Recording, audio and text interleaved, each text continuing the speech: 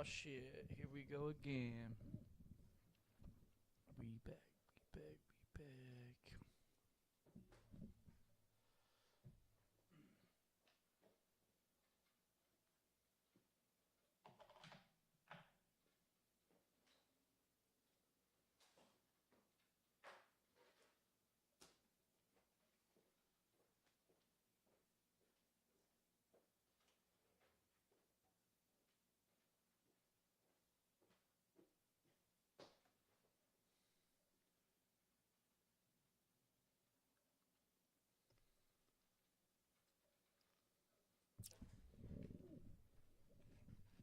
Damn. Froy's only got 2 doubles this season. Kinda bitch made.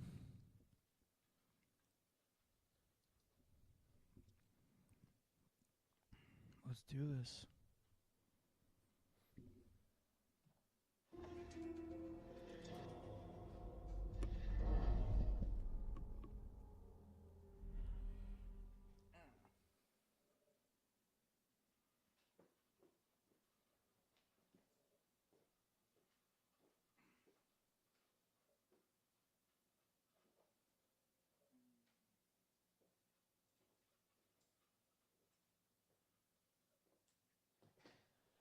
There's a murder on the dance floor. You better not kill the groove.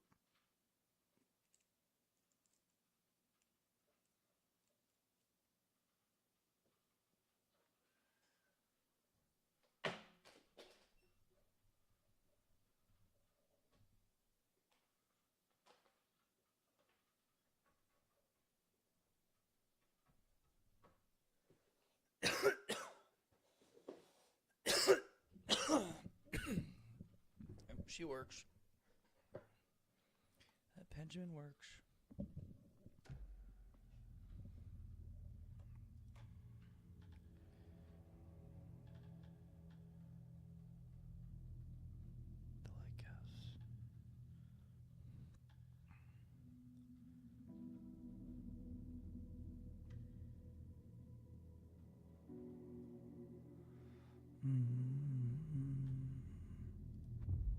The lake house. The lake house.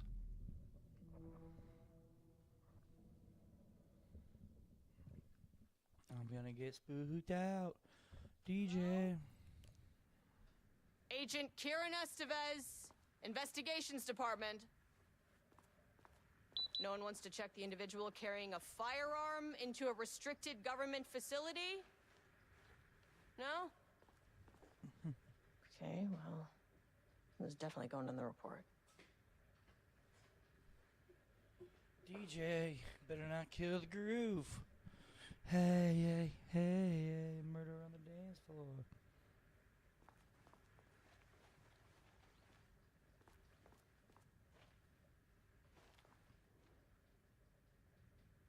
Urgent reminder, lake safety protocols. Please remember that the following recreational activities are forbidden in the waters of Lake Cauldron. These restrictions apply to both civilians and FBC employees. Fishing. Redacted. Ooh, we got a redacted. Shit. Swimming. Boating. Applies to canoes, kayaks, motorized boats, etc. using the water for redacted purposing. Water skiing. Redacting in the water. Redacted. Paddle birding.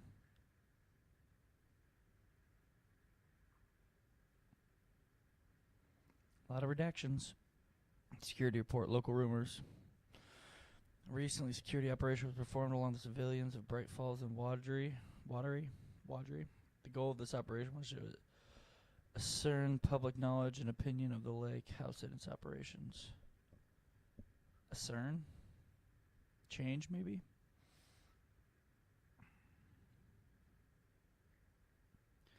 Information was gained through covert listening and informational questioning.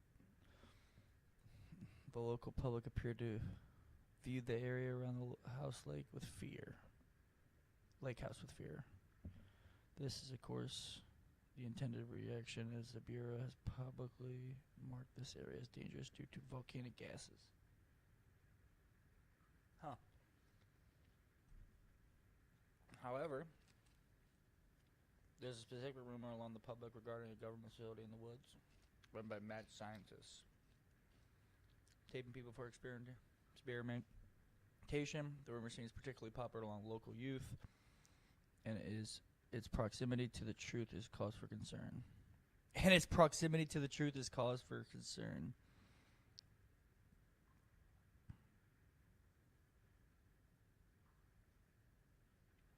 Worst case outcome would be an increased an increase in curiosity, probably even aggression. It's possible this is the reason that the lake house security breach back in. Ooh.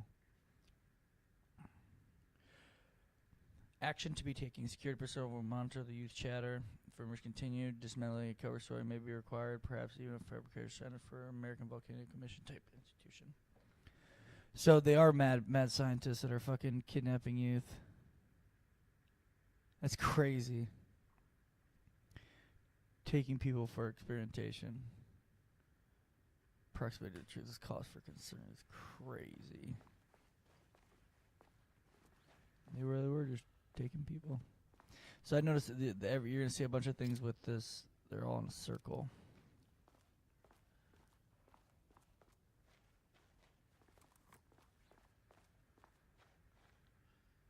Circle.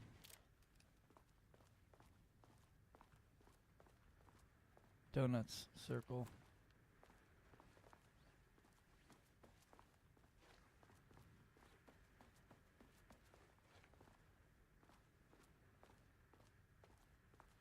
I was about to say this one doesn't have circle, but they do.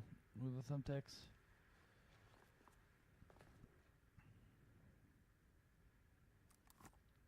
Oldest house. 12 staff. So under active lockdown. Set as director trench manager to another person outside those house remains unknown. Oh, so the shit's going down with control.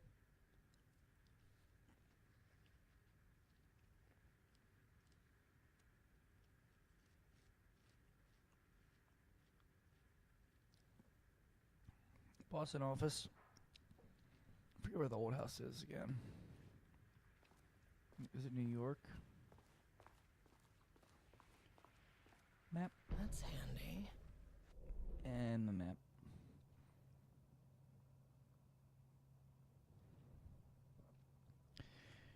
Shit.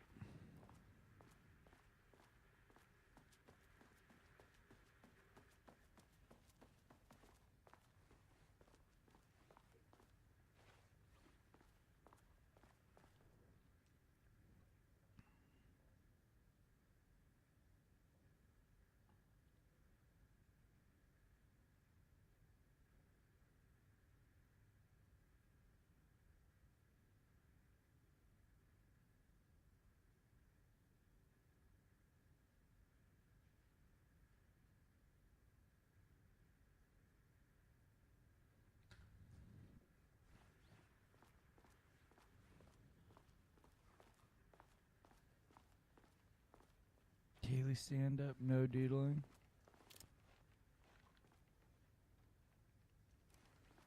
No doodling.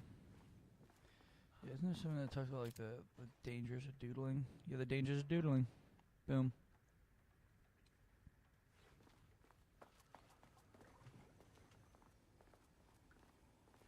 The old water cooler. That door's locked, I remember that.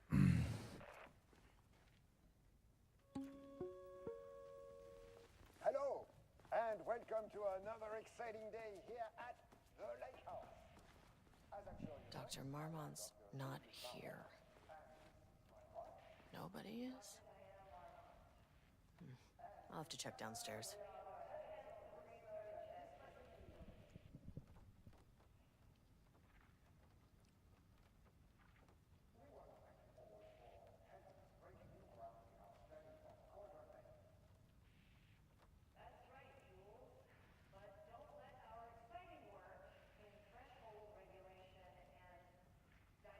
Subject P.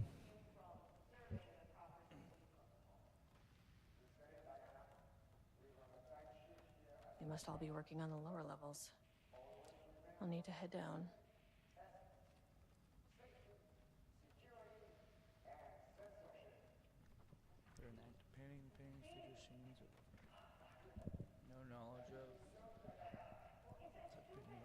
before it occurs.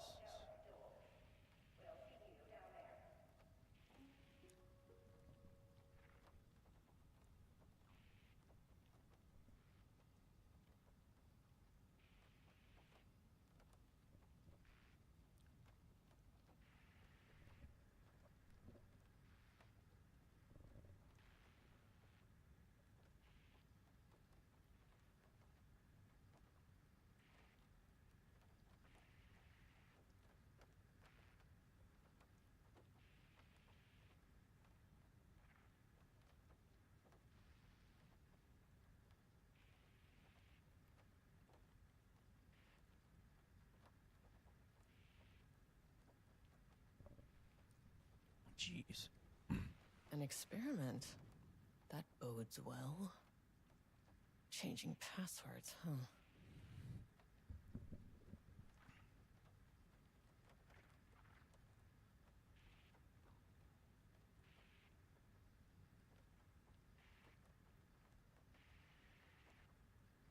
Permanent numbers.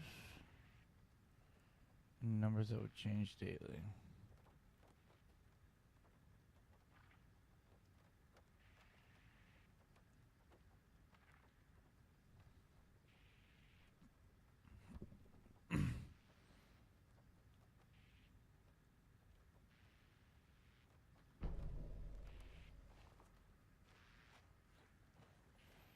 So I feel like it's got to be 14. Now he's got to find an important number for the other one.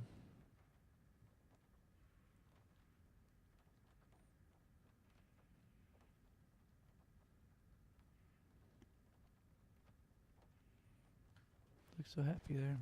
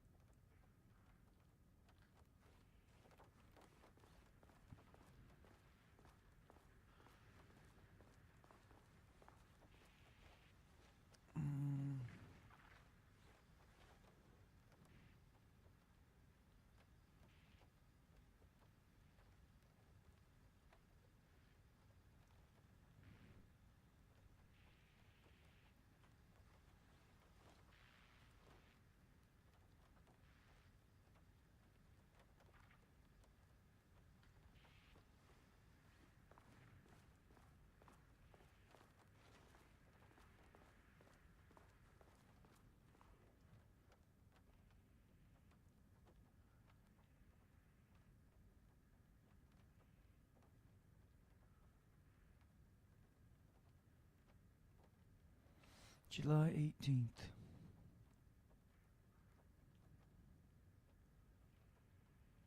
So I want to do 07, 18, 14.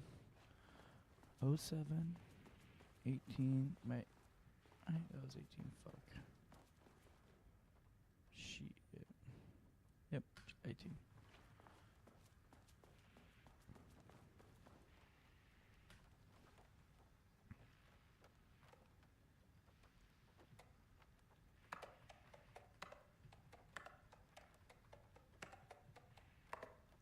Damn it.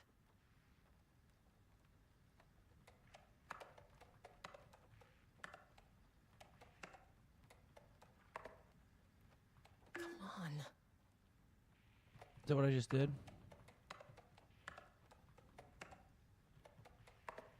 That's not right.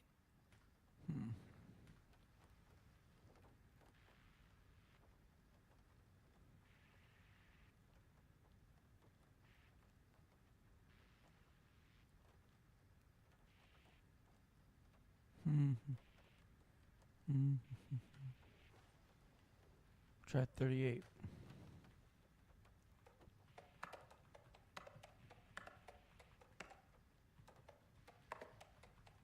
Yeah! I'm a genius.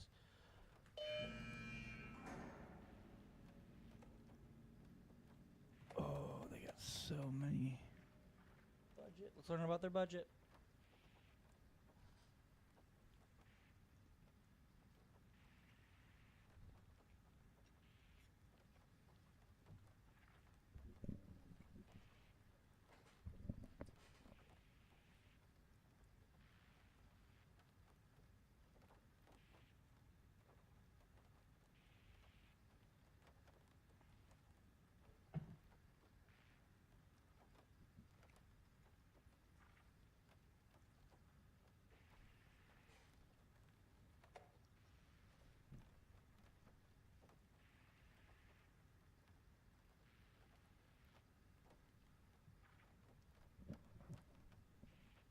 Oh shit.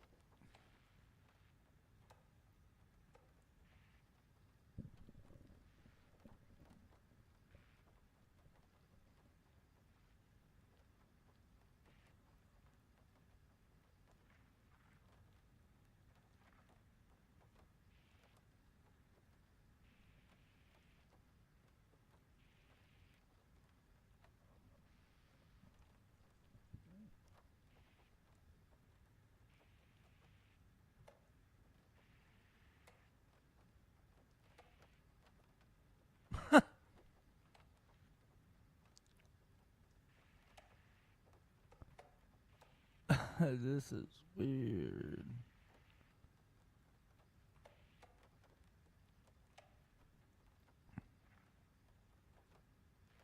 Go fuck yourself.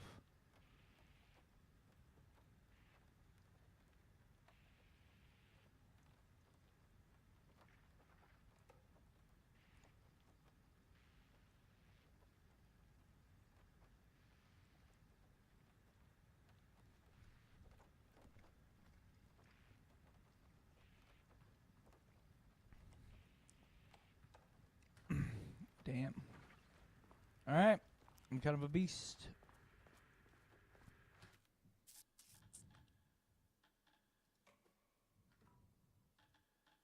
Can I not save?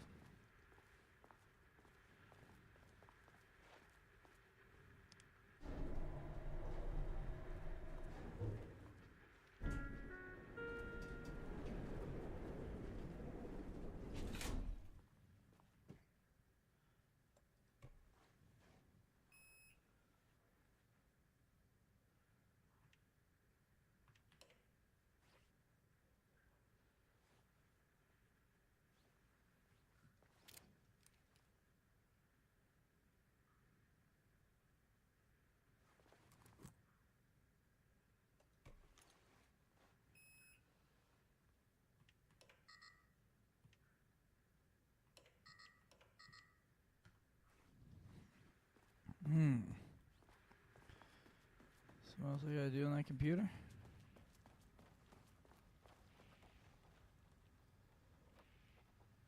Door unlocked. Oh, the secure. Duh, silly me. The door that I knew was locked. Damn. God damn.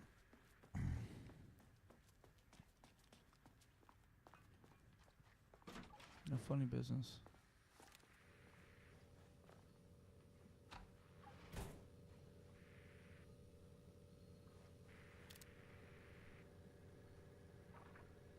No doodling. This should come in handy. Excuse me.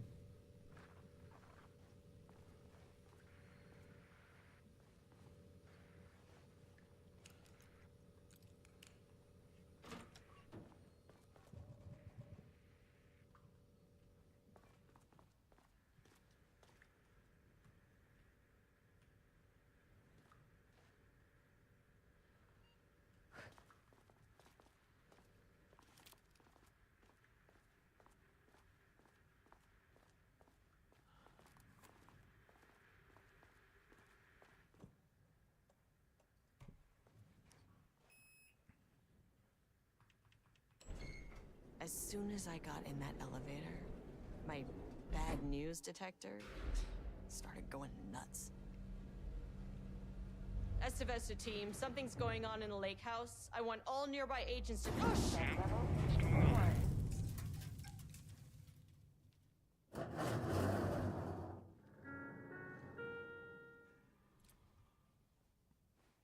Shit.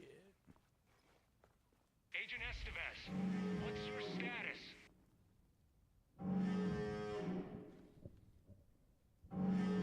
Breach detected on sublevel 5. Staff should seek shelter immediately. We have a situation in the lake house. All agents converge on the facility now.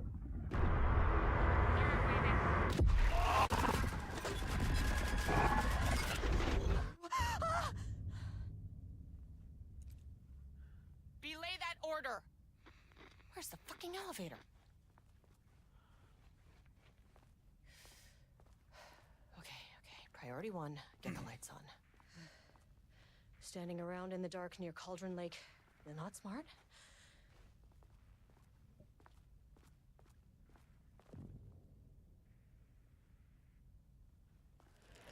The fuck was that? Shit. I don't remember any of the controls.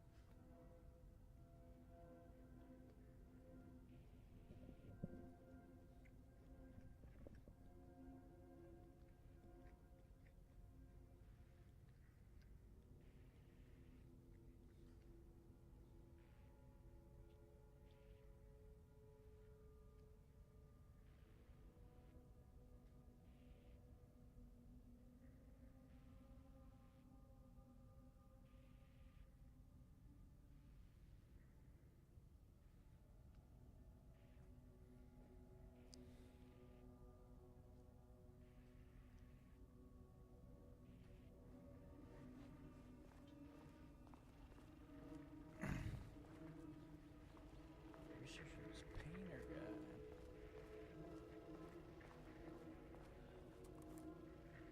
Okay, he doesn't do a damn thing without power.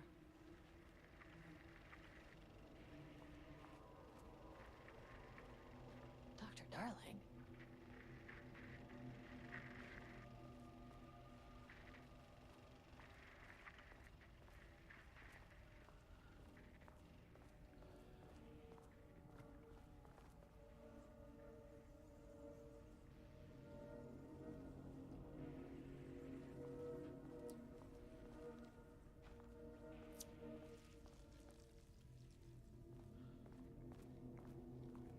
Something's fucking slithering.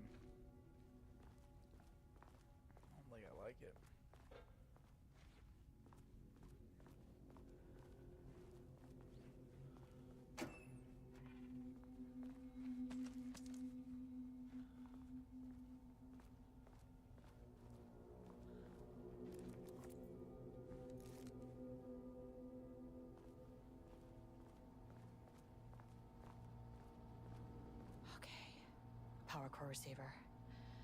Plugging a core in should get the lights on.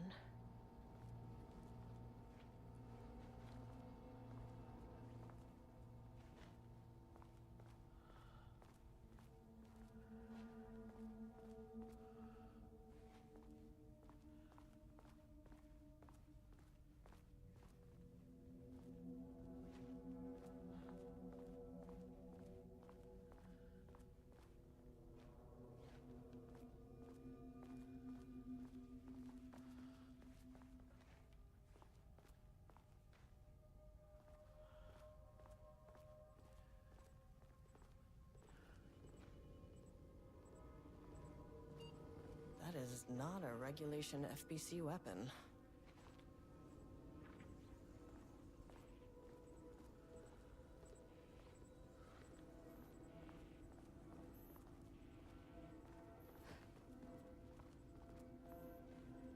Can't open it from the side.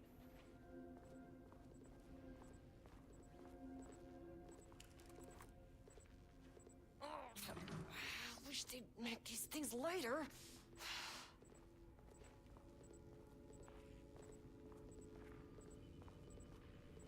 Motherfucker. The way I saw it, there was only one way out. Identify the source of the event and contain or eliminate it. Now, good news, I just had to keep going down. Bad news, the elevator liked to disappear.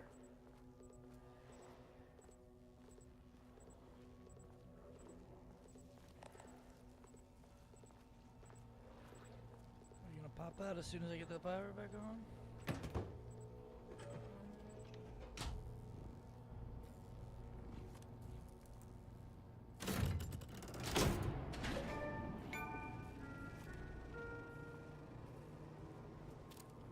At least the elevator's back.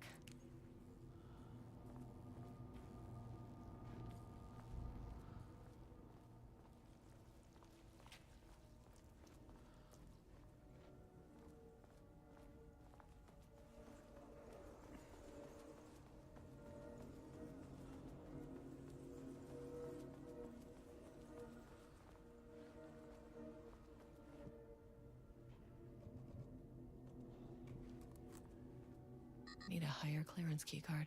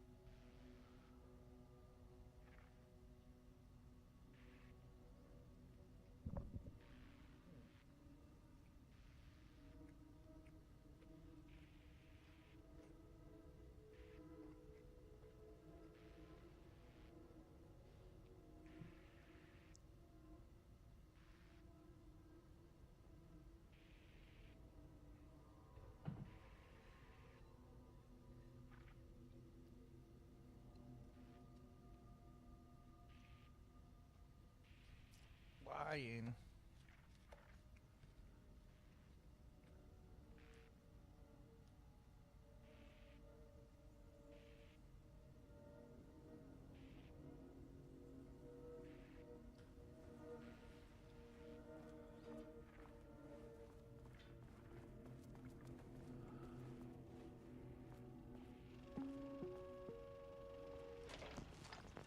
First off, a huge thank you to everyone here. The Lake House has made amazing strides in researching the AWE here at Cauldron Lake. Great work, team. I wanted to come in person so I could check in on the latest work. I won't get in the way. It's not our view, so no reason to be scared. Did you hear that, Dr. Marmot? While I'm here, I want to focus on the relationship between the shadow and the AWE site below the lake. The theory that the shadow even originates from the dimension this threshold is tapping into is compelling. Eventually, I want to understand how this dimension manages to convert subjective elements like art into objective reality. What are the constraints of this phenomenon? Can it, say, create altered items or even objects of power simply by manifesting them via a piece of art? These are the things we need to know to accurately classify the shadow. I mean, that name is not very scientific. I mean, who came up with that? Shadow. So, any and all proposals are welcome. Anything testing art's effect on reality by using the shadow's energy is preferred. To find answers, we'll first need a lot of data. No wrong answers. And when I return to the oldest house, I'll take back anything we end up with to run against a classified project called Hedron to build a comparative data set. I wish I could tell you more. It's a very, very exciting non-physical forces impacting. No, sorry, I really can't. It is. You know what? Maybe some of you can come visit. We'll have to get you clearance, of course, but maybe that can. You know what? I don't want to take the entire day talking, so the shadow represents a whole new area of research, and I couldn't be more excited to start digging in. It is a great new world, people.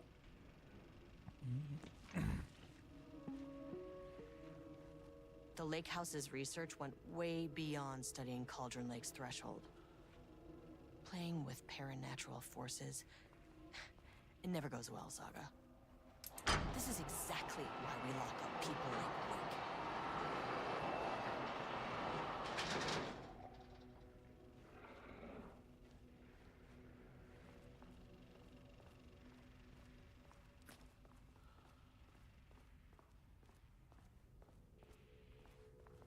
I thought I turned the fucking power back on, dog.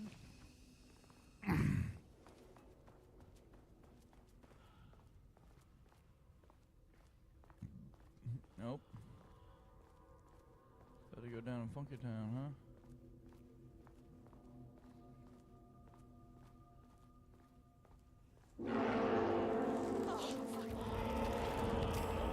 If you can understand me, I am in... It never fucking works.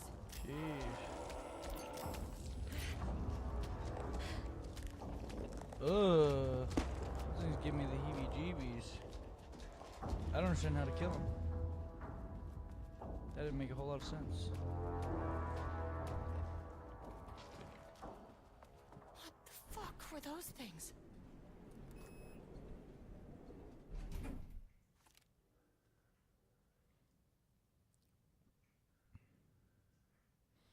Can you kill those things?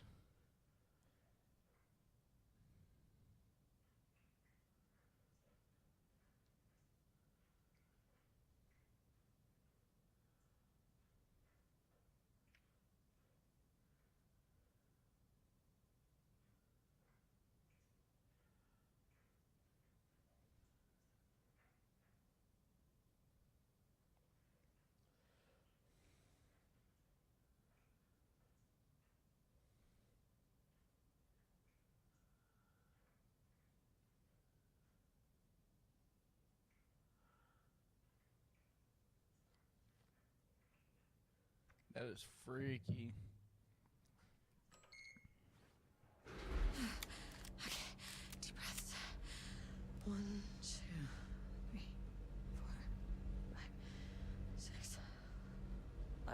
You never really get used to the shit you see in this job, but you can learn techniques to adjust, to function.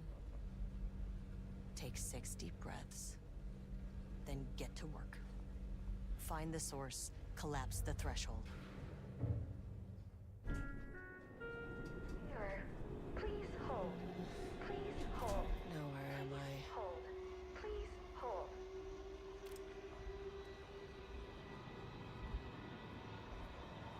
What is that?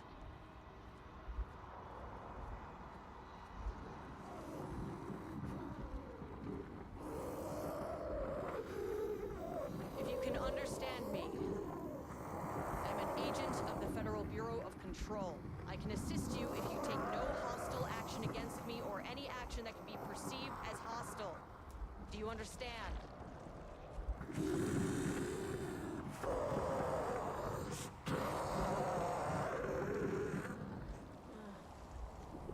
Well, I'll be damned.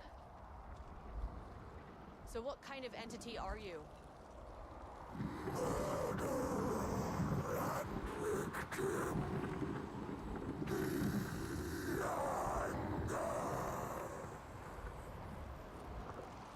You can speak. That means you probably imprinted on a person or retained some of your former self's information. Previously human, maybe? Okay, I can work with that. I just had an unpleasant encounter with some other painted individuals. Any relation?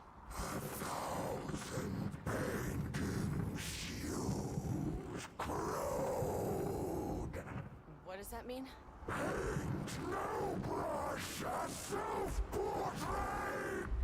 Okay, hey, calm down!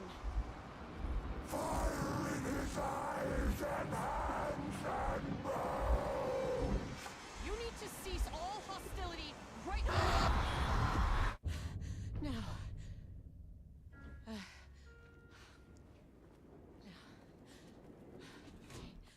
Bad news.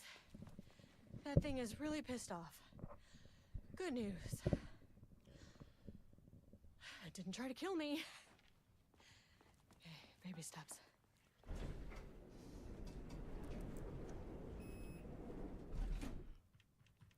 Let's see what's at 3. Angry living paintings are not typically on the Cauldron Lake bingo card. Something different was happening at the lake house, and I couldn't let it escape. Bright Falls didn't need this particular cherry on its already shitty sundae.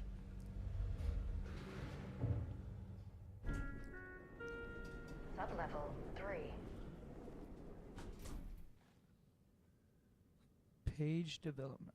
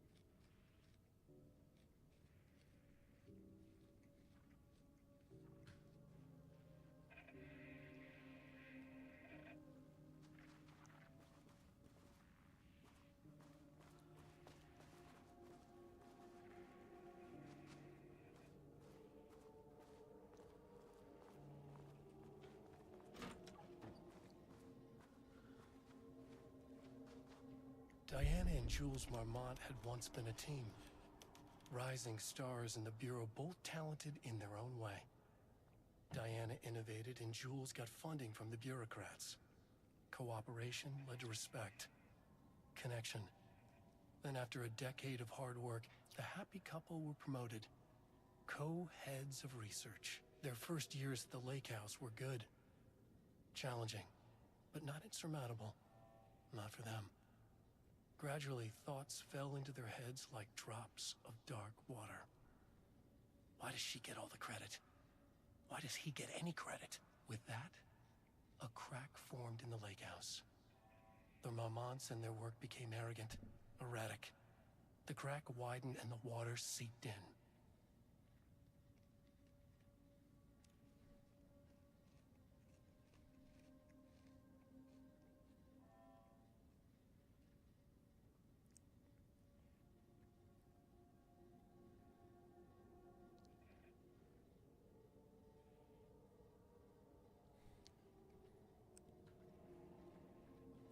Rudolph Lane stood back from the canvas.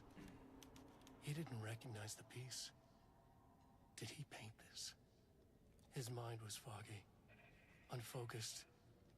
He knew the Marmonts were putting something in his food. A man in a white coat came to steer Lane back to his cell. He did not resist. He was too tired. He lay on the bed, but the stench in his cell wouldn't let him sleep. An acid stink. The turpentine. The paint. It was all over him. Years of it. 1,000 paintings. 1,000 more to come. A putrid weight he could never wash away. Cold hate simmered below the mist clogging his thoughts. Hatred for the paint. Hatred for the brushes. For the Marmonts. For himself.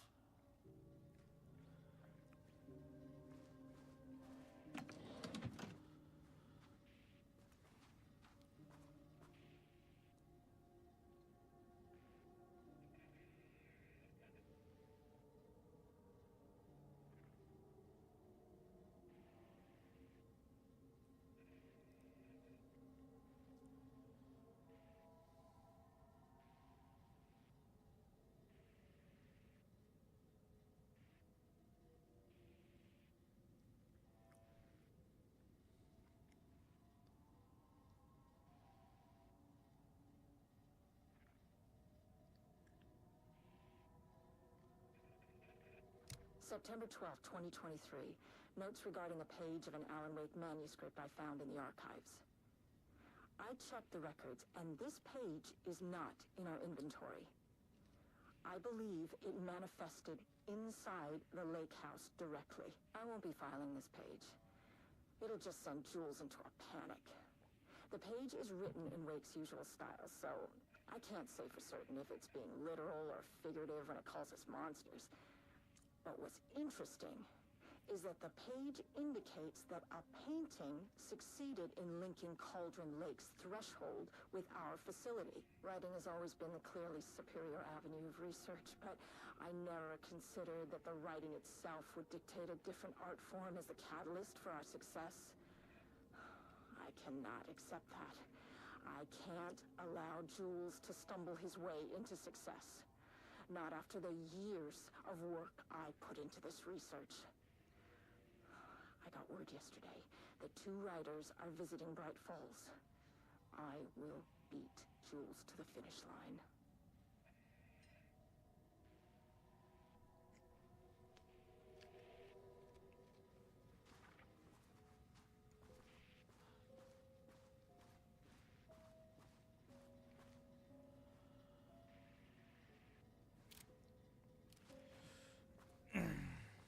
These people are both crazy.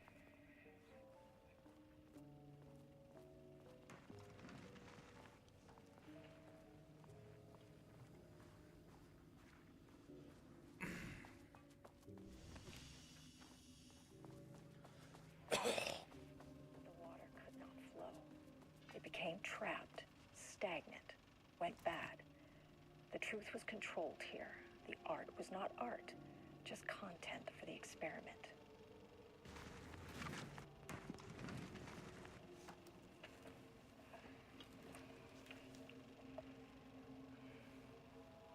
There was a crack in the lake house. The Marmonts had let the lake in, but the water could not flow. It became trapped, stagnant, went bad. The truth was controlled here. The art was not art, just content for the experiment.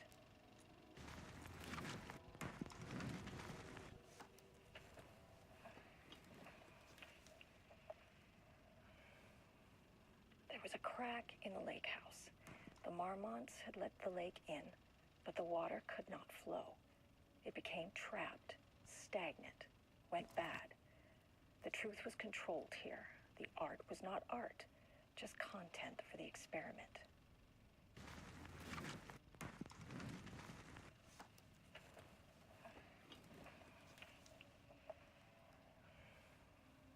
There was a crack in the lake house. The Marmonts had let the lake in, but the water could not flow. It became trapped, stagnant, went bad. The truth was controlled here. The art was not art, just content for the experiment.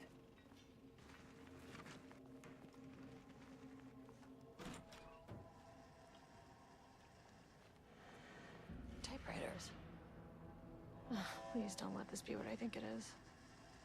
As you know by now, typewriters and Cauldron Lake do not mix. And a room full of them all clacking away? 100% bad news.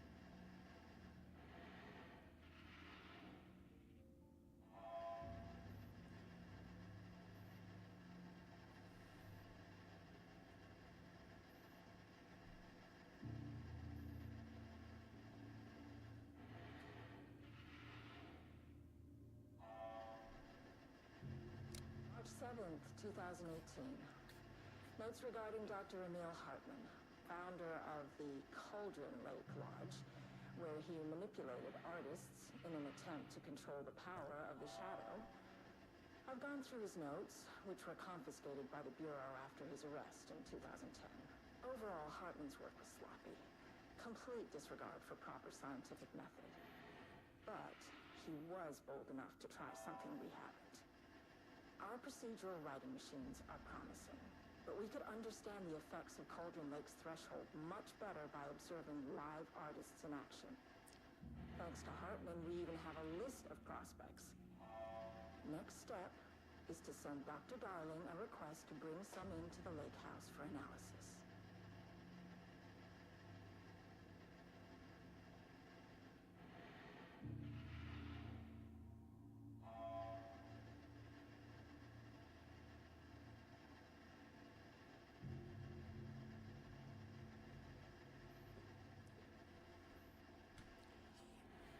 Damn. Some shit.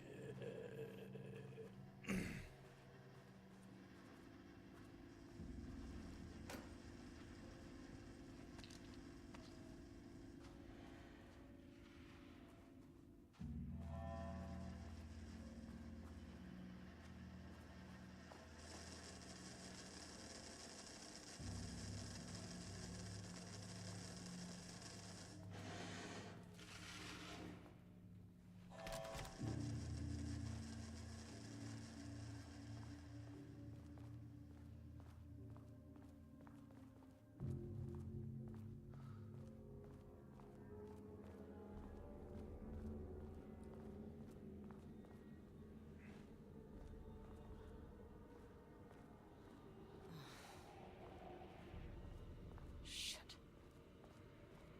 I can never say no to extra firepower.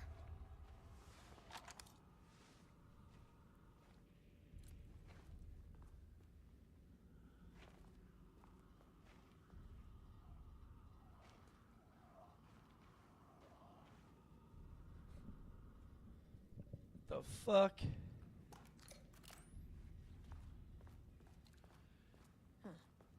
Back where I started. Spatial recurrence usually observes the law of 3.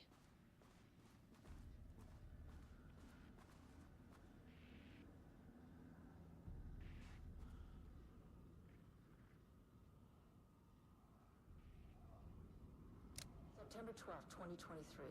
Notes regarding a page of an Alan Wake manuscript I found in the archives. I checked the records, and this page is not in our inventory. I believe it manifested inside the lake house directly. I won't be filing this page. It'll just send Jules into a panic.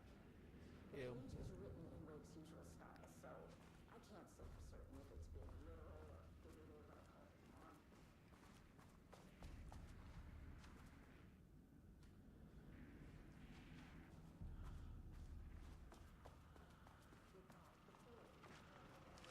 This contrived Shit.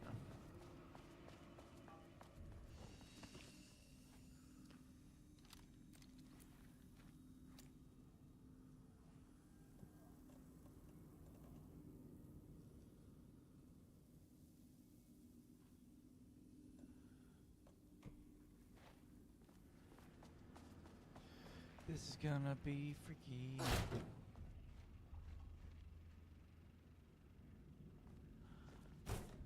The shadow is here. Good thing I brought a flashlight.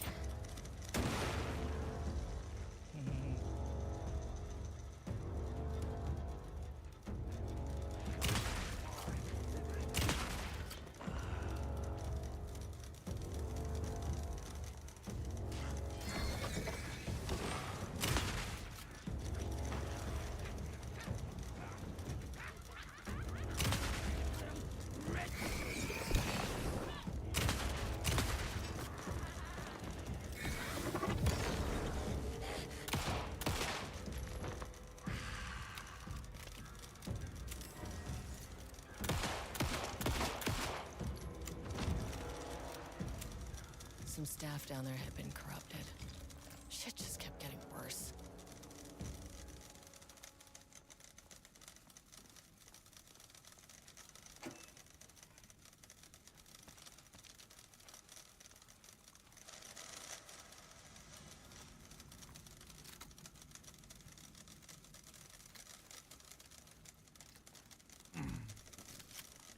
Shit.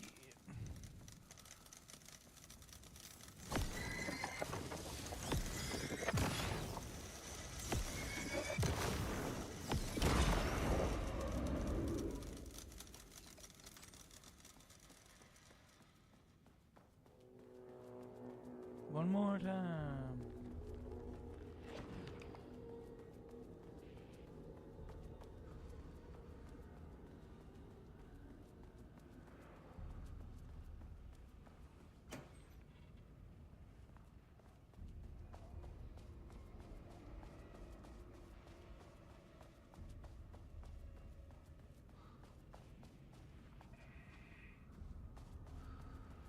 Loop 3.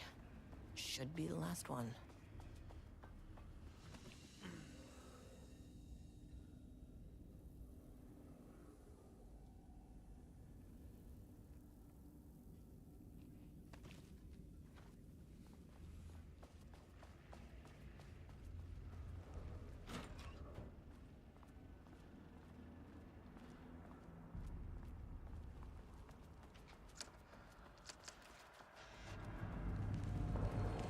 What is that?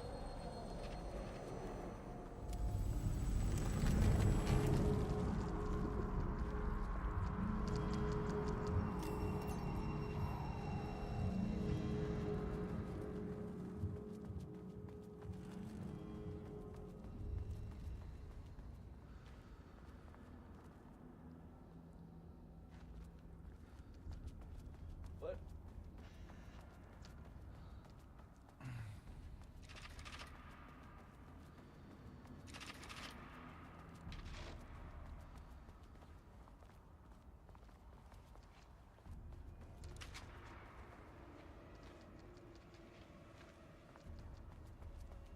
Son of a bitch.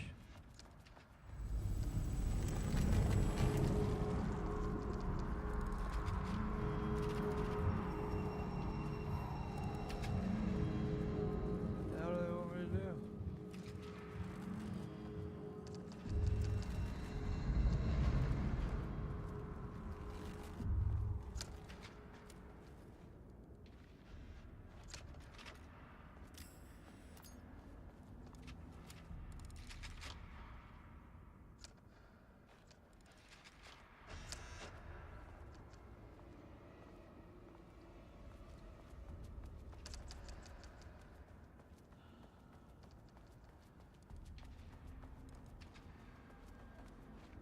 Ugh, locked.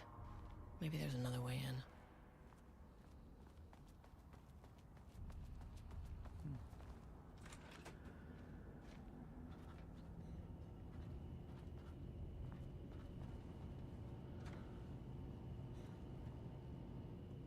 Security.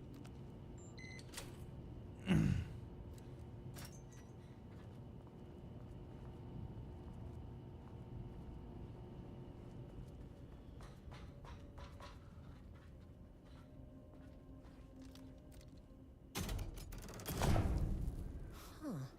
Controllable shifting phenomena.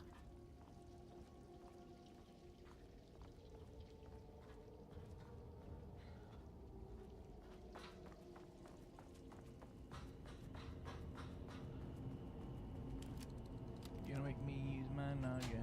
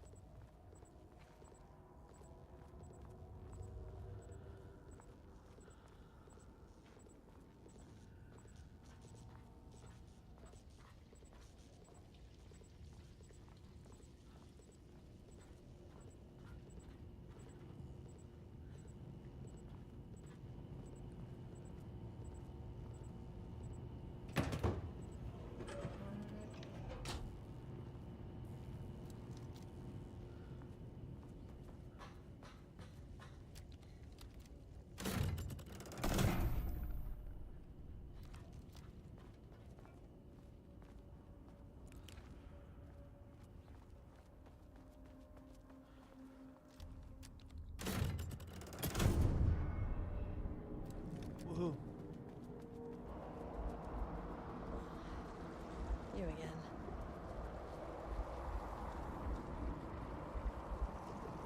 What happened to you? Did the people here do this to you?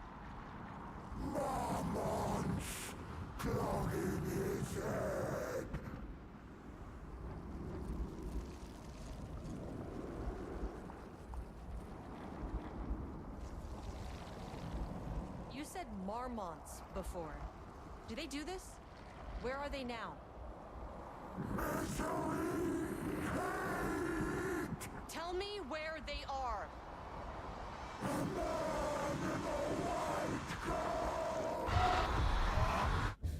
Christ. It's fixated on the marmots. What did they do?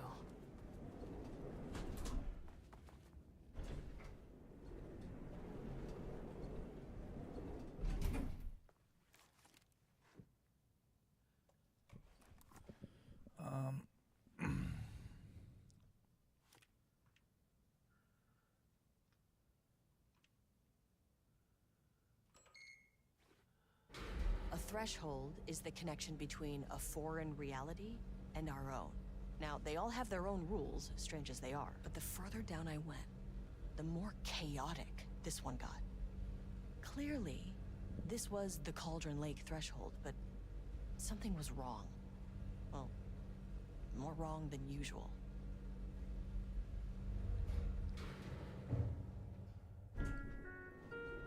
Sublevel 2.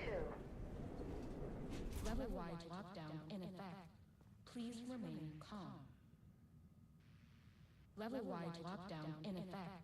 Please remain calm.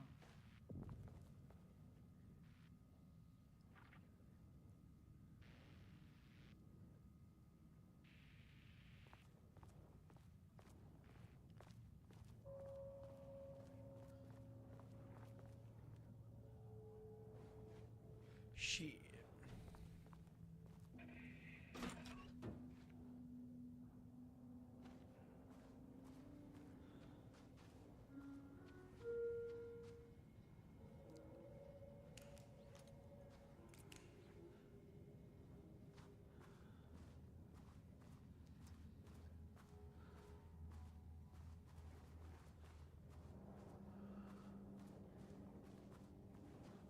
Won't open while the floor's on lockdown.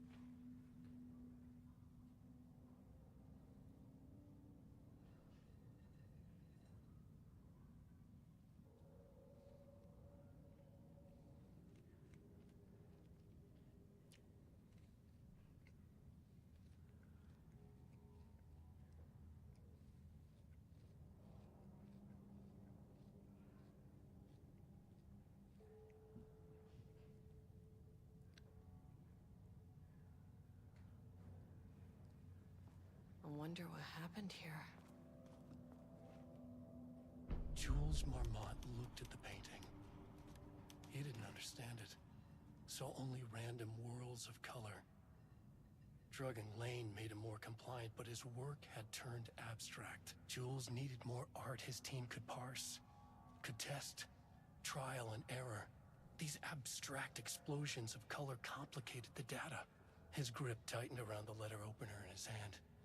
The piece of art he needed was hidden inside Lane. If Jules could simply cut the painter open and pull the painting out of him, he would. The overhead lights flickered. Jules would make Lane cooperate. No more drugs. Less carrot, more stick. Jules had to go faster. He wouldn't lose to Diana. Nothing else mattered.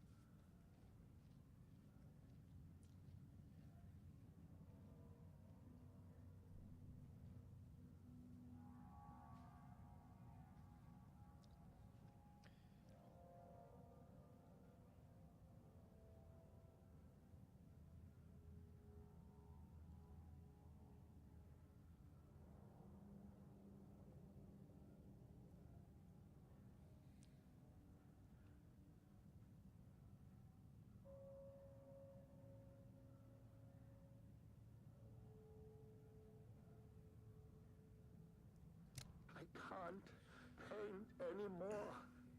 I know you want me to paint, but I can't. I'm empty. Rudolph, no. You love to paint. And you are such a talent. This is just the classic artist slump. No. No, I hate it. It's just taking from me now. When can I leave? You said you'd let me leave. Ah, Rudolph, but you volunteered to come, remember? We are helping you, like Dr. Hartman did. Perhaps you need to see our doctor? I can arrange that. No. No, that's... I am feeling better.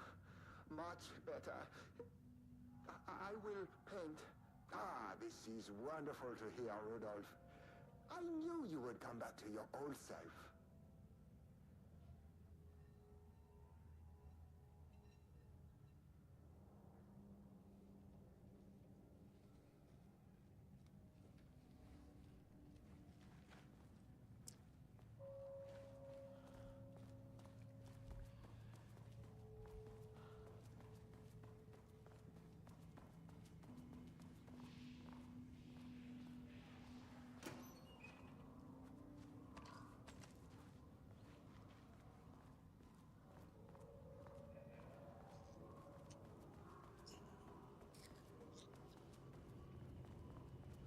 Finally, someone who isn't a painting. Hey, hello. Who are you? Sorry, got a flow going. Can we do this later? No, we cannot. I'm Agent Kieran Estevez. I'm with the government, and I need your name. I'm Ed Brooker, the playwright. And I'm hitting my stride here, so can you guys stop with all that banging and screaming? It's throwing me off. Where do you think you are right now? In an immersive writing workshop. Well, bad news, it's not a writing workshop. Good news, it's not a writing workshop. Right. It's a government facility studying the power of creativity. That makes way more sense. What are you even doing? What are you writing? Well, after you all abducted me in the woods, I've been working on this manuscript you gave me because you need it for some experiment or something. I kind of forget the premise. But, you know, I've had this block lately, and filling in the gaps of this story has really loosened me up. Copying the style is a nice constraint, but I still have lots of room to play. It's a solid creative exercise. Look around you. How is this a workshop? You have to stay in character. I get that. I'm in the theater business too. And look, the sets, the costumes, all great in that, campy, 70s sci-fi kind of way. But you could dial down the role-playing like 15, 20%. Just some professional advice. Sir, whether you are aware of it or not, there is a situation here. I need you to stay in your cell until I can resolve the matter, okay? Uh-huh, got it. Hey, no one's been around with food for a while. I could go for some dinner when you have a second. Oh, and can I get my phone back? I want to call my wife. I don't know how Tammy found you guys, but she killed it. 5 stars all around. Yeah, I'll get right on that.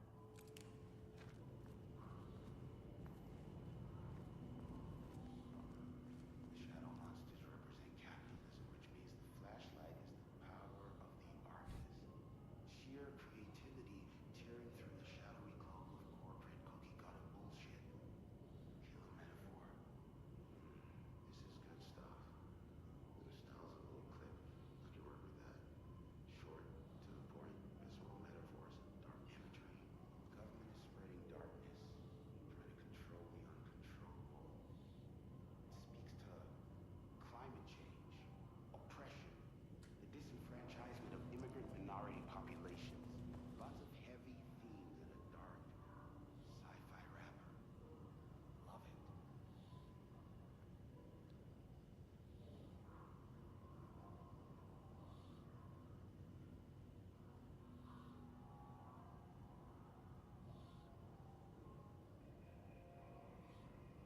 Shit.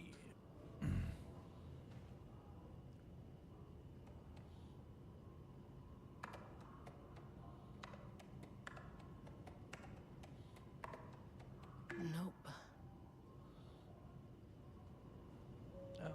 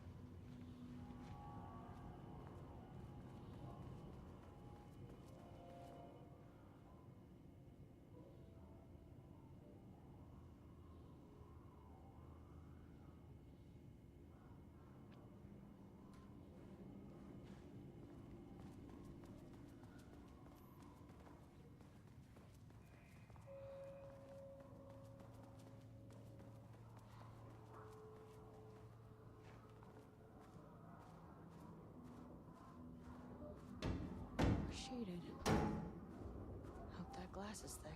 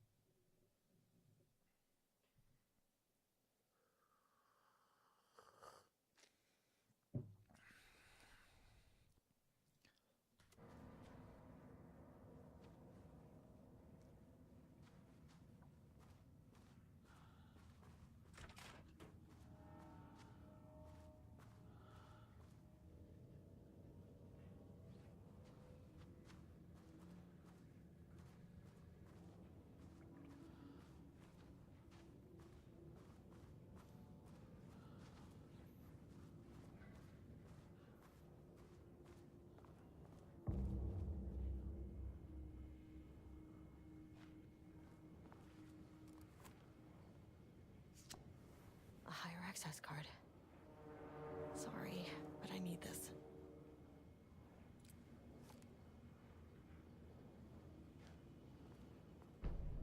How many paintings did they have this guy make?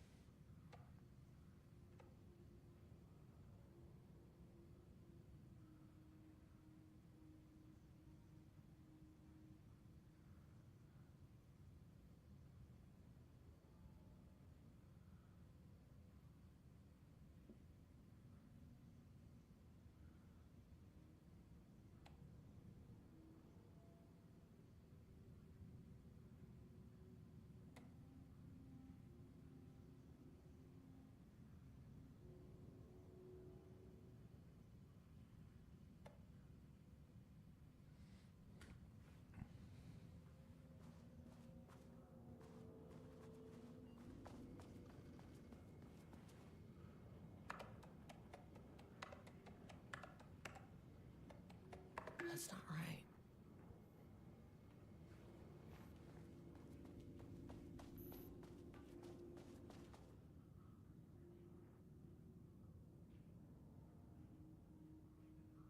Oh, 22. What a dumb calendar.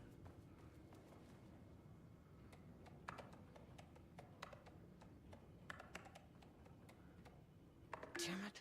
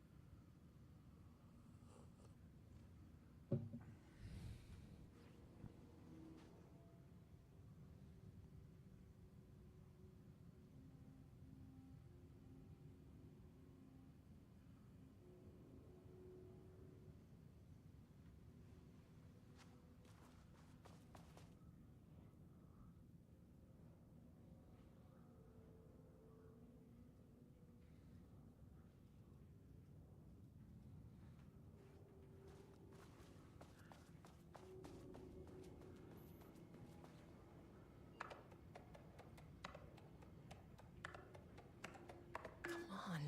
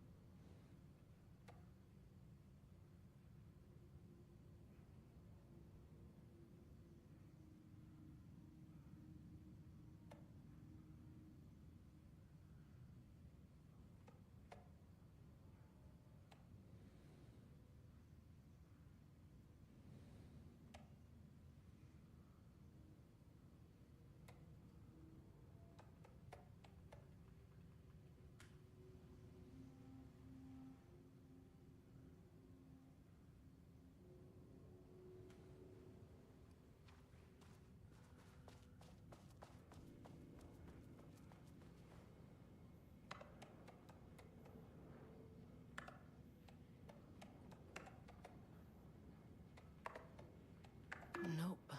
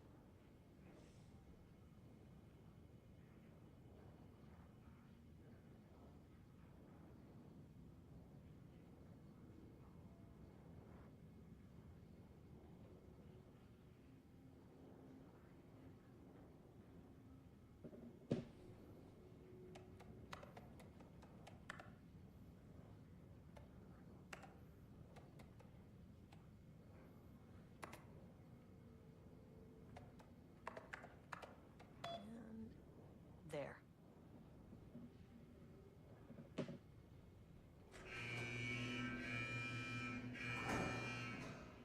Lockdown lifted. You are now safe to resume working.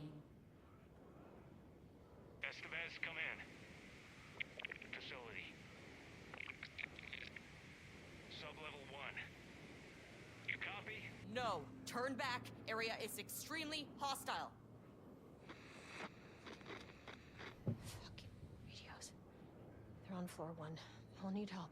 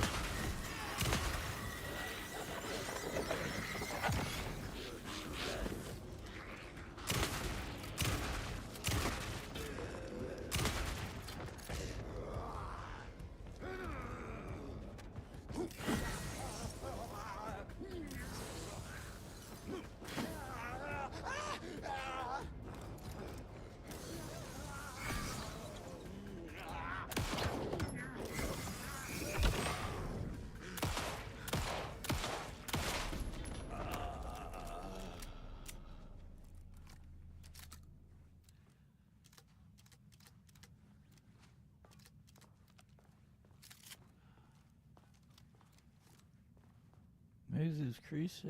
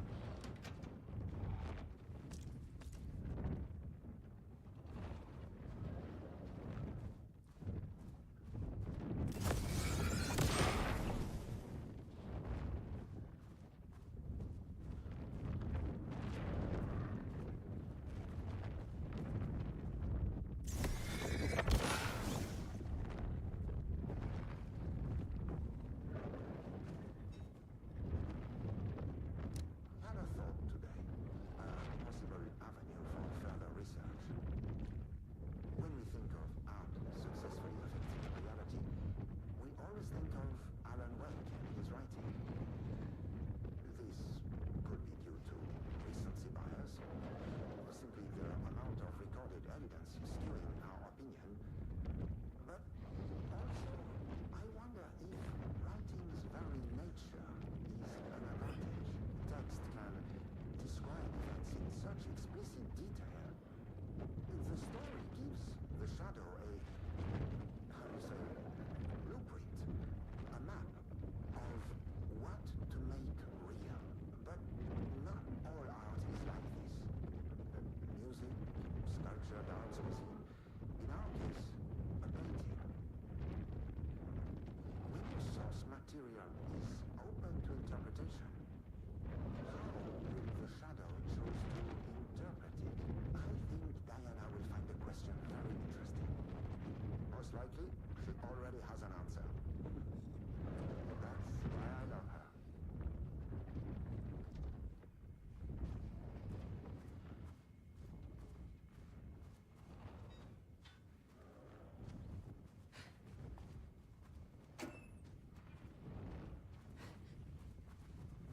Bullshit.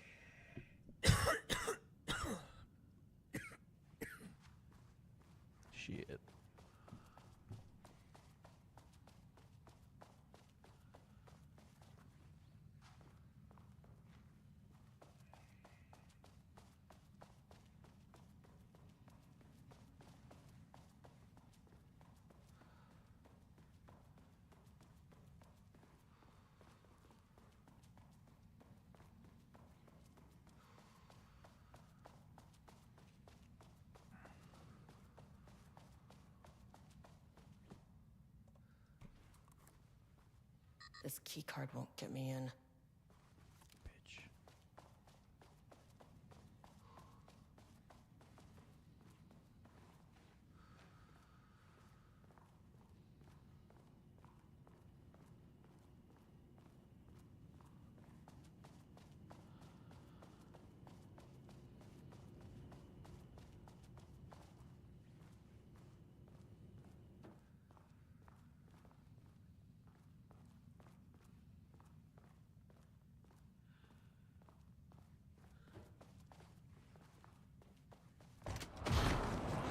Jesus Christ. That's kind of bullshit. Wrong button.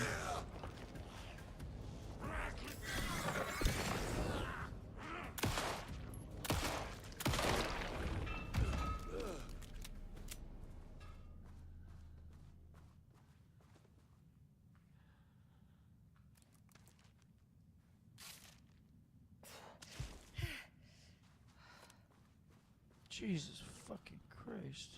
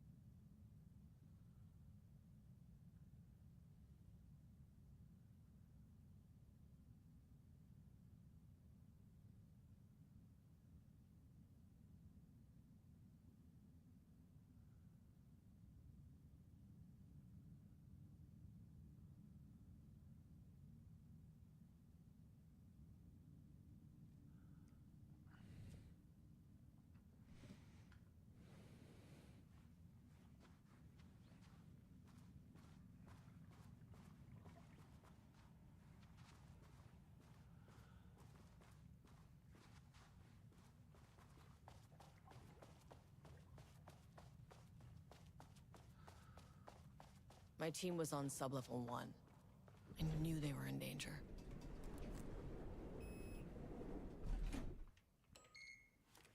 The Marmonts turned innocent people into tools using the FBC's authority. They thought they were untouchable out here, hidden away in the woods? No. Actions have consequences. And I'm the consequences.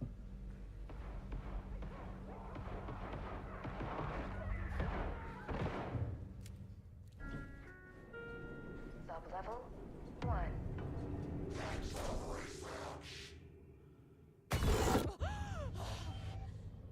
You fucking bastard!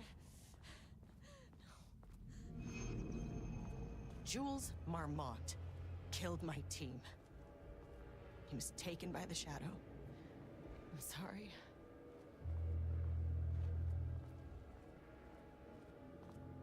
I should get that gun while I'm up here.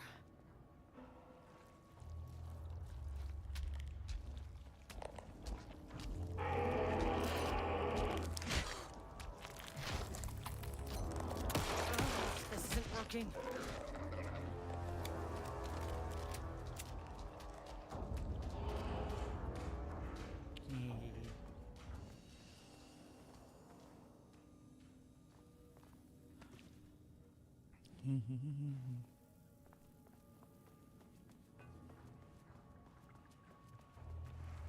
I mean, that name is not very scientific. I mean, who came up with that?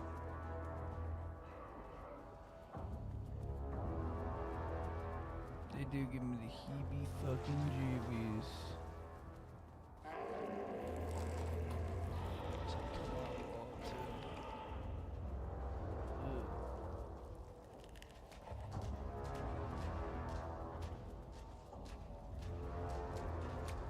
The way it sounds. Ugh.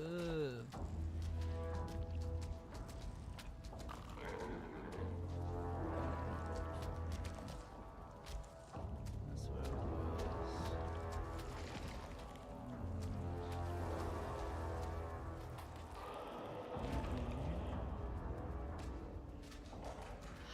do I get in the room with that gun?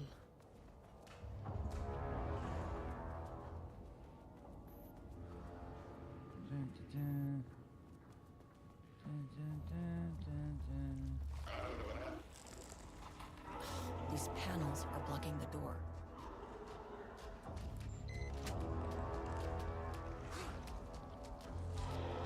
Panels.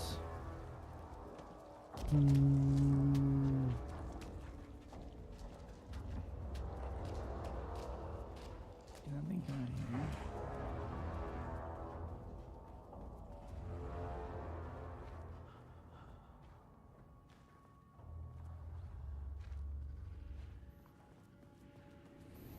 Doesn't seem as if it can.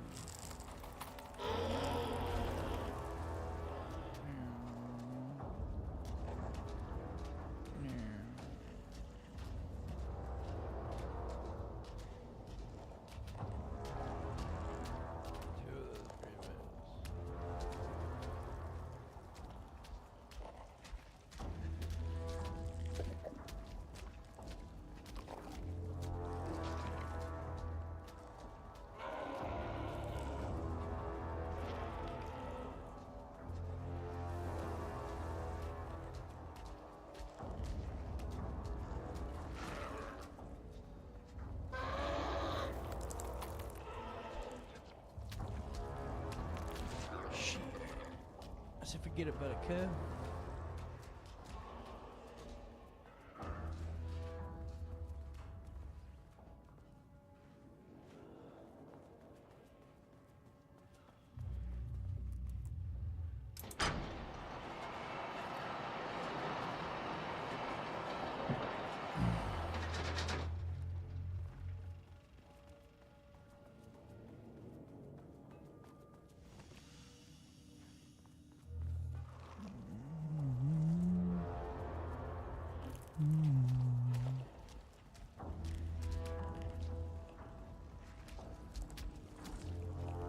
Ooh, dip, dive, duck, dodge. Am I getting the fucking chili willies with these things?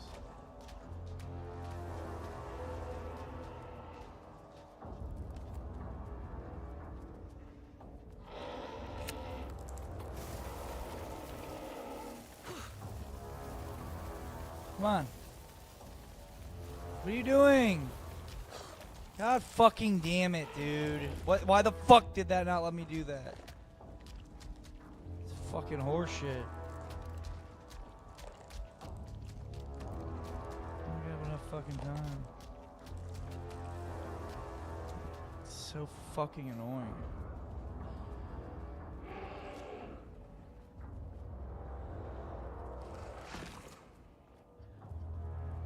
Can't open it from the side.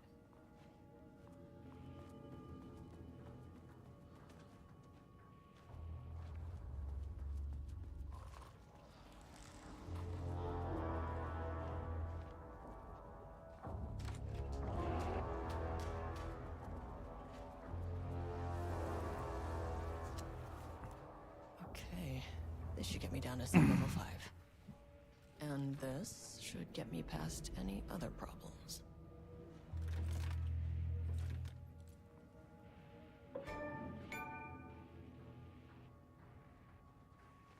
Love that.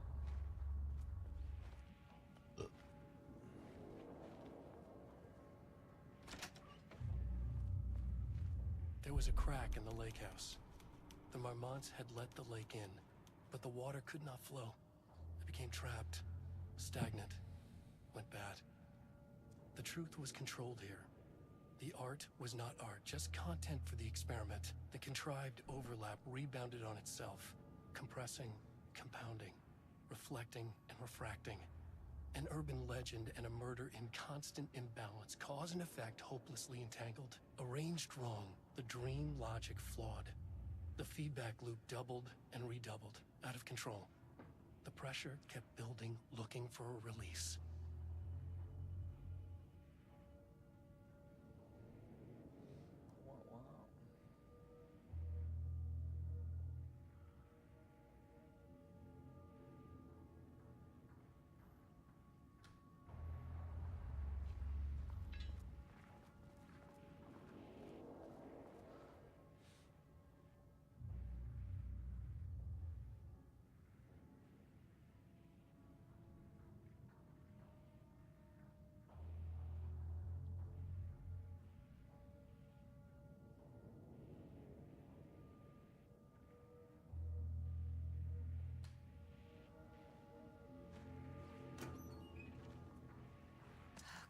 Blackrock powder.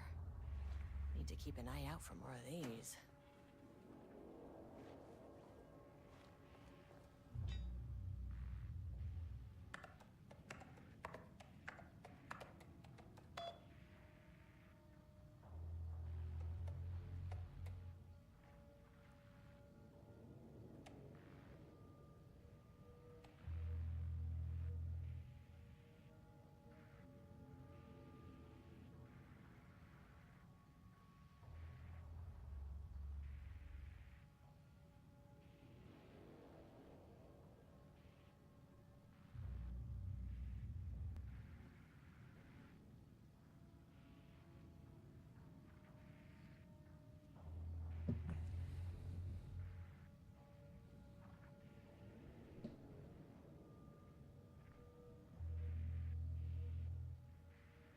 What an asshole, man.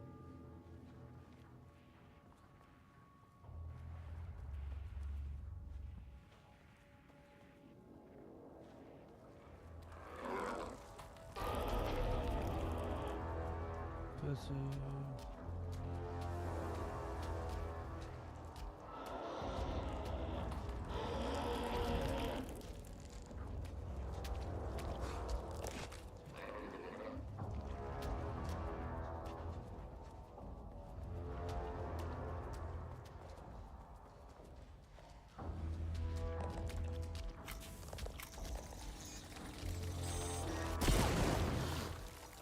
Finally!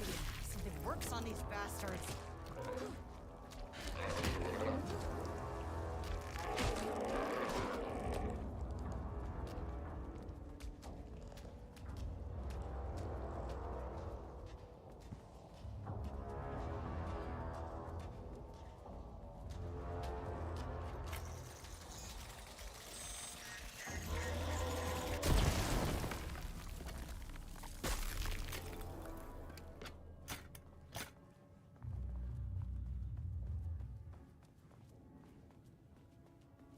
Yeah, I like that thing.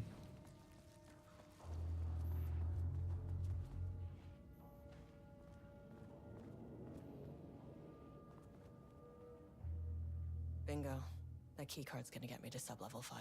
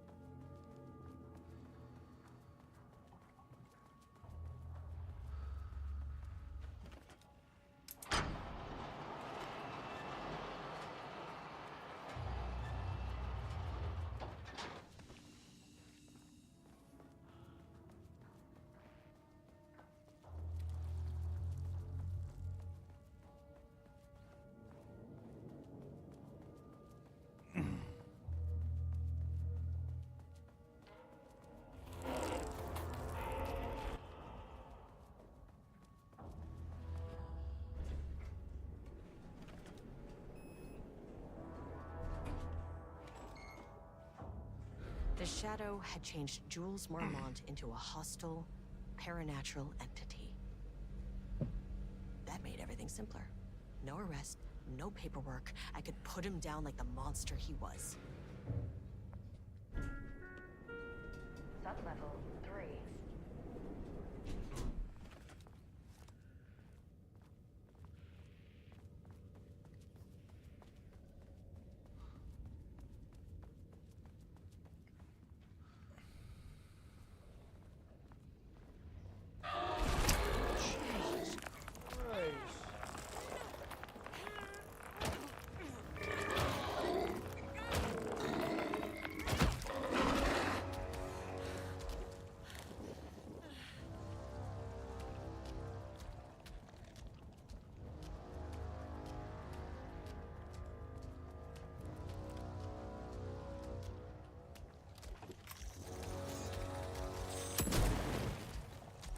What?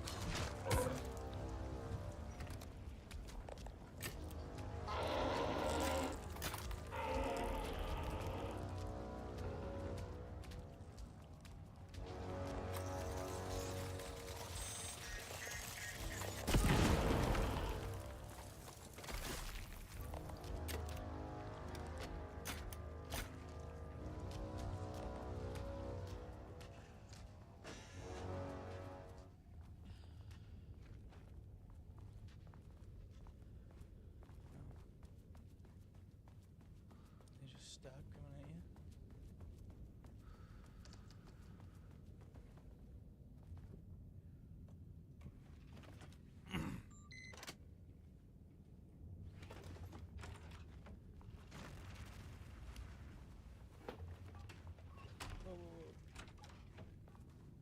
Jules' team has found new pages written by Wake. He must have gotten Rudolph Lane painting again. His bullshit pedestrian methodology cannot produce results before mine.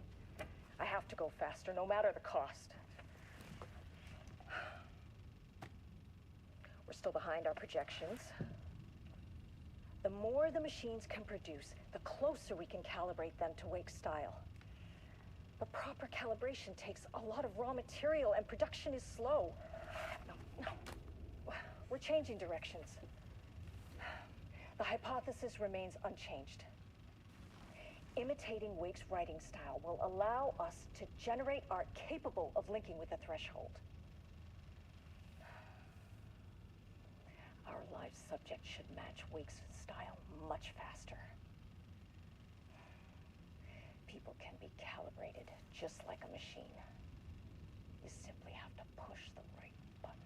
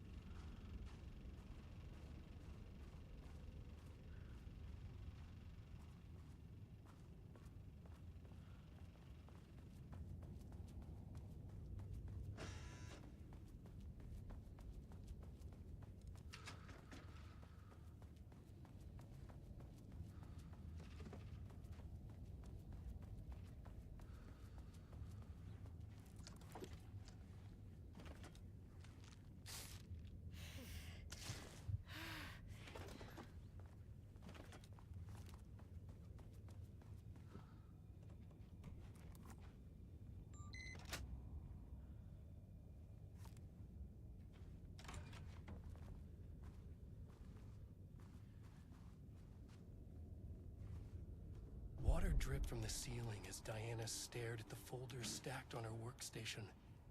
Each one was a branch of research. Drip. Some were thin, some thick. They represented years of her life, her work, dissecting the act of creation and examining the bloody pieces. Bringing in live subjects had been her idea. Drip. Bureau leadership denied their request.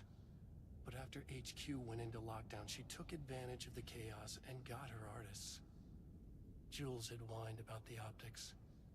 Diana ignored him. Now in her office below the waterline of Cauldron Lake, she considered how to proceed. Jules was convinced the page they had found would come true. It promised disaster. A situation out of control. Impossible. Diana was always in control. Drip. Drip. She needed answers. She needed to quantify, to define, to control.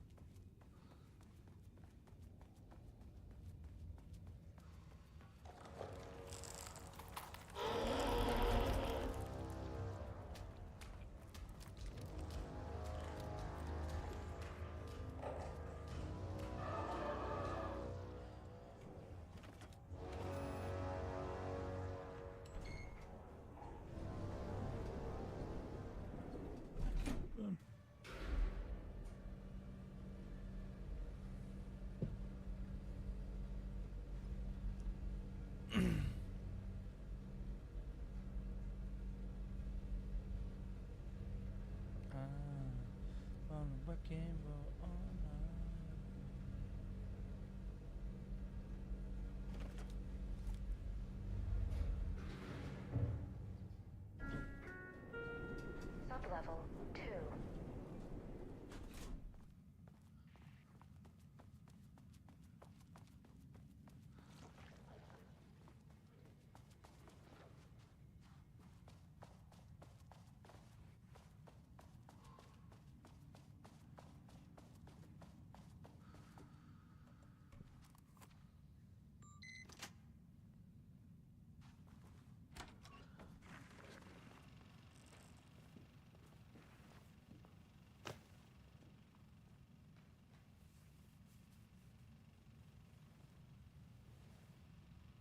Lane was found dead in his cell this morning.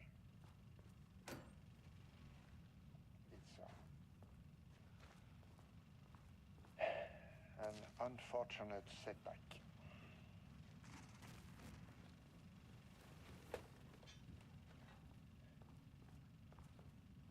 But when a door is closed, a window is opened. I believe that's the saying. Lane may be gone, but he left us with a goodbye present. A final piece of art.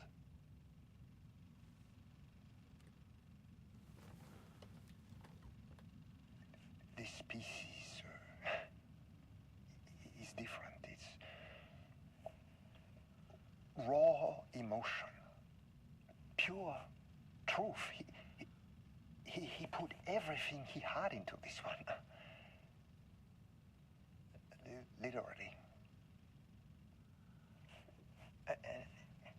Every reading we take is off the charts. This is what we have been waiting for. It is the key.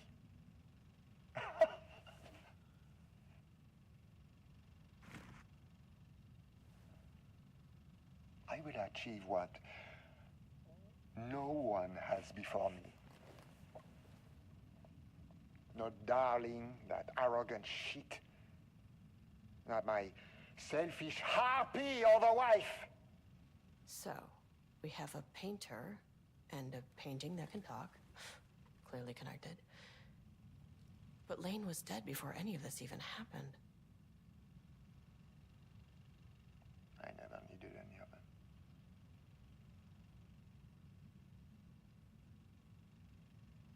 The fools will finally see me for the genius I am.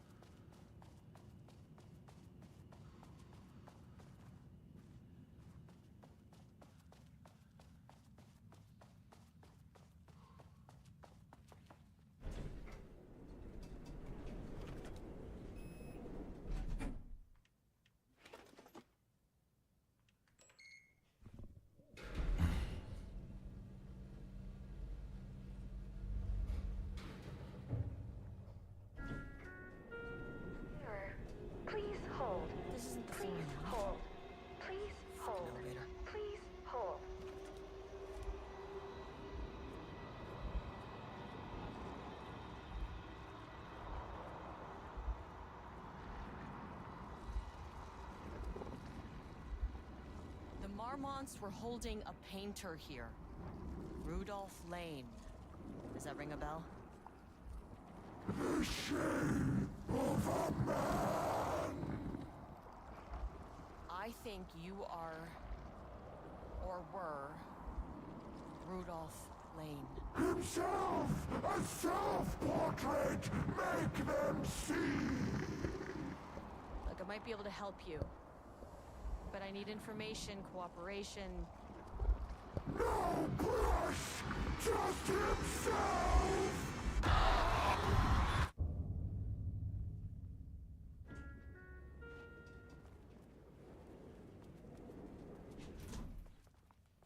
Rudolph Lane was dying. Both murderer and victim. Red hues ran down his hands. Was it scarlet? Or cadmium? Too vivid to be maroon. Names don't matter, he decided. Color was pure. Inspiring. For the first time in years, he wanted to paint. A self-portrait. To say goodbye. No. To make them remember. To make them see what they did. He slapped his hands against the wall to steady himself. He began from there. No brush, just himself. The strokes were crude, violent. The pain, misery, and hate he'd endured there. The fire in his eyes and hands and bones all spread into the shape of a man. It was quick. Natural. Like a heart attack. He slumped down to the floor, smiling at the anger he left smeared across the wall.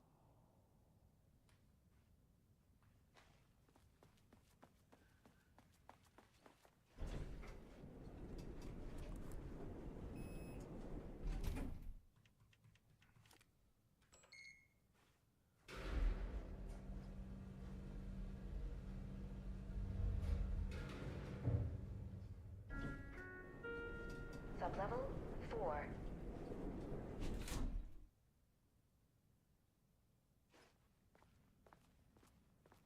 Gotta find that elevator.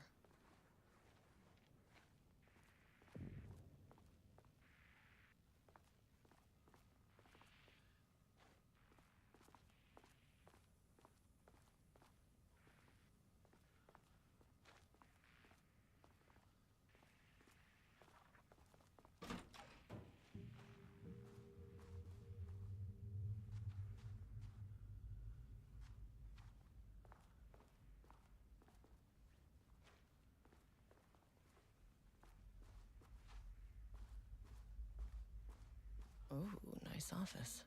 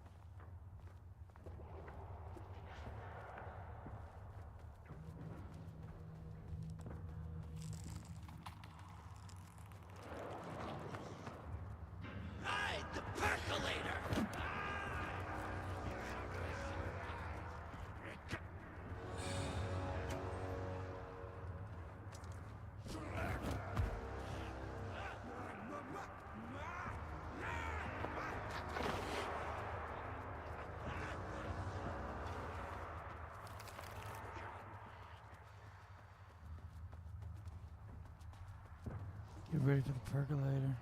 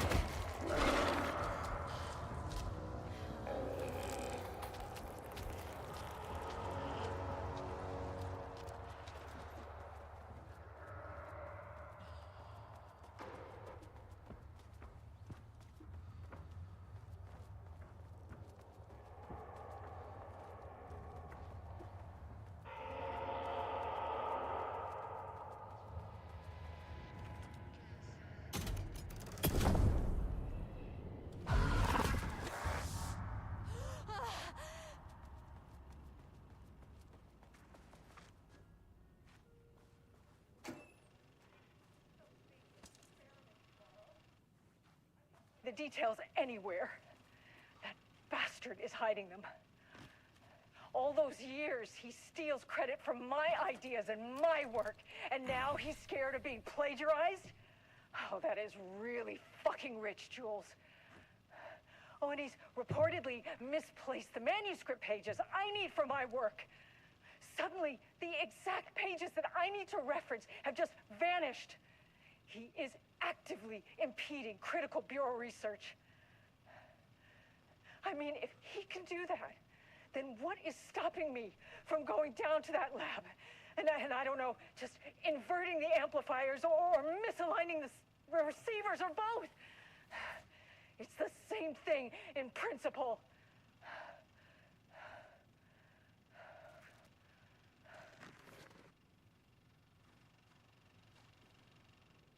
This doesn't look like Lane's style. A different artist.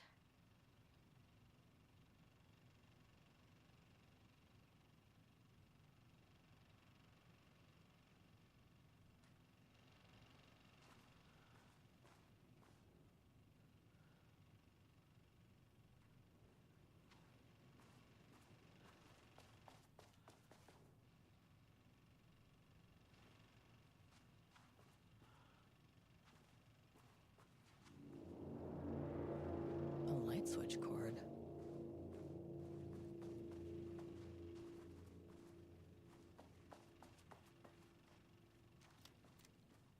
Quick lesson on light switch cords. If you find one, pull it 3 times.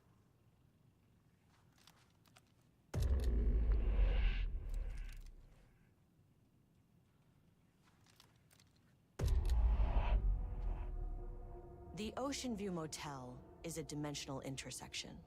The doors from the lobby can lead anywhere. But I didn't end up in the lobby this time, which was definitely unusual.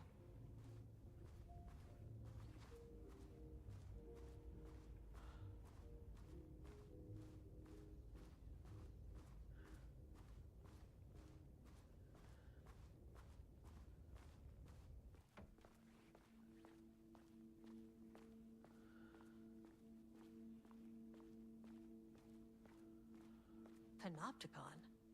But the Panopticon is at headquarters. Yeah. I'm outside, in a forest. The sun is shining, birds are calling. I feel dirt beneath my feet, a breeze. Everything smells like rain. I'm not here. I'm in a forest, sunlight on my face. Birds are flying past, leaves rustle in the wind. Sunlight, trees moving, a field of flowers. Not here, not here, not here. I'm in a forest. I'm Agent Kieran Estevez, Federal Bureau of Control. Identify yourself.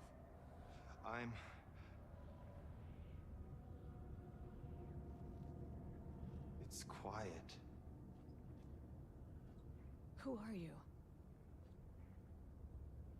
It's been a long time since I've seen anyone.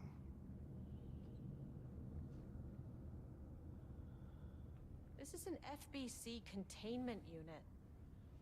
Why is the Bureau detaining you? I'm where I belong. Everyone I meet here is either a painting or a paracriminal. There's a sign over there for the Panopticon. The Panopticons only in New York, in HQ. Is this the oldest house? I think that's where I am. So you are inside the oldest house. Is anyone else alive? I can't. This is a waste of time. Hey, this is important. FBC headquarters went dark 4 years ago. What exactly happened in there? We were attacked.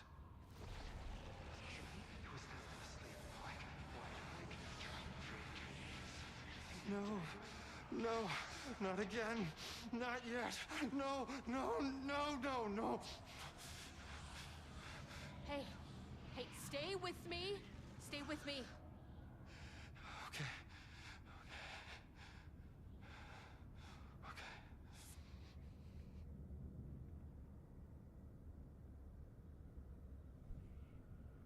What attacked the oldest house? I need to know. Something's changing. Outside. Can you feel it? I can hear it. It's getting worse. You can't stay, can you?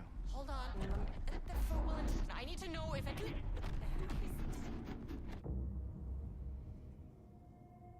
Tell Jesse I tried. I really did.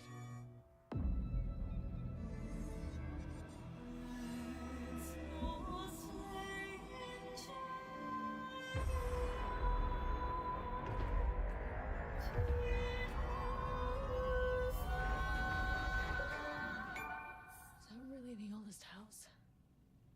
Felt wrong somehow.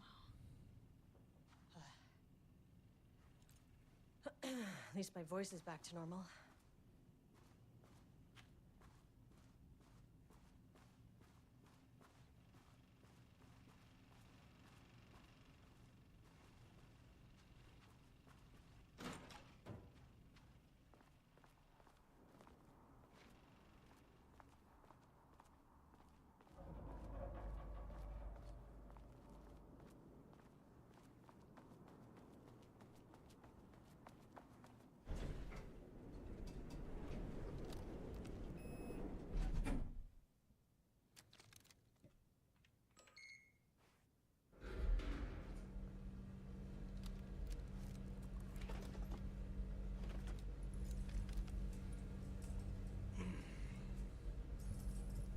The color was pure! The fire made them see!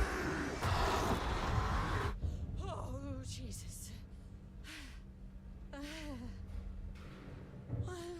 2, 3. Sublevel 5. 6.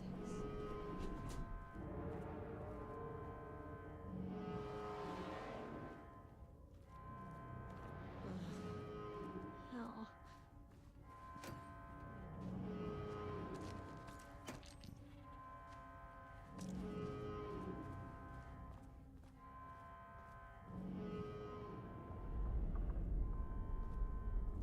The Marmonts had opened the door into Cauldron Lake's threshold. It was forced, it was unstable. Shutting the experiment down was the only option.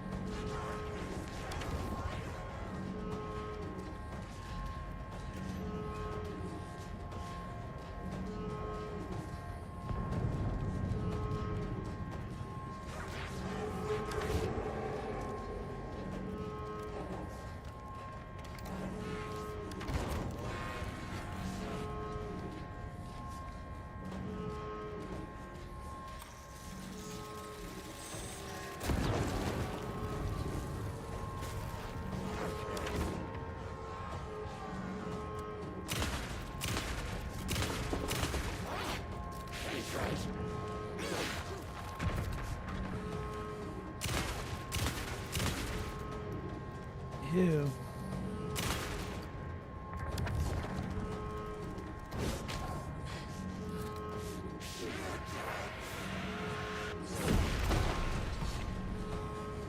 Damn.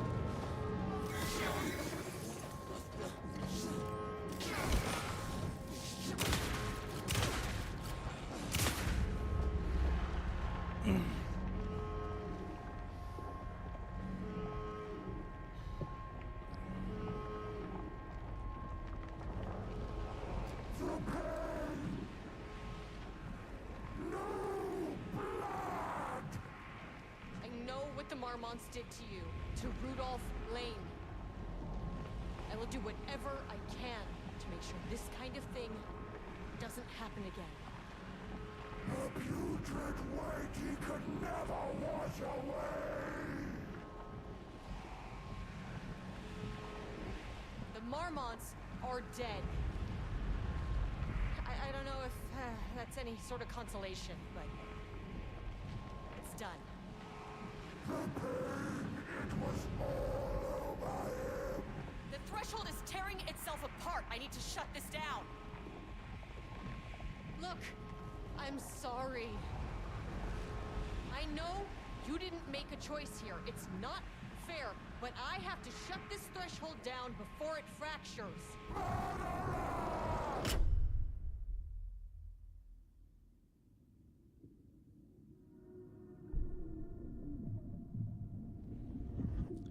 Is that way too late?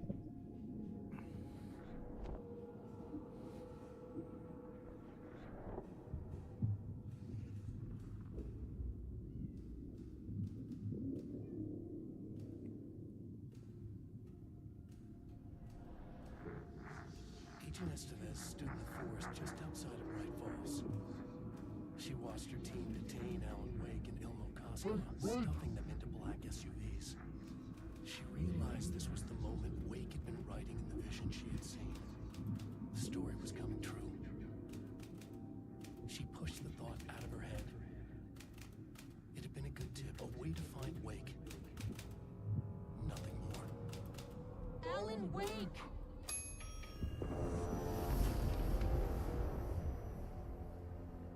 After the Threshold event collapsed, I was back at Cauldron Lake. But for a moment, I was somewhere else. I saw Alan Wake there. He was writing about me finding him in Bright Falls, in the woods. It was a good tip. I called the surviving members of my team, and I told them to meet me there. You know, these cases, they never get less ambiguous or easier. This one, this was tough. Because protocol says entities like the Taken are monsters, threats. But the Marmonts were monsters way before the Shadow got to them. So at the end of the day, what's the difference?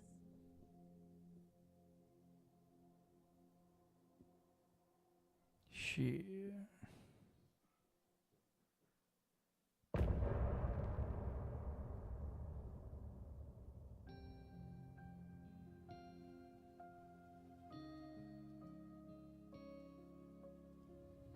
Deep press, deep press.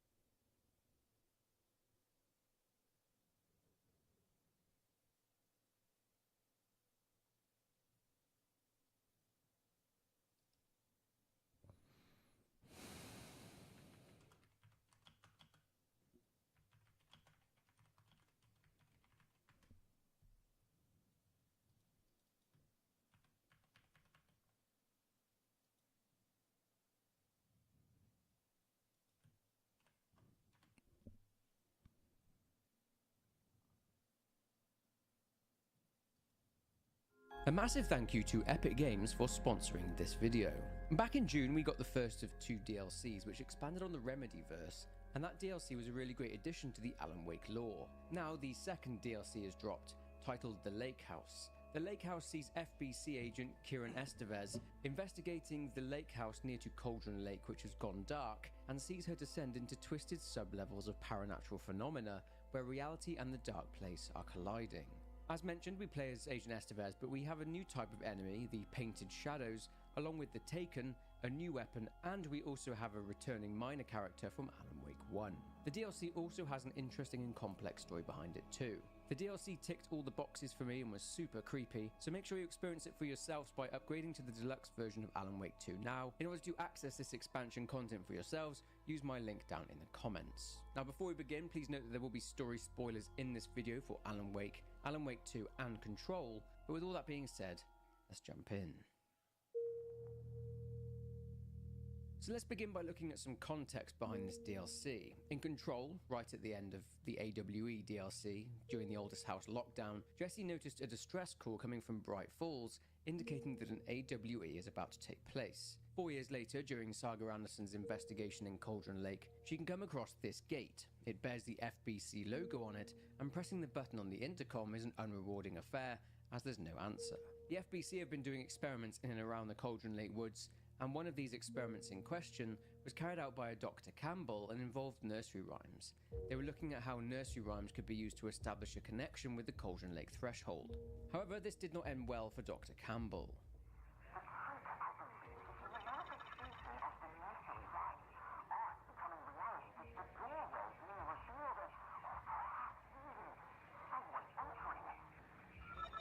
Get to the point.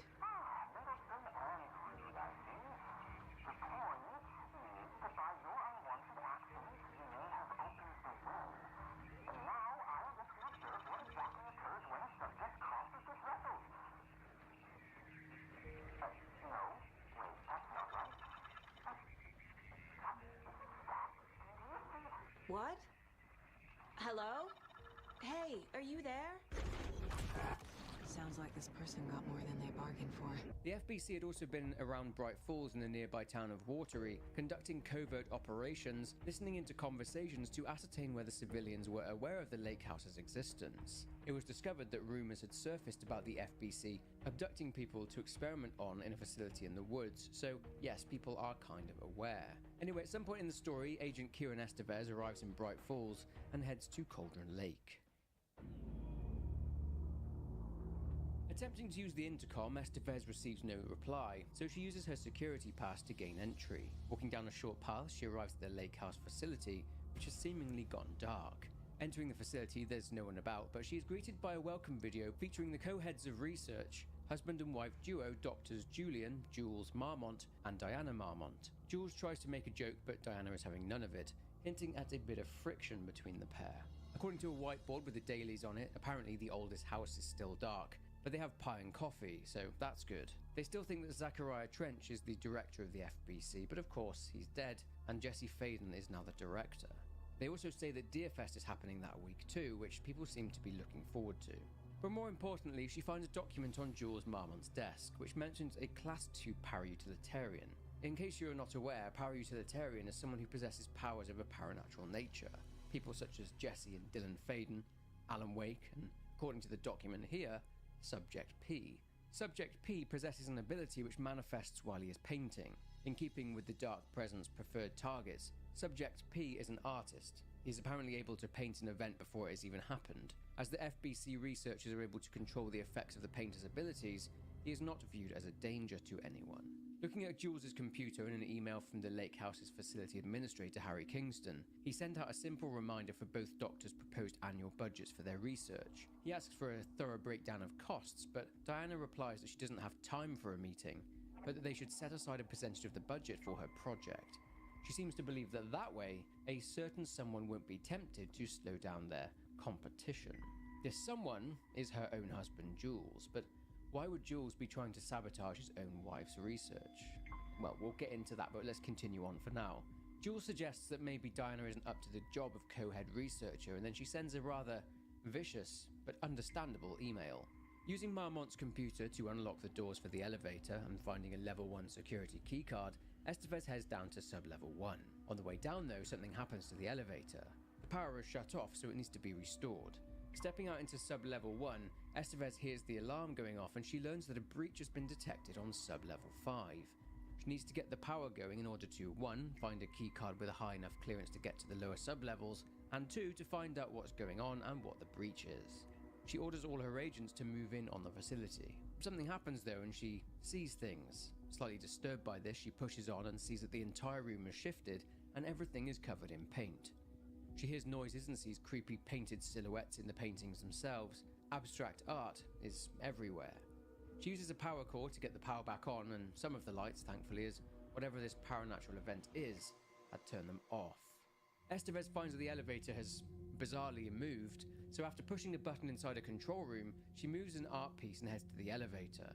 To her horror, the silhouettes in the paintings pull themselves away from them and try to attack her, but her bullets do absolutely nothing. The elevator takes her to sub-level 2, and a single large painting awaits her at the end of a long hallway, and it seems alive. She speaks to it and asks what it is. It explains that it's both a murderer and a victim, and the painting speaks of an anger.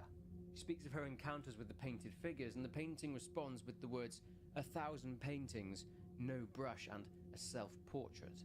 The painting cries out, fire in his eyes and hands and bones. Something happens again, and Estevez finds herself still in the hallway, but the really peed-off painting is now gone. Before we go any further, let's have a quick look at exactly who the Marmonts are. So let's look at the Marmonts and what seemed to change their loving marriage into hatred for one another.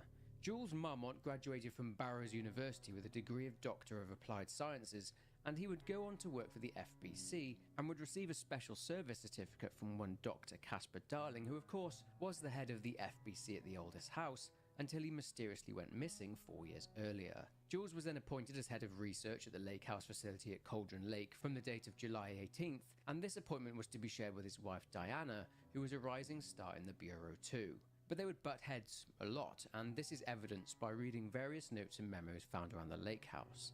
Over time, dark thoughts started to enter their minds. It seems that they both had their own projects going, and there were 2 projects going on there by the names of Project Arbutus and Project Ramnus. As Estevez enters sub-level 3, she learns all about the project that Diana was working on.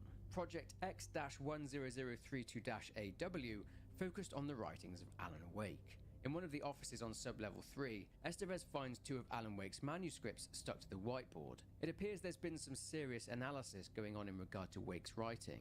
They've been analysing the words per sentence, his writing style, and concepts that he dives into. He's been writing about them, about Jules and Diana, their past, their careers with the Bureau, even thoughts they've had that no one else could know. And this confuses Diana as she doesn't understand how this is possible. She also can't accept that their careers have been dictated by one man's words. They had another investigation which was a typewriter brand investigation, as they wanted to know what specific typewriter Alan would use. They tried to ask Wake's publisher, Wake's agent Barry, and his wife Alice, and they all refused to discuss it. They would even want to know the specific type of ink that Alan used. Her team went on to develop what was termed an automated typing device. The idea is that it mimics the writings of Alan Wake, producing the same effect on reality as Alan's writings.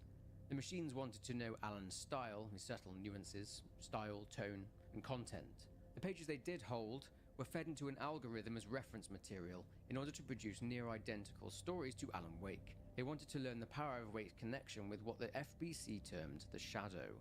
A room full of these machines was set up, and on a whiteboard they tracked how many of these pages were actually viable creations that could pass off as being the same as Alan's work. Diana would extensively read and go over the manuscript pages. There was a crack in the lake house. The Marmonts had let the lake in, but the water could not flow. It became trapped, stagnant, went bad. The truth was controlled here. The art was not art, just content for the experiment.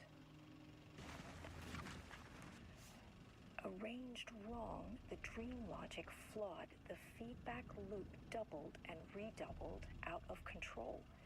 The pressure kept building, looking for release.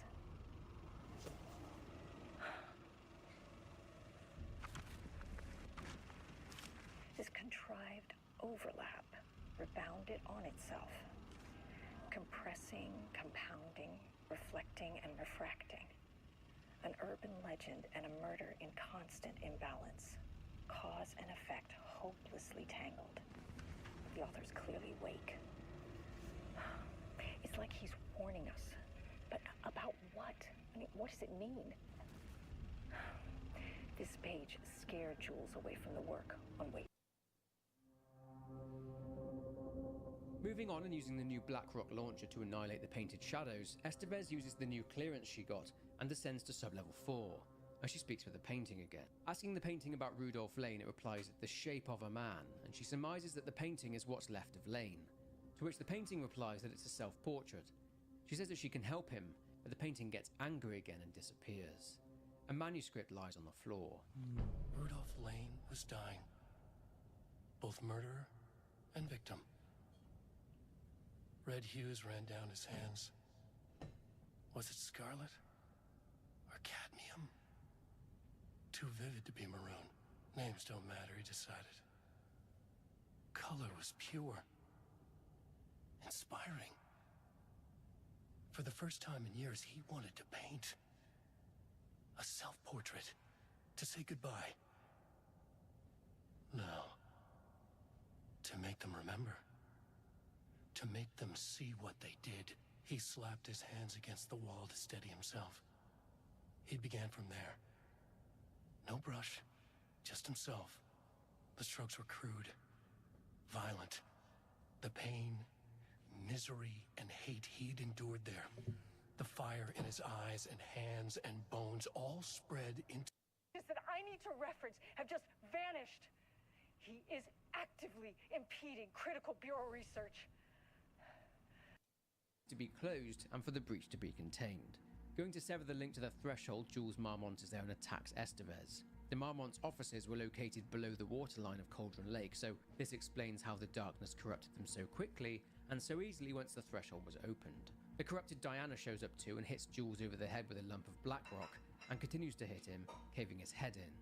A shocked Estevez then has to jump to her feet and fight Diana. Dodging projectiles, painted shadows and burning away the darkness with her flashlight, Estevez eventually defeats her. She speaks with the painting, Rudolph, and shutting the threshold down will kill him, but the threshold is tearing itself apart, so Estevez has no choice but to shut it down, containing the threat. She is now in the overlap and sees Alan Wake sat at his typewriter, still typing away, talking about Estevez finding him in the woods in Bright Falls. She then finds herself outside the lake house gate alongside Ed Booker. She then calls the surviving members of her team and tells them to meet her in Bright Falls, and the game then ends. So it wouldn't be an Alan Wake video without more questions popping up, and one thought I had was in regard to the overlap. The overlap occurring around Cauldron Lake could have been due to the threshold having been messed with by Diana Marmont. This was orchestrated by Scratch, written into reality, in order to facilitate his escape from the dark place in the main game story. Rudolph Lane's painting was the bridge between the Cauldron Lake threshold and reality, in order for Scratch to escape. I guess Estevez speaking to the painting here is the same as how Saga was able to speak to Alan through the overlap. In his visit to the lake house, Darling mentioned taking data regarding the shadow back to the oldest house to run against the Hedron project. I'm not sure what that will lead to, but it sets things up for Control too, I guess. Oh, and speaking of Control, if you go to the Darken Marmont's office, you can find a note which is from Dr. Darling to the Marmonts, and it talks about drawings by a subject at the oldest house designated P6, or Prime Candidate 6. We know this is Dylan Faden. Well, after checking all the pictures out, a light switch appears.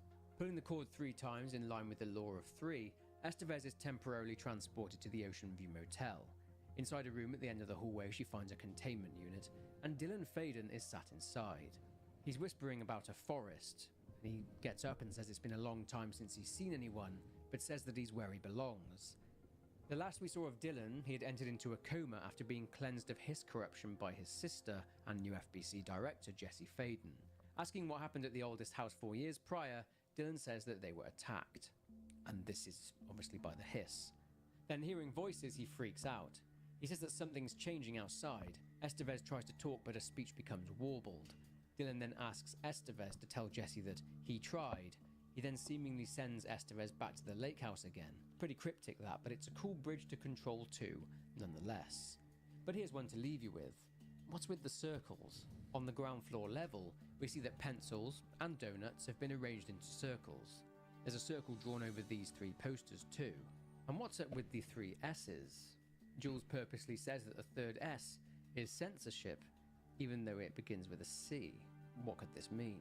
Comment down below with your theories. But that's it for this video.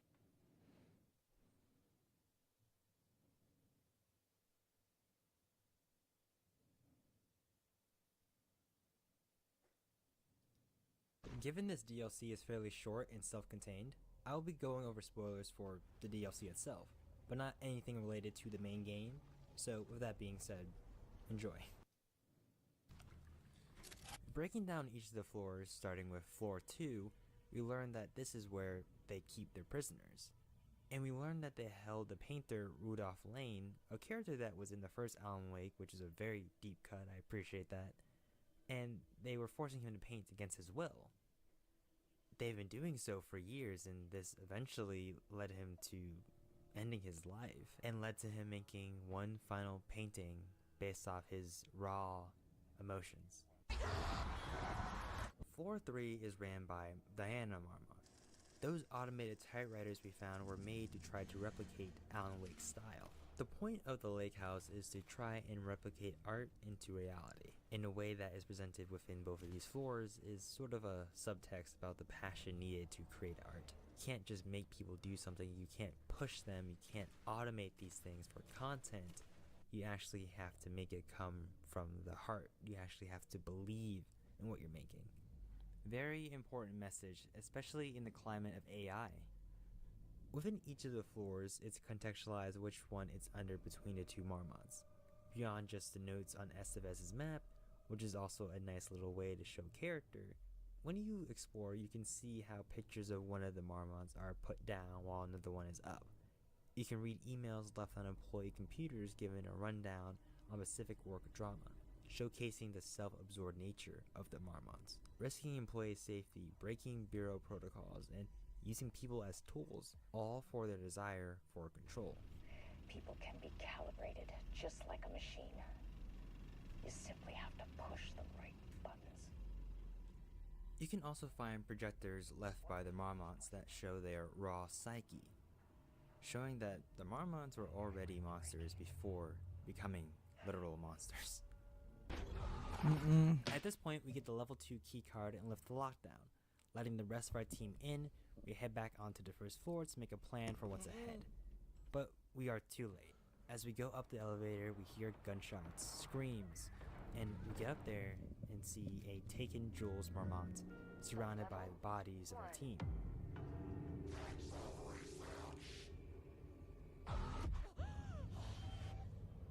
You fucking bastard! And I really like Estevez's reaction here, showing both a strong emotional reaction while also finding ways to push through the hardships. Very effective showcase of her character.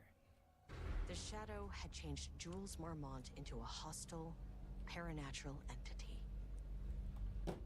That made everything simpler. No arrest, no paperwork. I could put him down like the monster he was. We can now open that door and finally get that weapon, which we learn is a Black Rock powered shotgun thing that can basically do this. The inclusion of this new weapon type is such a great way to have that sense that you've really earned something through your efforts, while also giving Estevez something to make her stand out from Saga's gameplay. We also got the level 3 key card, and now we have access to the bottom 2 floors, and other rooms we haven't accessed. There's definitely a good reason to explore and backtrack, as you most definitely need more ammo and any supplies before this final encounter in the DLC. But they also make it interesting as you backtrack. The painted has spread itself deeper into the lake house, giving you a sort of freshness coming back through these halls. Oh my god!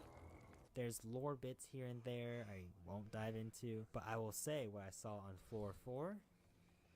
Oh, dude. As we get down to the lowest level, the experiment level, it's here we see a painting of Lane. The last painting of his that was filled with hate and anger, with the desire of murder. This painting being used to perpetuate the dark presence onto our world. Come on now. Honestly, a really cool concept. I was half expecting to fight both Marmonts in some sense, but honestly, from a narrative perspective, It's very interesting to see that their hate for each other is so strong even when in this state.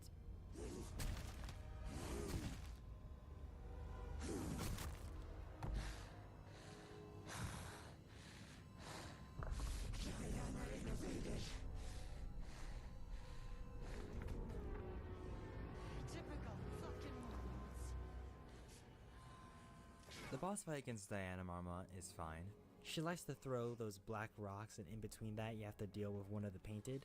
Defeating Diana, Estevez shuts down the painting that let out the dark presence. But by doing so, she is gone to a place between her reality and another. She then sees Alan Wake, writing about her fighting him in a forest, writing about how she thought about this very moment, but brushed it off as just a good tip. Alan Wake! She is then brought back to the beginning. Cauldron Lake, outside of the lake house. Now knowing where to find Wake, she rallies the remaining members of her team, closing her chapter in the story.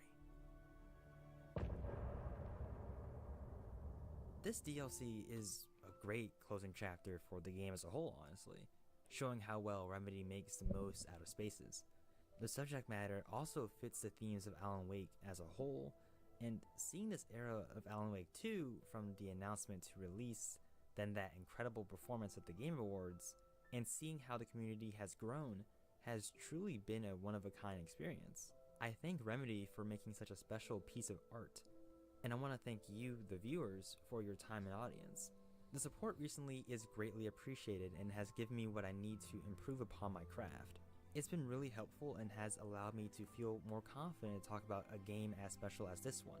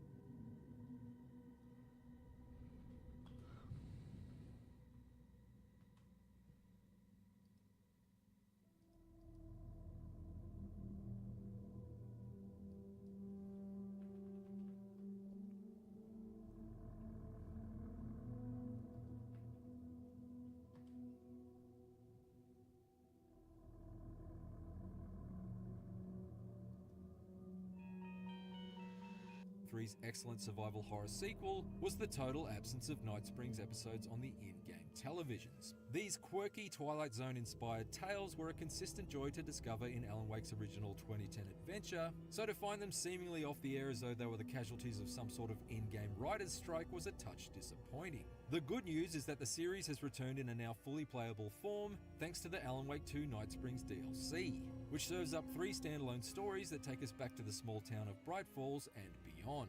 They're admittedly a little on the short side since I was able to knock all 3 episodes over in a single 2-hour sitting, but I certainly had a blast with these twisted new nightmares while they lasted. When your destiny has eyes like sunsets and a beard like mahogany-colored velvet, you don't really mind how it arrives.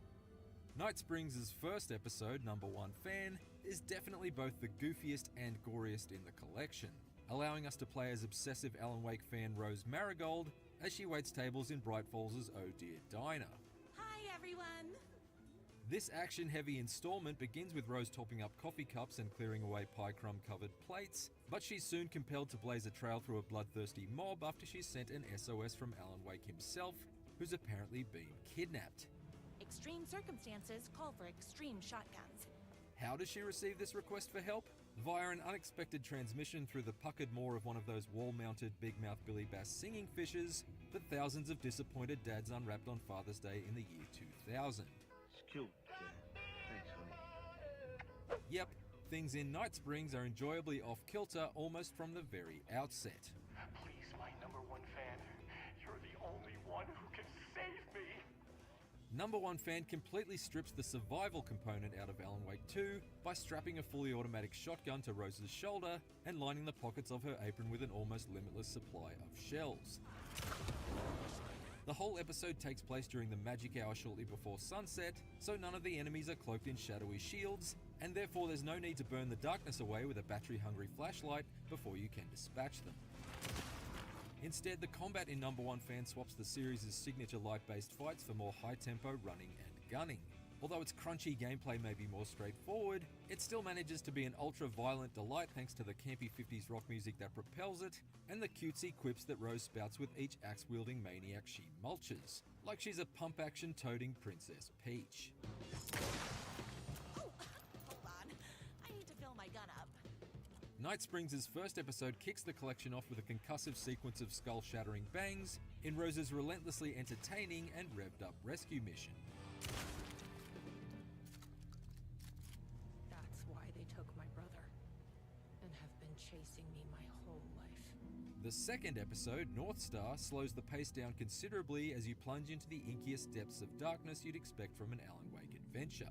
I was initially thrilled to step back into the shoes of Jesse Faden from Control here, however my enthusiasm took a bit of a hit when I realized that she hadn't brought her amazing shape-shifting gun and spectacular suite of superpowers from the 2019 action epic along with her.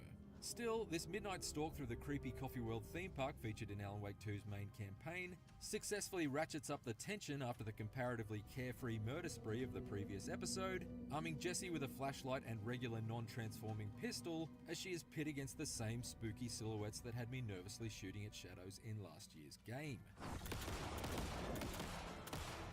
North Star is also the more puzzle-oriented of the episodes featured here, and I enjoyed cracking keypad codes and manipulating the mechanical controls of a Ferris wheel during this brief investigation into the mysterious disappearance of Jesse's brother.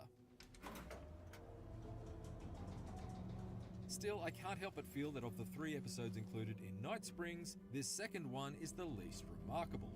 It fails to leverage the jaw-dropping skill set of its guest star, and a lot of what transpires in it feels like well-made but fairly standard survival horror fare. This whole second episode effectively went down like a hot beverage from the Coffee World concession stand, stimulating enough, but it also left me with a slightly bitter taste in my mouth. Huh. That wasn't so... I will stop you, and I will come back for you. Thankfully, Night Springs' third and final episode, Timebreaker, is the best and boldest of the bunch and rounds out this collection in the most mind-bendingly meta way possible. Here we're cast as the real-world actor Shawn Ashmore, who we find reprising his role as Sheriff Breaker from Alan Wake 2 in a brand new game being directed by developer Remedy Entertainment's creative director, Sam Lake. Shawn, it's so good to have you back. During a break in production, and after a hilarious moment with Lake giving an extremely self-aware and exhaustingly acronym-heavy explanation of his new game's plot, Acronyms are cool, right? Like tiny mysteries. Ashmore is blinked into another time and space by Night Springs' Rod Serling stand-in and multiversal maestro, Mr. Door. What the What follows is a surreal string of sequences through ominous forest paths and disorientating hotel corridor loops, psychedelically shifting from the monochrome presentation of early television to the vivid colours of comic book paneling that seem to intentionally mirror Remedy's past work on the Max Payne series. To say anything more would be to spoil too much, but there are some excellent story surprises and left-turn level designs to be found here that rival the most outside-of-the-box moments from the main Alan Wake 2 campaign, and it meant that Night Springs finished on a thoroughly hypnotic high note that left me wanting more. Somewhere this year, us talking is part of the video game, and another version of you is playing it. Alan Wake 2 Night Springs is a compact collection of standalone stories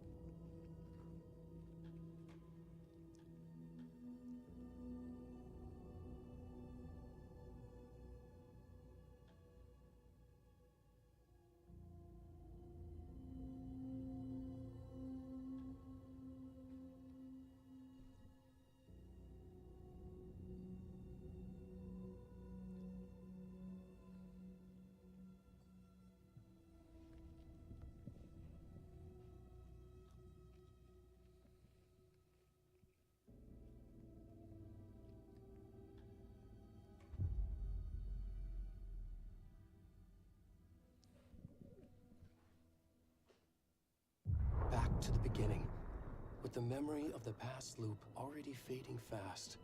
But while it lingers, I know there's hope. We're not doomed to repeat our failures in an eternal loop. This is a spiral.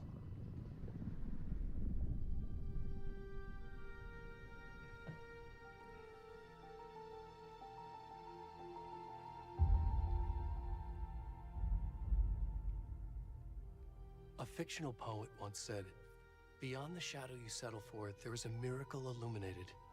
I will not settle for a shadow. I'll find the miracle through the night."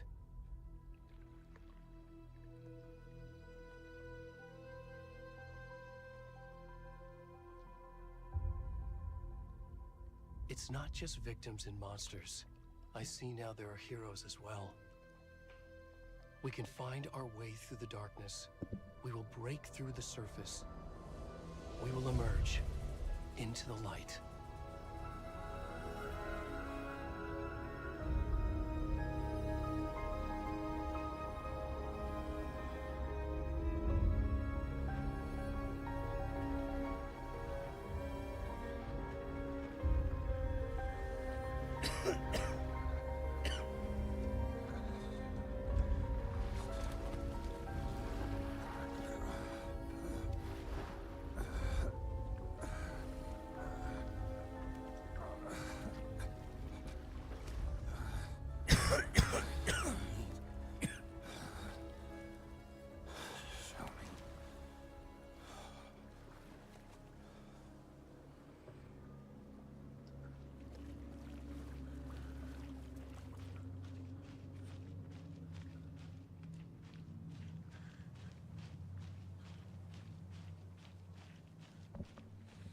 Naked guy. Group's name. He was here for the first game. Please. Oh, can you hear me? Come on in. We should go. Oh, where'd he gone?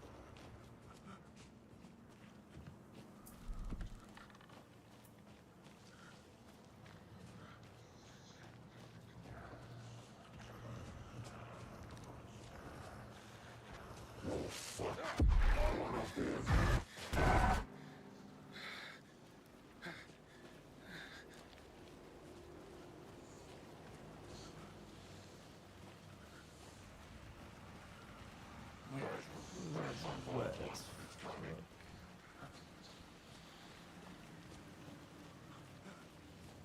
Booty cheeks, booty cheeks, booty cheeks, booty cheeks.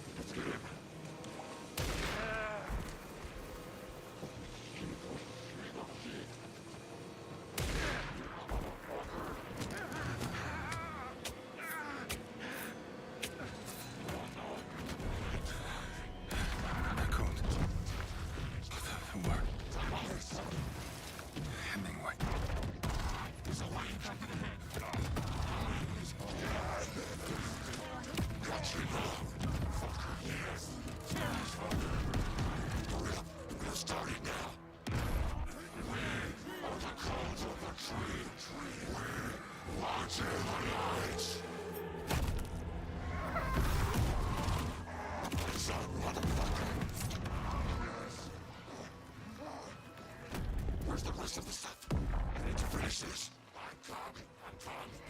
What the fuck?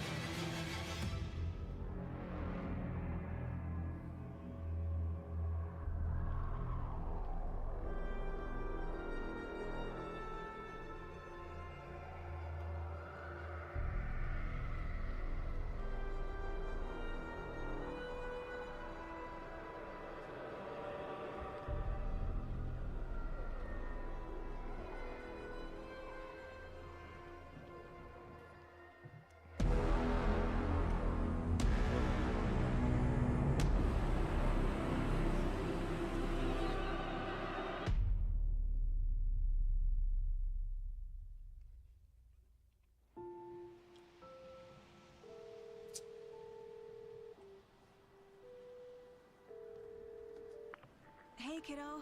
How are you? I'm good, Mom. How are you? This trip might take a little longer than I thought. I'm sorry I've been gone so much lately, Logan. Oh my god, Mom, it's not your fault people get all murdery. What happened? Just work stuff. Right. Well, Dad and I are just watching the latest episode of Night Springs here. Mom, it's so good. No spoilers! I'll let you get back to the show. You were supposed to wait and watch with me. I love you both. This is what happens when you go on work trips, Mom. Love you too. And say hi to Casey. Tell him to stop brooding so much. Logan? I will. Bye, kiddo. Logan.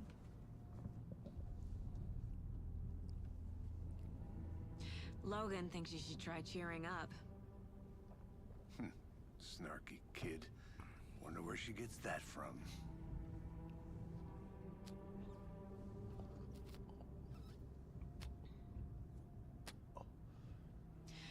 It can't be a coincidence that another body turns up just as we arrive in town. Feels like the killer's leaving us a message. I'm glad you're on this case with me, Anderson. It's right up your alley. You should take lead. Think of me as the backup. Okay. Any words of advice? Nothing that would cheer anyone up.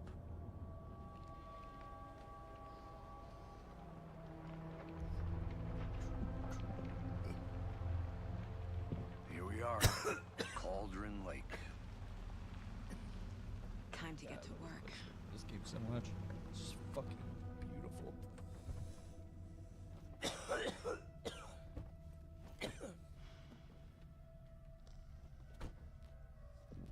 A deputy was supposed to be here to show us to the crime scene. There's the car, so where's the deputy? Eaten by a bear? I'll check out that map.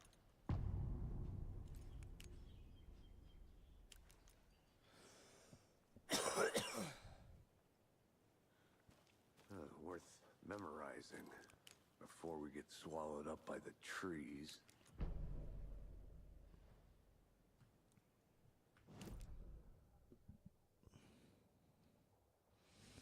Which is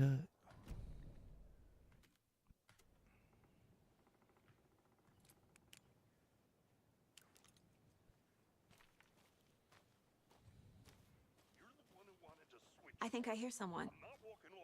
Could be our deputy. I can go take a look.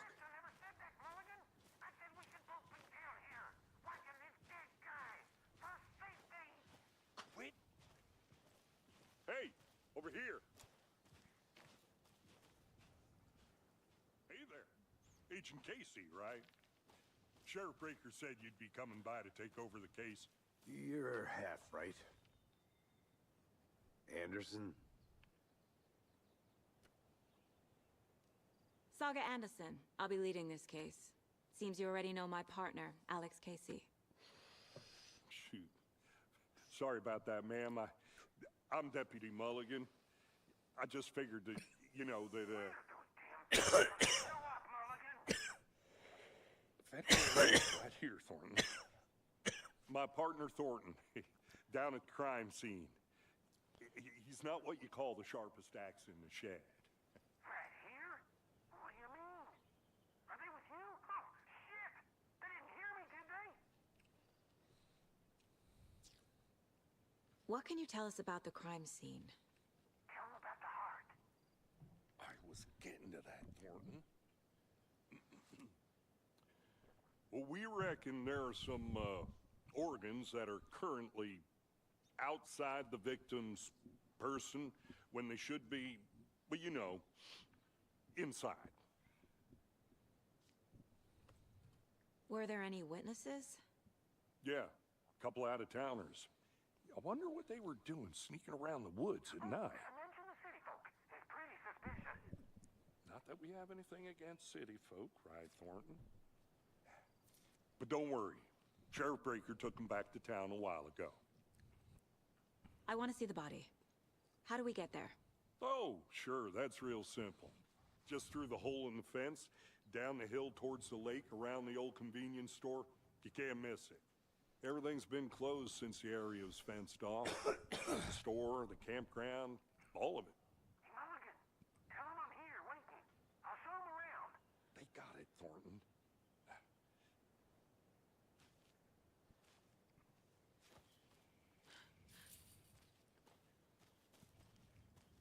Before we get to the crime scene, there's time to review the facts of the case so far. Make sure I'm seeing the clues clearly. I need to think through the facts of the case. The The Mind Place. My version of the Mind Palace technique. To sift through clues and work the case. Building the Mind Place again for each case. Using each field office as a model in my head. The facts are on the board. Everything we know about the previous murders. Worth taking another look.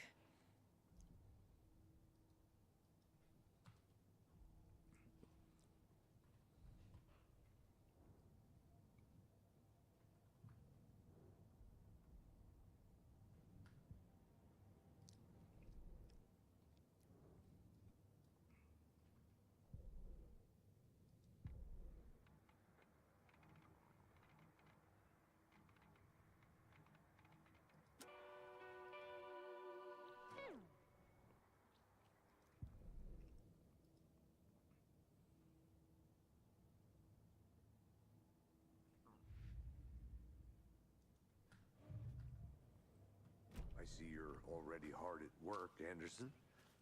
Close to cracking it? We're just getting started. Let's head down the hill to the crime scene. Hey, Casey. You putting me in charge. Why now? Look, Anderson, you're a better detective than I am. You've cracked cases that had the rest of us baffled. I don't want to slow you down. Are you thinking of retiring? You know what happens to cops who say this is their last case. Mm-hmm. Real funny, Anderson.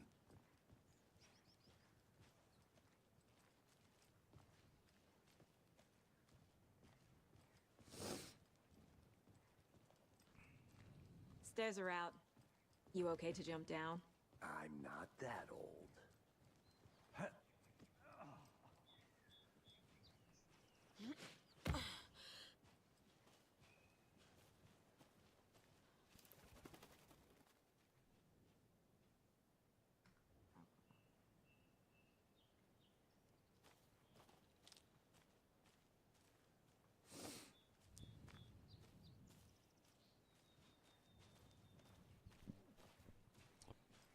Beautiful graphics, man. Jeez, OP. Fucking nature. Gives me a headache. There's too much sky.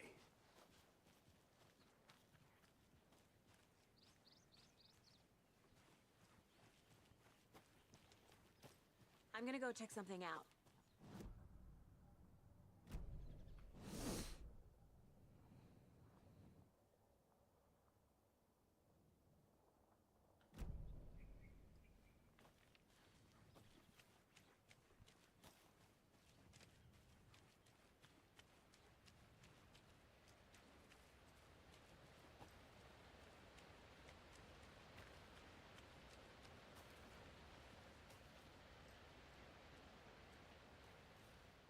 Is that a kid's lunchbox? An Alex Casey movie lunchbox.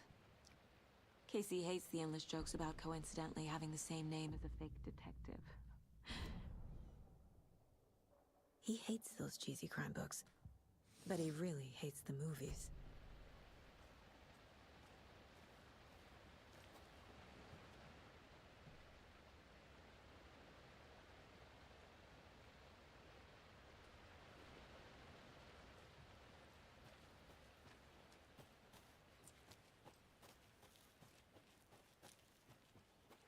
Good to see you still in one piece, Anderson.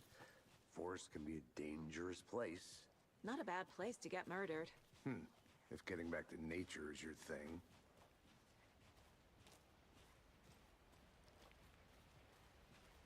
Damn. Should have brought an umbrella. I like the rain. The only thing around here that feels like home. You think the local law had the sense to put up a tarp? If they did, next coffee's on me.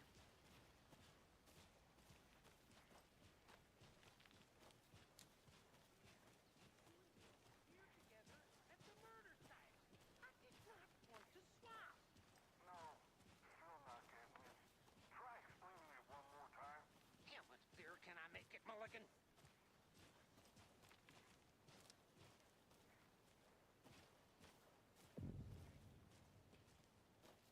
Hey!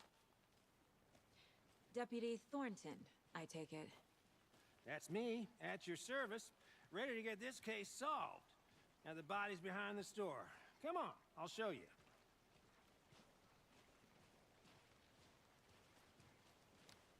So, FBI, huh? That's so cool.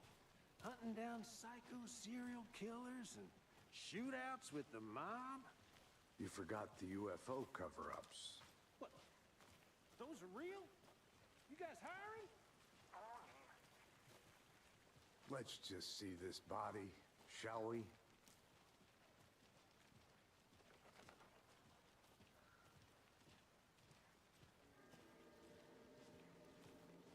Now this is the scene of the crime. We found him on the table. And we didn't touch nothing, you know, procedures and stuff. Thanks, Deputy. No tarp. You owe me a coffee. Okay. Let's start by examining our guest of honor. Does this fit the MO of the previous murders? Body is positioned on the table. Ritualistic. Another body turns up just as we arrive in town. Coincidence?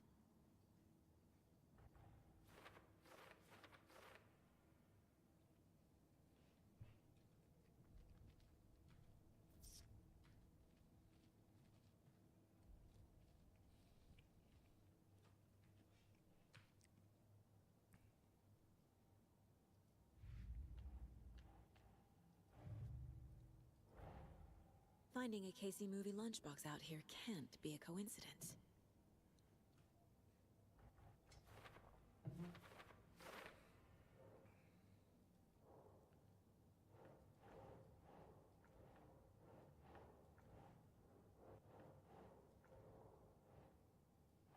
Okay.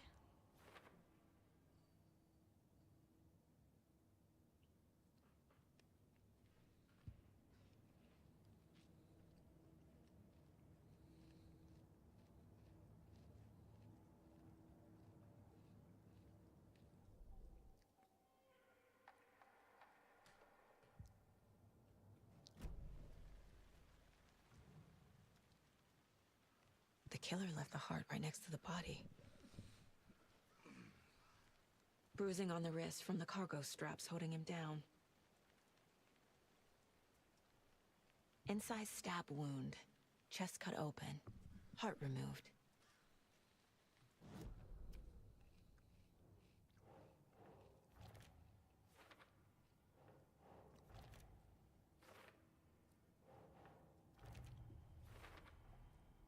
Heart removed from chest, strapped by the wrists. Definitely matches the previous murders. But this time the heart and the straps were left behind. More clues to work with. This makes 4 murders that we know about.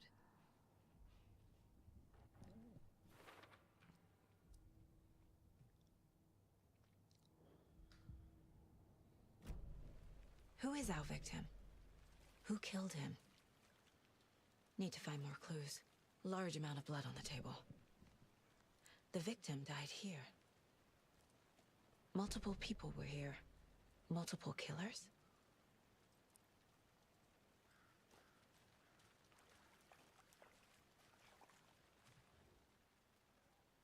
Someone was drinking beer. They spent time here, waiting. Someone left in a hurry. Knocked the tripod over. Was it for a camera?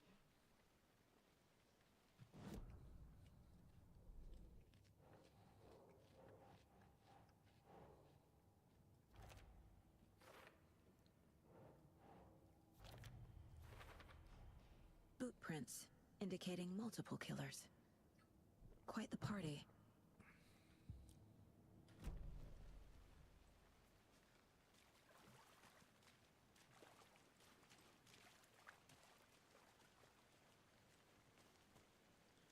Any idea who the victim is? Oh, I sure do. His name is Nightingale. He was FBI. He came to town about 13 years ago. Now, I haven't heard a word about him since. Well, until now. Nightingale? Robert Nightingale? Oh, yes. You probably knew him. Brothers in arms. Oh, and sisters.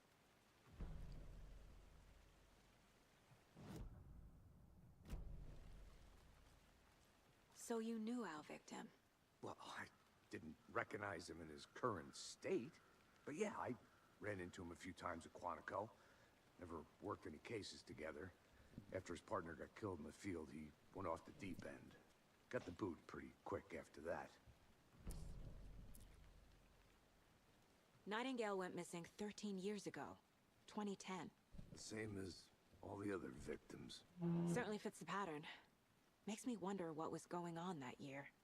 Probably something this town wants to forget. So what happened to Nightingale after the Bureau let him go? I only know the rumors. Depression led to booze, booze led to paranoia. He got some wild ideas in his head, chased ghosts until he fell off the map. Guess he ended up here. I bet there's more to that story. But no happy ending.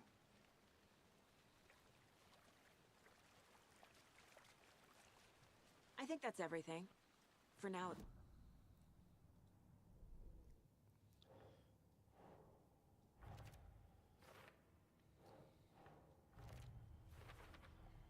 Robert Nightingale, ex-FBI, came to Bright Falls 13 years ago.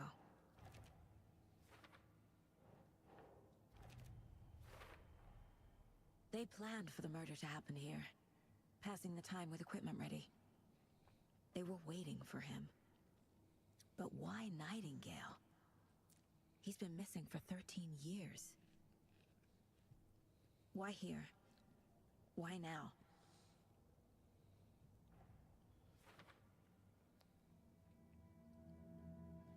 Profiling. Get into the subject's head. See what they saw. Feel what they felt. Use whatever I know about them to guide my intuition to a revelation. Piece it together.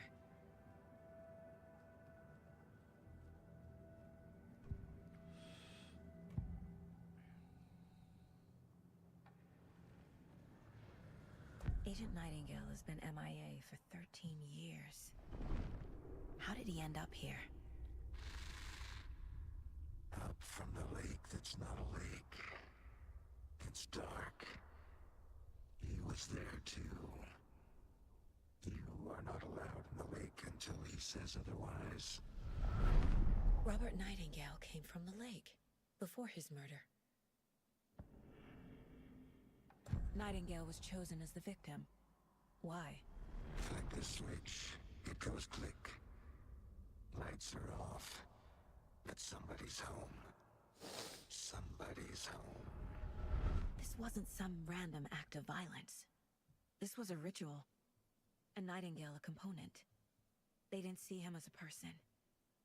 More like a container for something.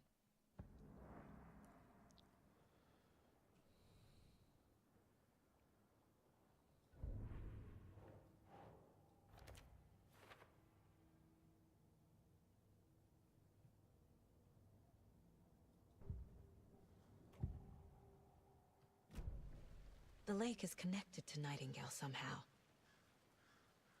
Casey, let's take a look down by the lake. Lead the way. Sounds good. This way, right? Right. Well, okay. Well, I'll just wait here.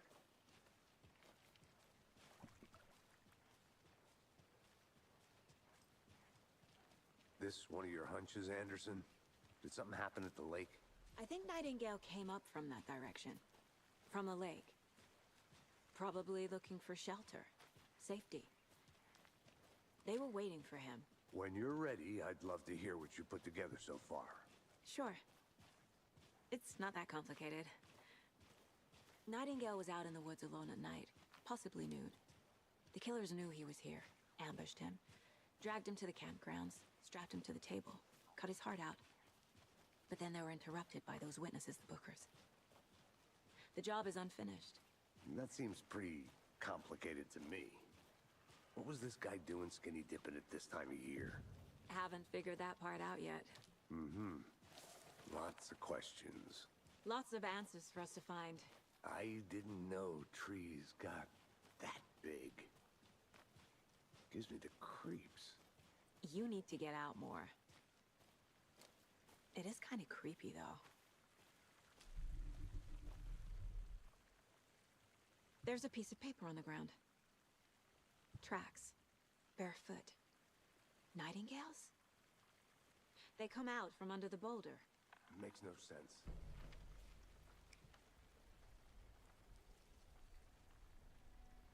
A page full of text on one side. Not a printout. Written with a typewriter. Old school. Lines scratched out and edits added with a pen. Mm-hmm, like a manuscript. Page of a story. The killer left a message. It's for us. The text is about us. The victim was one of their own. FBI Special Agent Robert Nightingale. And then there was the page they found. The first step down into terrifying depths. Reading the the words. These words felt like a message. Felt like a message. Someone knew they were here. Someone playing a game with them. An invitation. How could they not accept, even if they knew it would end up hurting them?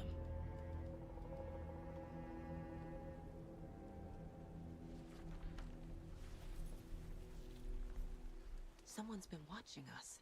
Playing a sick game with us. You were right. This is right up my alley. Nightingale came this way. Either he dropped this page, or the killers left it for us.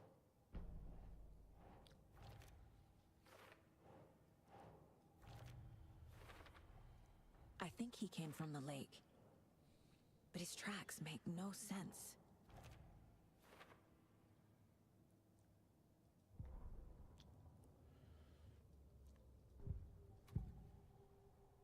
We found a page in the woods.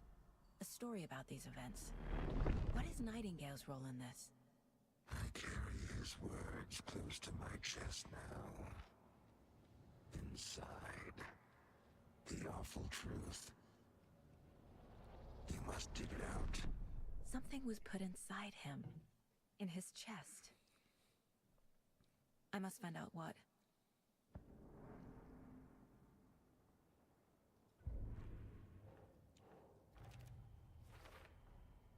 Found all I can here. Time to properly examine the body. See what I can find inside. Casey, I think something's been put inside Nightingale's body. Let's tell the deputies to get the body to the town morgue. Okay.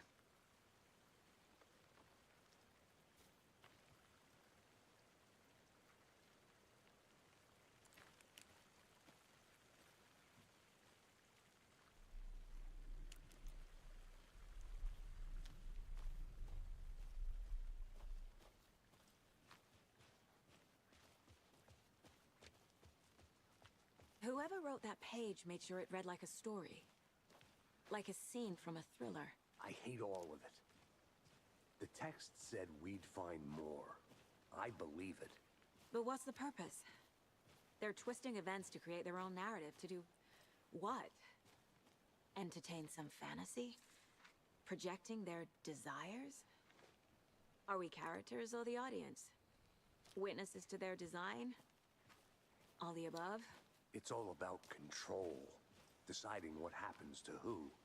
Don't let it drag you in. Too late. I'm already hooked. I need the next chapter.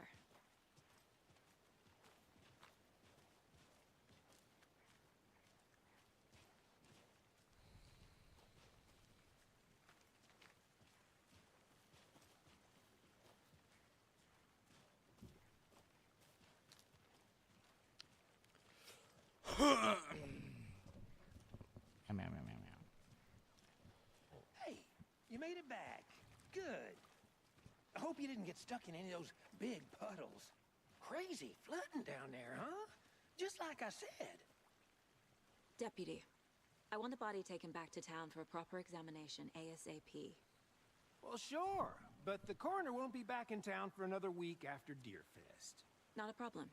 I'll do it myself. Oh, and Sheriff Breaker called to say he's got the bookers at the Oh Dear Diner in town.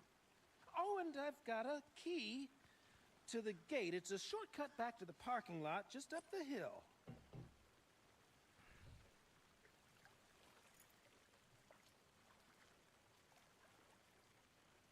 Thanks. Let's get the car, drive to Bright Falls, and talk to these witnesses, the Bookers. At the diner, right? I could use a cup of coffee. Let's try that shortcut the deputy mentioned. Sounds good.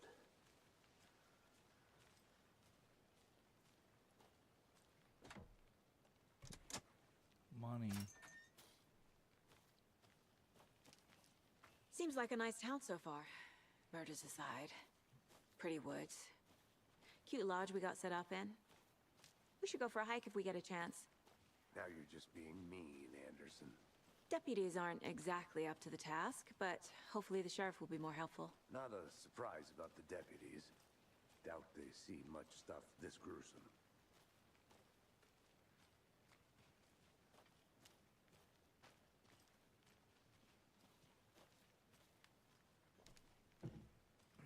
Bureau of Ginjo. Ginjo.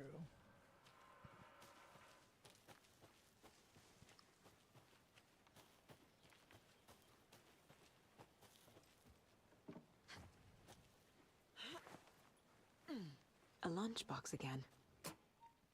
Who's leaving these out here?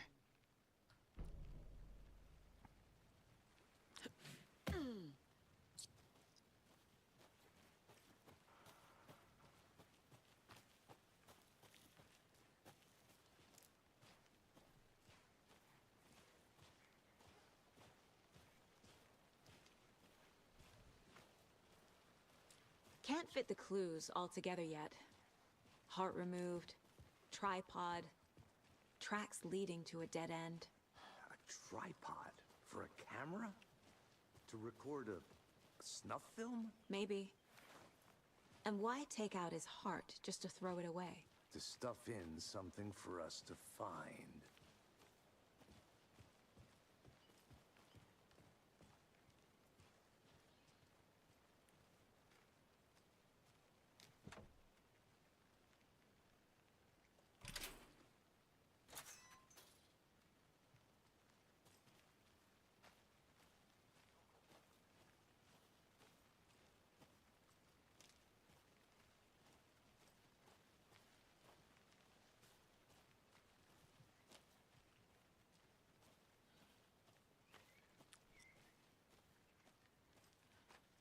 Here we are.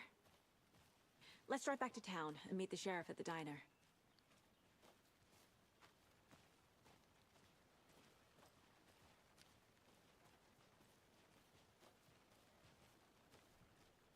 Breakfast. I can't get that manuscript page out of my head. I've never seen killers reach out so directly before. Damn impressive work so far. With your technique, these hunches were moving fast. I wasn't sure about taking a case so far from home, but I'm thrilled to be here for this mystery.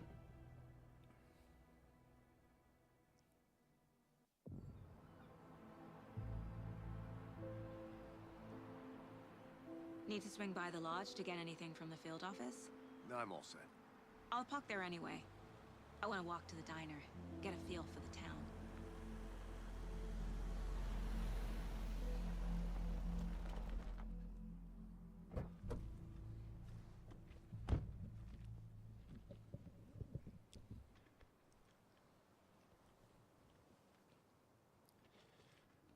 The diner's...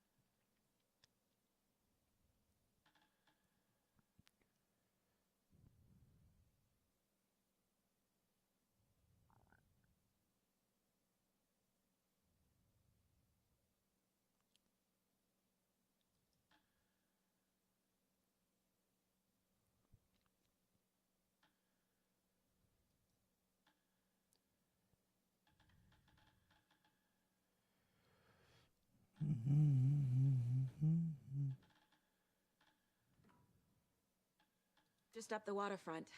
Shouldn't keep the sheriff and our witnesses waiting. I smell coffee.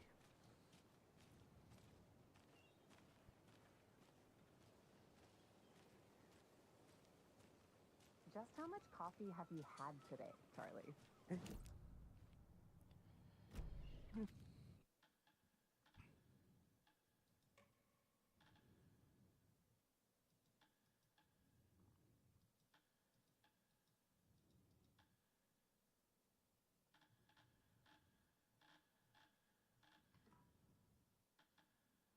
Don't know, don't care. How much have you had? Not enough. That's how much. Never enough coffee. Oh, that rich, bittersweet nectar. Get it in, coffee world. Oh dear. Cute.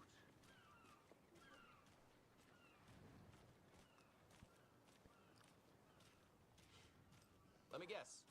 The FBI. Welcome to Bright Falls. It's nice to have you here. I got you both some coffee. Oh, it's Washington's finest. Nice to meet you, Sheriff. I'm set for coffee. You know, I wouldn't say no to another. I'm Agent Saga Anderson. This is Agent Alex Casey. Tim Breaker. And let me just say, I'm happy you two are here. Frankly, we could use the help. Your deputies said you had a couple of witnesses here. They made them sound like suspects. Mulligan and Thornton are still on about that? No, the Bookers don't strike me as the murdering type, but you can decide for yourselves. They're just inside having coffee and pie to calm their nerves. I'll see what they have to say. Casey, you compare notes with the sheriff. Take your time. We've looked through the case files you sent over, Sheriff. Have you had many people besides the... Excuse me. I'm Agent Saga Anderson. Are you the Bookers? That's us. I'm Tammy, and he's Ed. Hello, officer. Just Saga is fine, Ed. So, are we being charged with anything? Because if not, we'd love to get back to our hotel and decompress after what we saw. Take a bath, scream into pillows, that kind of thing. We're not charging you. I just have a few questions. Nothing to stress about, okay? So what did you see in the woods? This naked dude came out of the lake, and he was acting crazy, shouting weird shit at us. He must have been on something. Unless skinny dipping at dawn is a thing around here. Then we heard shooting. We ran into these psychos in deer masks. They were tearing into the naked guy with knives, like some kind of satanic cult. And then we bolted and called the cops.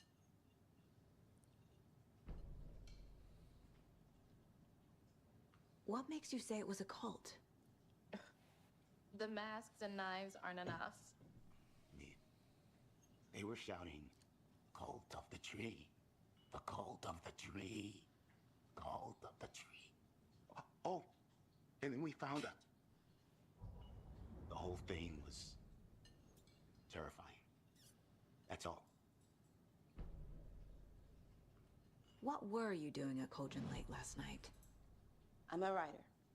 True crime. We're here from New York, doing some research on a famous novelist, Alan Wake, who went missing here. I was down at the lake, getting some details. Perfectly legal.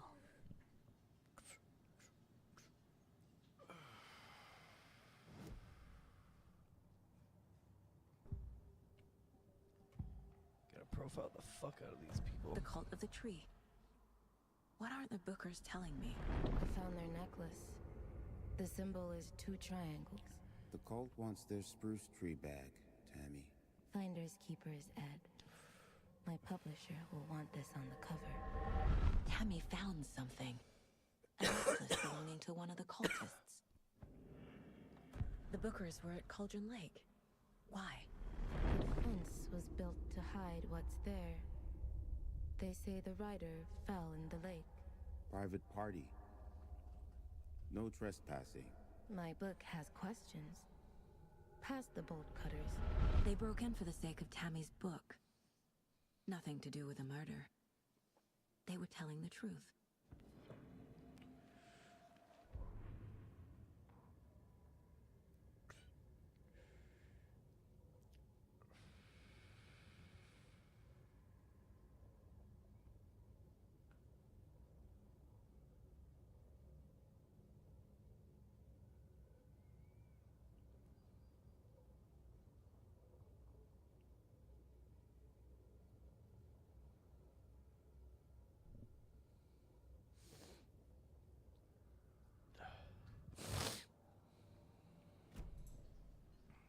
So you found something there, right? A necklace these cultists may have dropped. Okay. Wow. How did you put that together? It's evidence. You need to hand it over.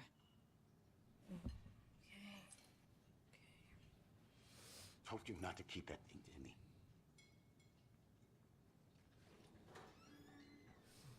Thanks. This could prove to be helpful. Do me a favor. Stick around town for now in case we have any more questions. Like we'd even dream of missing Deerfest. Oh, God. Saga! Saga Anderson. As I live and breathe. I thought we'd never see you back here after that awful, awful thing happened to your baby girl. How are you? I'm sorry. Who are you? I don't know what you're talking about. It's me, silly. Rose. You know me. I don't think I do. And what horrible thing happened to my baby girl? She drowned. Your daughter. That's so weird you don't remember. How do you know I have a daughter? Oh, I know what this is. You're blocking out your traumatic memories. Happens on TV all the time. No. You're mistaking me for someone else. If you say so.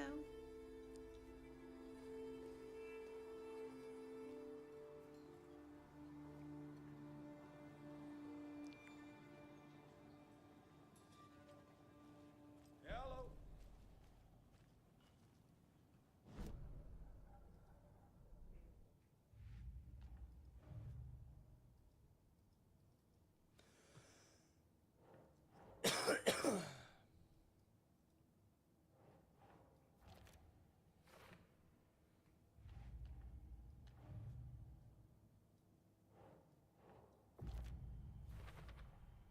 We're dealing with an organized group. The cult of the tree is behind these murders. This case just became much more complicated. I'll need to start a new file. But it's my first cult case. Exciting.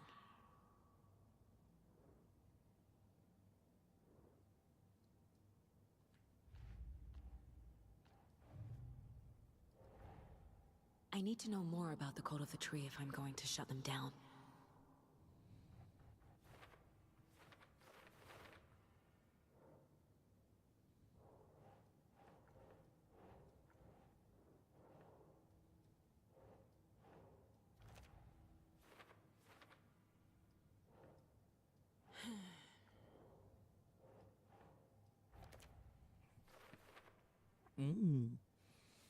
What up, Ruggy?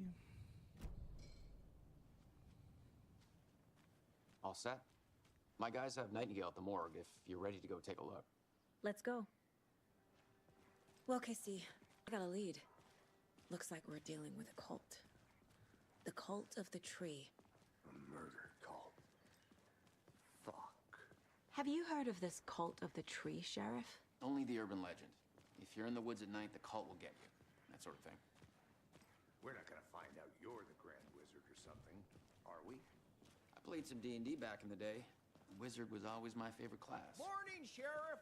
Looks like you have some guests. Ah, morning, Ted. Yeah, real important guests. Deerfest. Always draws a crowd, right? Too true. More the merrier. Have a good one, Sheriff.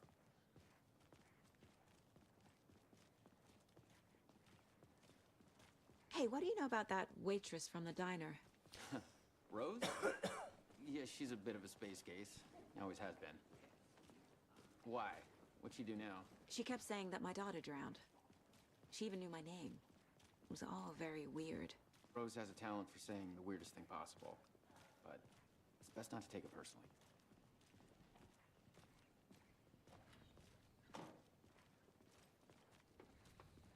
Hey, boss. Corpse is downstairs ready to go. Yep, in the morgue, all prepped. I'd like to take a closer look as soon as possible. Lead the way.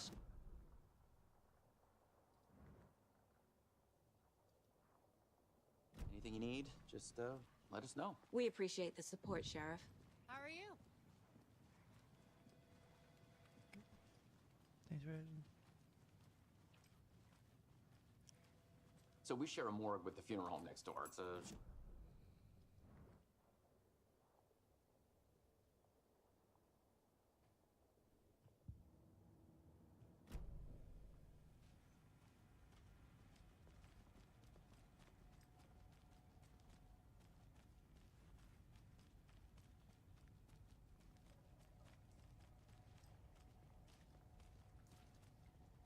Something about morgues. They always cheer me up. I can't say I feel the same.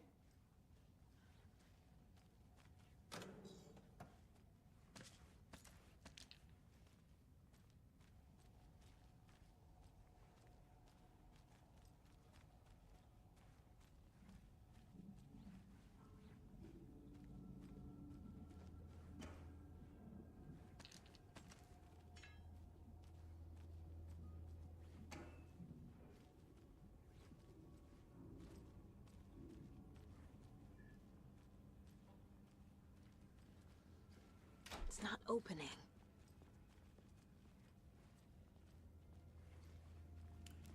Okay. Let's take a look at our patient. I'll start with the external inspection before performing the internal examination. What was the cause of death? What other clues? There's writing on here. Can't make it out. Writing? How'd they manage that? The body shows signs of being submerged in water post-mortem. It doesn't add up.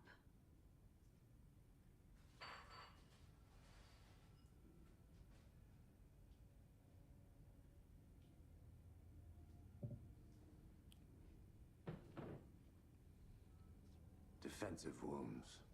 He put up a fight. This looks like text. A tattoo? Nightingale didn't strike me as a tattoo guy. Aha.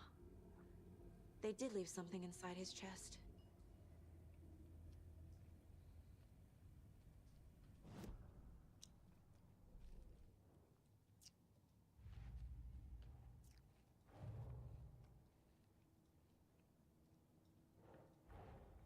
Time to see what Nightingale's body can tell us.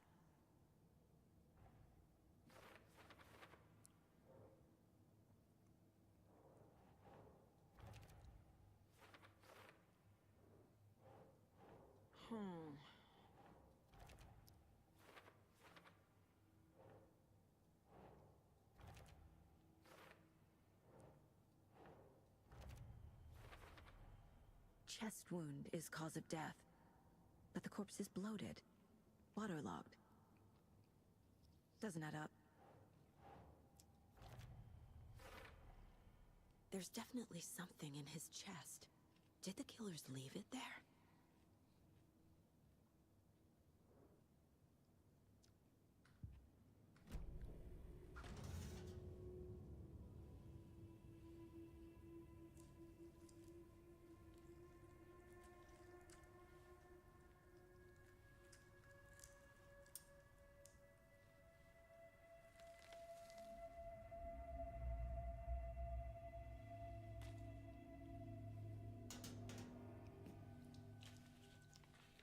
Same type of need page we gloves found on. at Cauldron Lake. Nightingale hunted Saga. Didn't see her. The Taken could not see into bright light.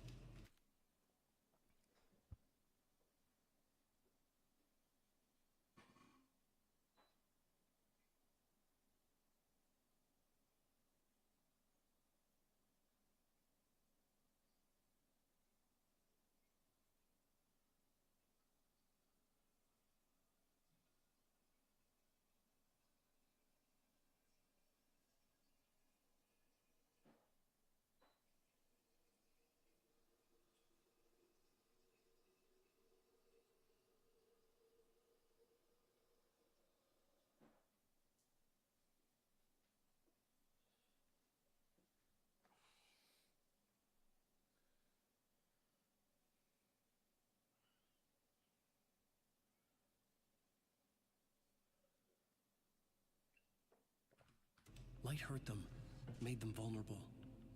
Nightingale had no heart, but here he was, killing. Someone's created a fucked up fantasy about us. Hey, hold on. We found these kinds of pages. I didn't think they were relevant to this case. I have them right here.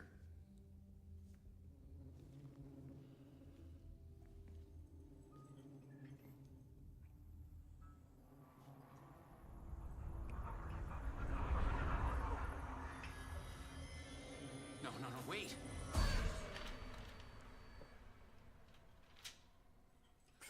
Sheriff? What the hell? Show me the clicker.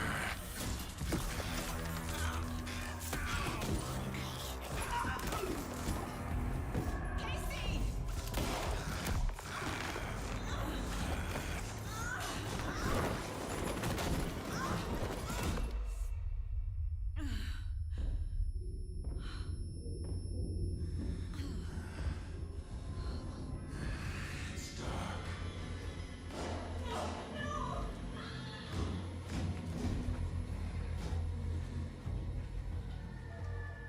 Didn't see her. Could not see into bright light.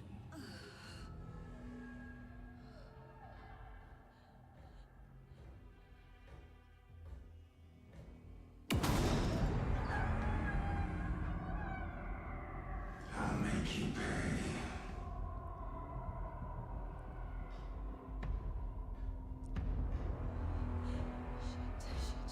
He's coming. No weapon. The page said to get into the light.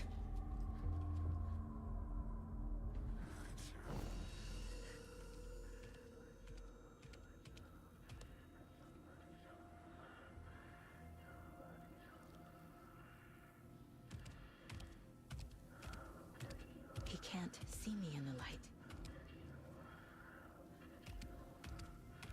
My gun's out in the hall. Gotta get it back.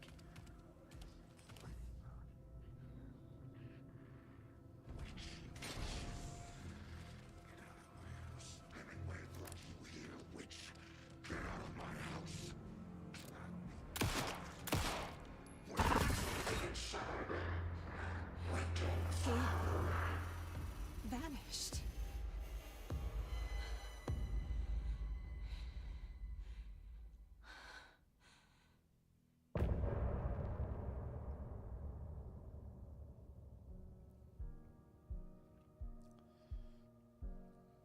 Shit.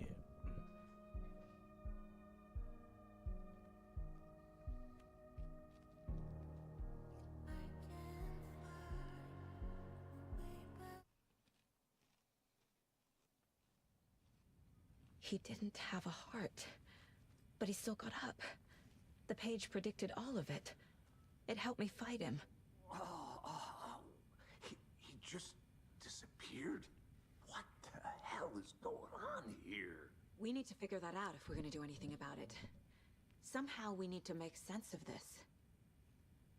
There's no rational explanation to what we just saw. I'd love to blame this on mass hallucination caused by inhaling volcanic gas, but we both know that's bullshit.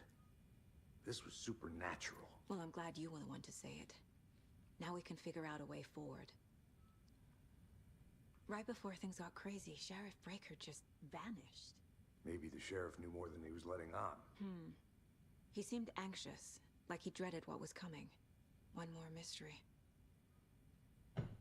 The victim of a ritualistic murder turns into a monster. Is there a connection? Looks to me like the cult of the tree is performing rituals to create monsters. Maybe. We need to start with learning this cult's goal, their purpose.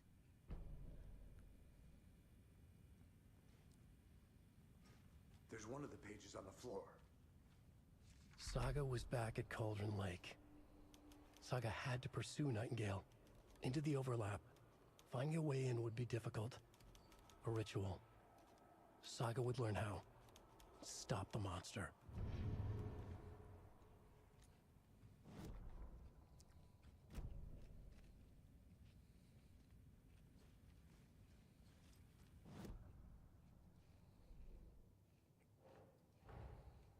A dead man turned into a monster. Light as a way to fight him. Pages predicting the future? There's no rational explanation. This is the case we must solve.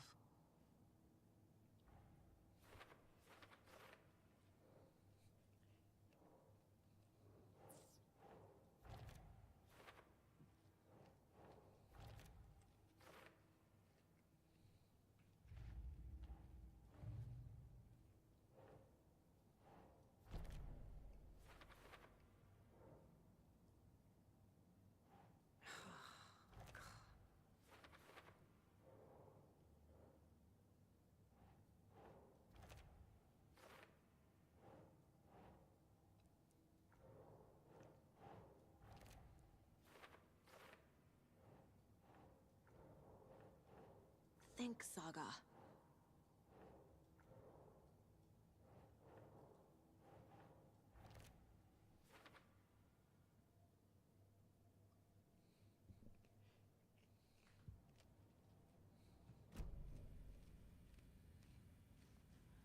The page places Nightingale back at Cauldron Lake. Calls him a Taken. We need to head over there, stop him, before anyone else gets hurt. Okay.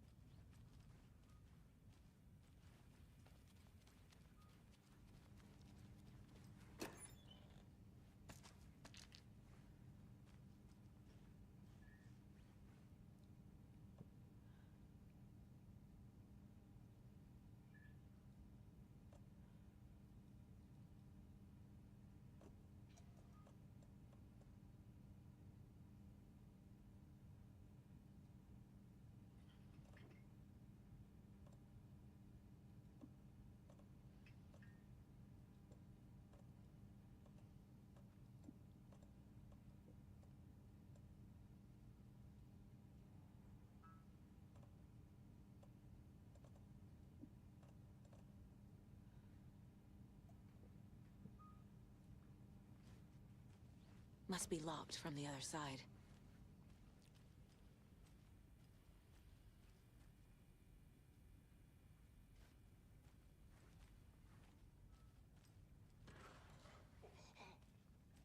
We heard gunshots. Y'all okay?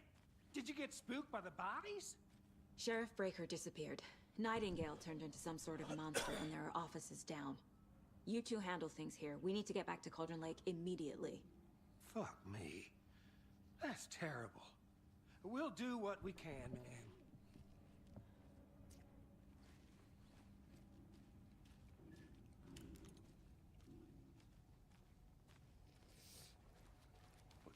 That's crazy, right, Thornton?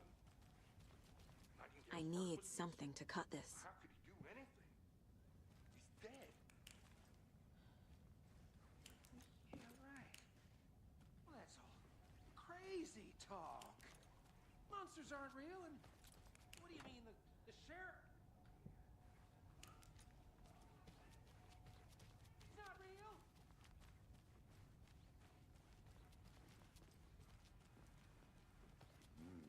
They're a fine pair.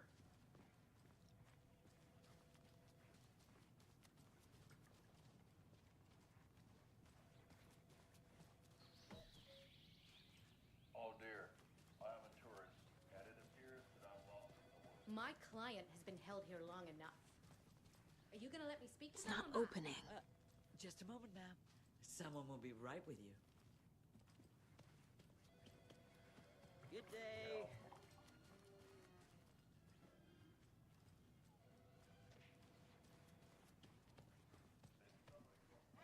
Nightingale and his cult are dangerous. We need to be prepared in case things escalate more than they already have. Can you call it in, KC? A smart choice, Anderson. Casey here. Yeah. We need backup. The Bright Falls case? Whoever you can spare. ASAP. Think we'll actually find Nightingale at the lake? The pages haven't been wrong yet. We can't assume the person writing these pages isn't playing us. I agree. but it's our best lead.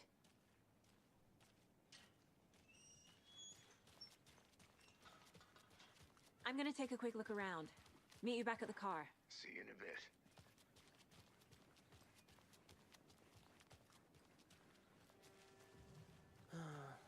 Rinse and repeat. Clock out, get a beer.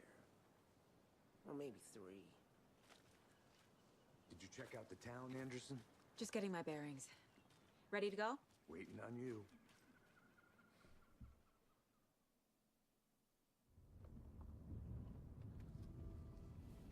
I need to come clean, Anderson. I know why Nightingale was here 13 years ago. He was chasing a writer, Alan Wake. Tammy mentioned him. She's writing a book on his disappearance. You know the detective character from his books, Alex Casey. Yeah, I've heard the jokes at the office. Cold case Casey. Murder case Casey. Sorry. Ha. It's the same name, similar job. It's the first thing anyone thinks of. It annoyed me, but that was it. Then, 10 years ago, I started getting strange letters in the mail. Fragments of prose describing murders. You've heard the stories about what happened in New York. Some of it, at least. Bodies started to pile up. It was a murder cult. Turns out the fragments sent to me were from the crime books of Alan Wake. The cult was copycatting the murders from the books. In their heads, they were performing a ritual to bring Wake back. Their imagined prophet. After that case, I started looking into Wake's disappearance on the side. And you thought this case might be connected to him? His name does keep popping up. I just wanted you to have all the facts. Next time, give them to me before we find ourselves in the middle of a horror story.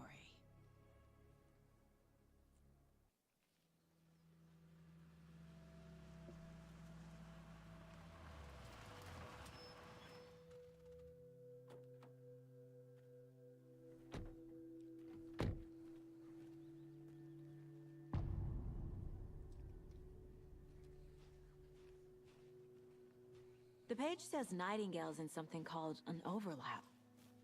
Need to figure out exactly what that means. I'm happy I'm not in charge of this mess. Thanks. Let's start looking for Nightingale where he was killed. The writer of these pages knows what will happen. Because they're behind this, or because they can see what's coming. Impossible things are happening here. A world operating on different rules. I need to understand this strange logic. To see the clues. To solve the case.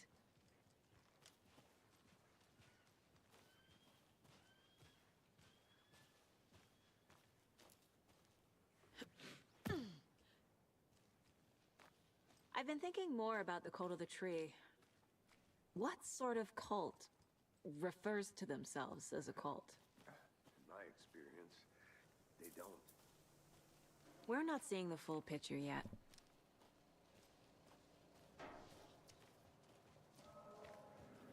Hey, hello there. How are you folks doing? Those restricted areas. Hello. Saga Anderson. Are you two supposed to be here? I'm Ilmo Koskela. Fantastic to meet you.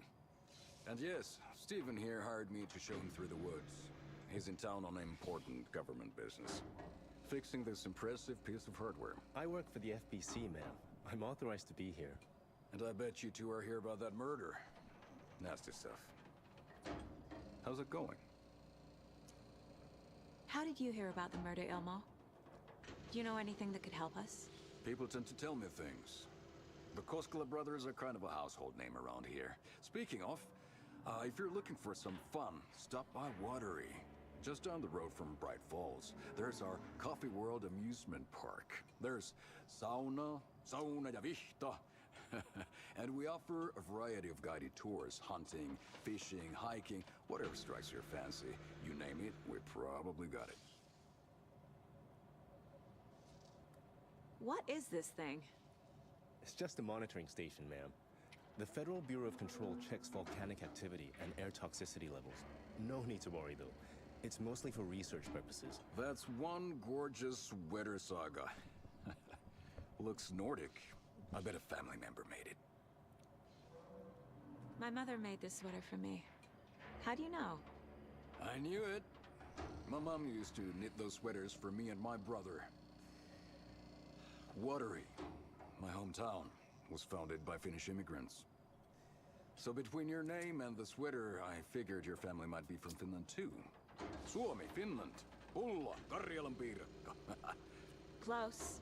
My mom's family is from Sweden originally. I don't know much about them beyond that. The sweater is just something to remember her by. Stephen, we're investigating a murder that occurred nearby. What can you tell me about your bureau? Nothing that isn't classified, I'm afraid. But I don't know anything about a murder. Operations here are run by a different department. I'm just here to make some repairs. The wiring on this thing frays every couple months. Yep, that's the raccoons. They grow real big here with teeth like you wouldn't believe. Can't nor run through a garbage can. That's all for now.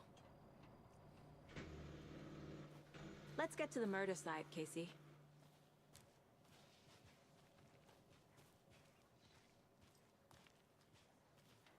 A lot of things about this case keep bothering me. But one thing feels really off. Breaker's disappearance. I don't get the feeling Nightingale was responsible. He was about to give you more of those pages. Something didn't want us to have them? Or was protecting him from Nightingale? Spontaneous combustion? I don't know. Not the kind of disappearance we normally solve.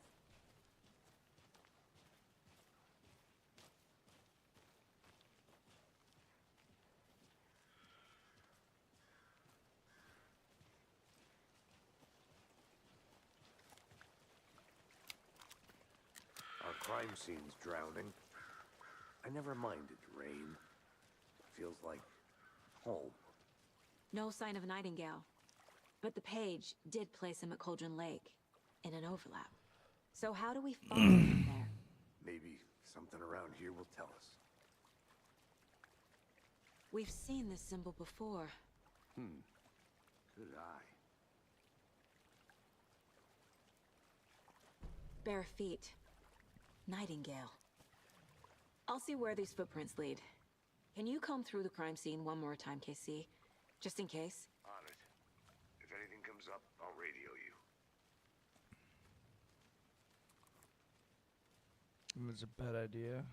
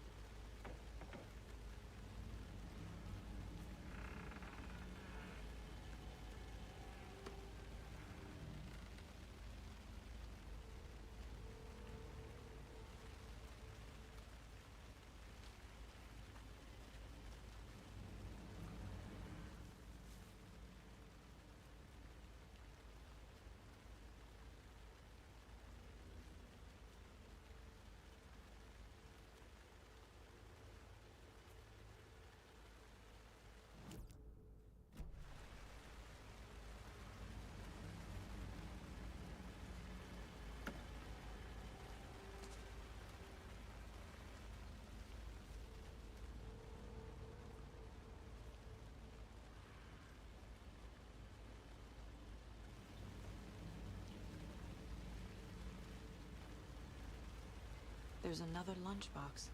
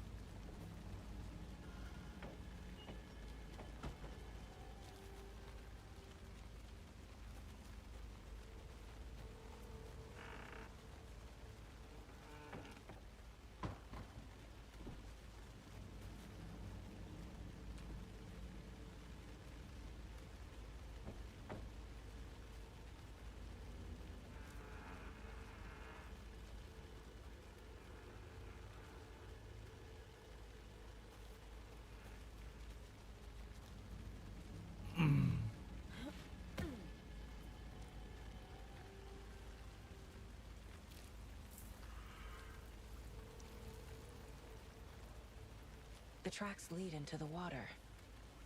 Where'd he go from here? Jesus I can feel Christ. something. A presence. Nightingale isn't far.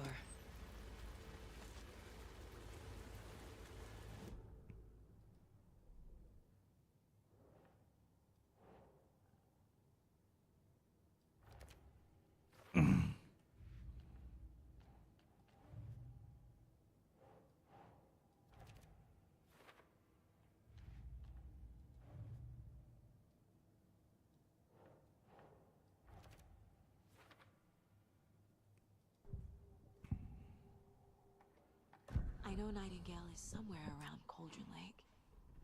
The tree was a threshold. This place and the dark place. You're in over your head. Next stop, Caldera Street Station. The threshold. Like a doorway. Leading to Nightingale. It's somehow connected to a tree. Witch's Ladle?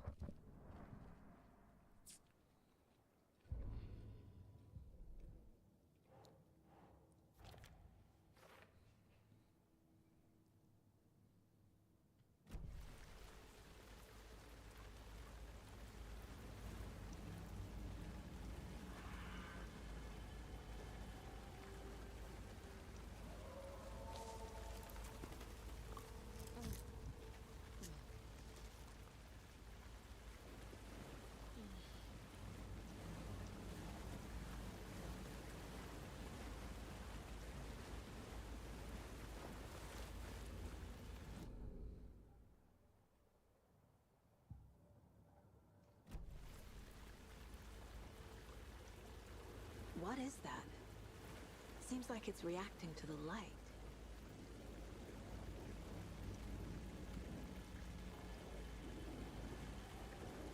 These aren't the same tracks that were here before. They're headed into the tree, not out of it.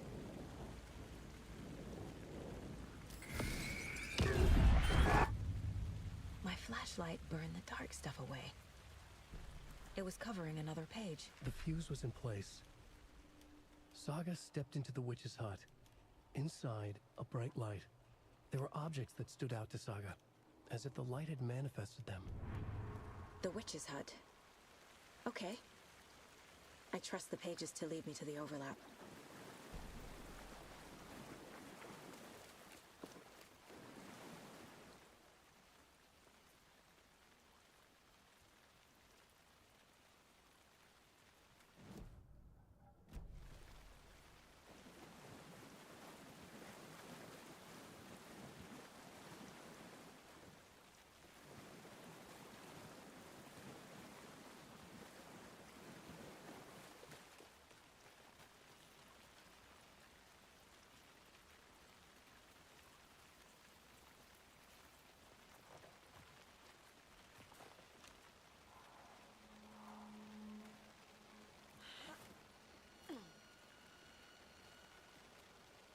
This is the witch's hut.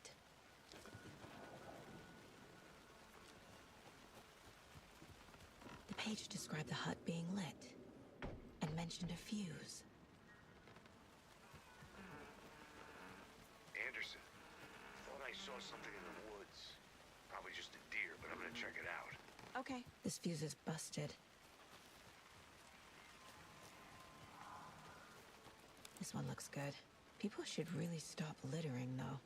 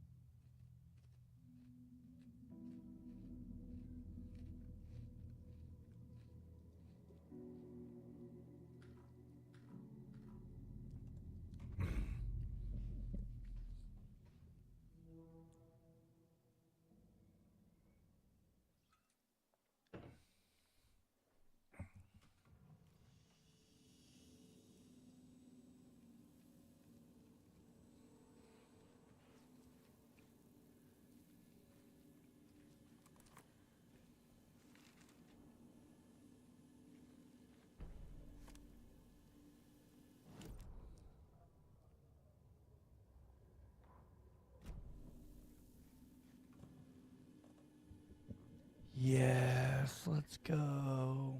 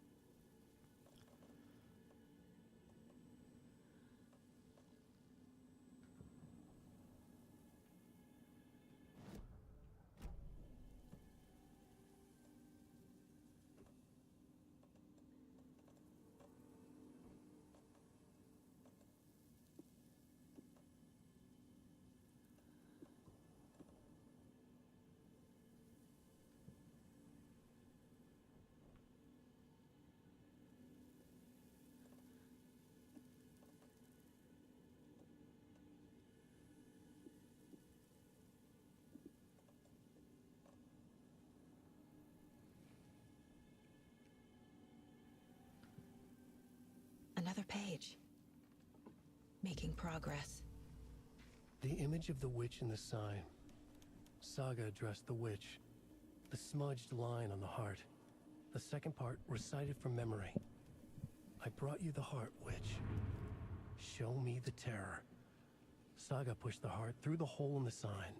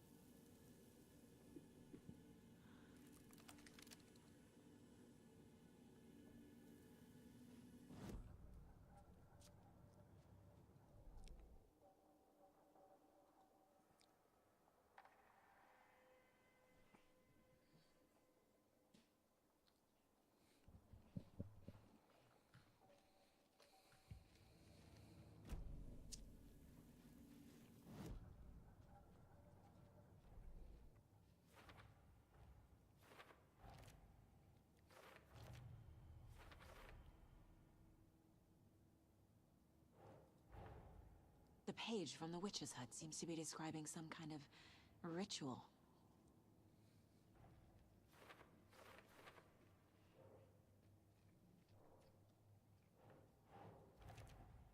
Nightingale's heart disappeared from the morgue. Where is it now? To get into the overlap, I need to find Nightingale's heart. Read the line imprinted on it, plus the line on the page to the witch's ladle sign.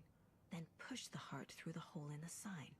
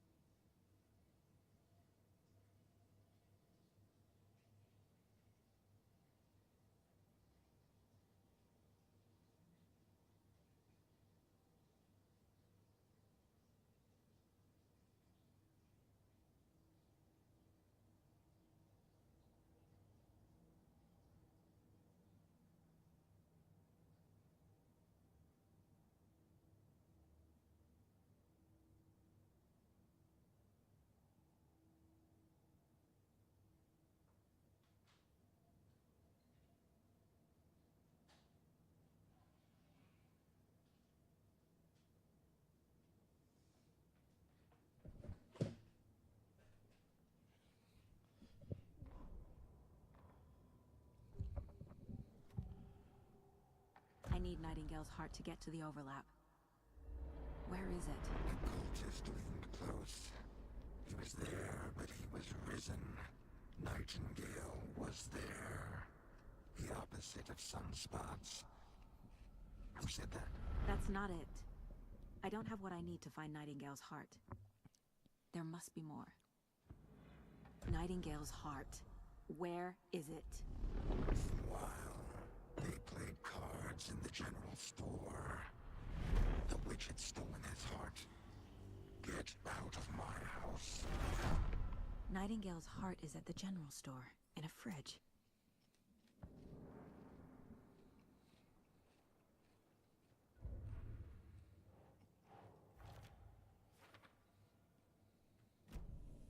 I need to check the general store for the heart.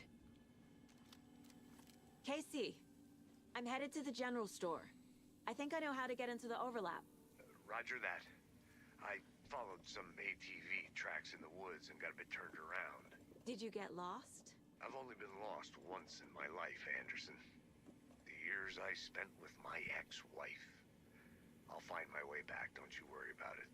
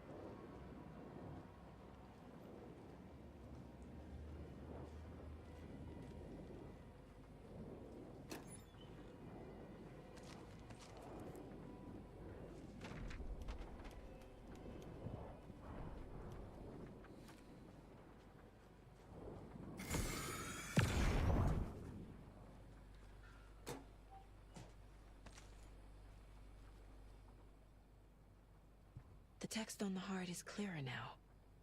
Legible. I feel like I recognize this.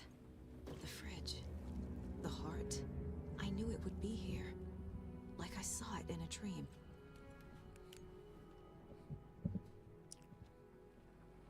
And now I need to give the heart to the witch. Makes total sense.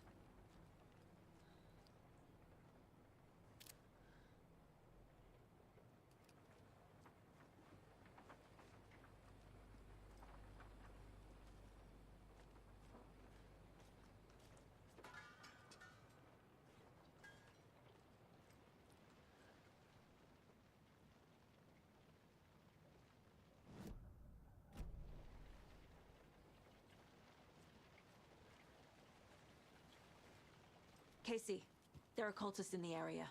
They're taken, like Nightingale. Watch yourself out there. Yeah, thanks for the heads up. I'm still finding my way back. You have the worst sense of direction.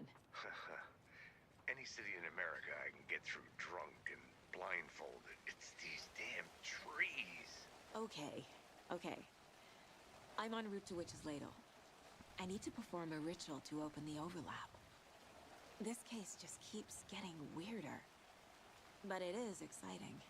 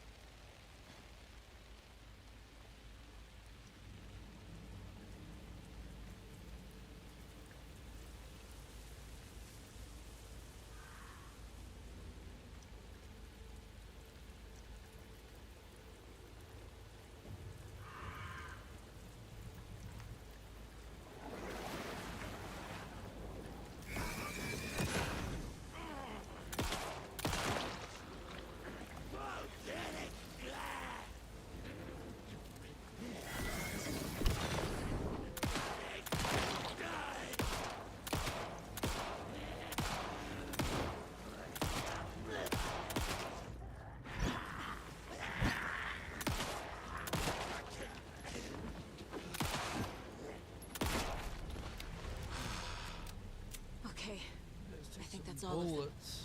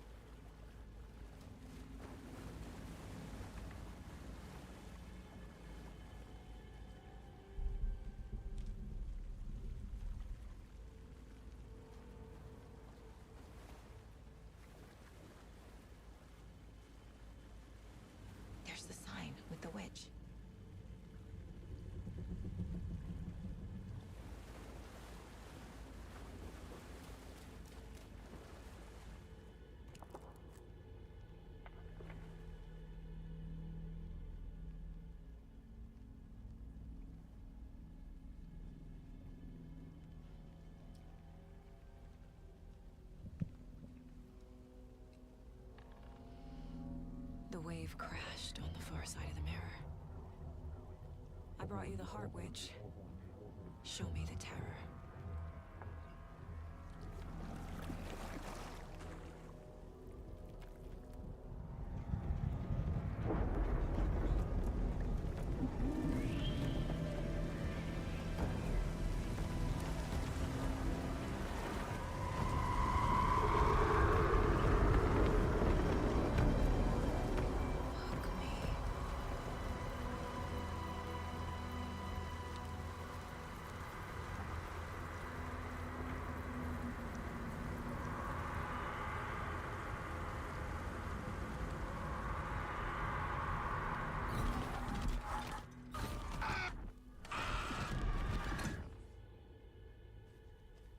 Casey, I think I'm in the overlap.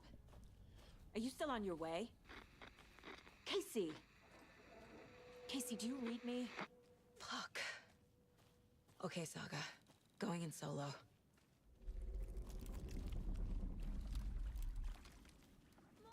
Logan? Logan! Where are you? What the fuck was that? Logan's back in Virginia. You're imagining things.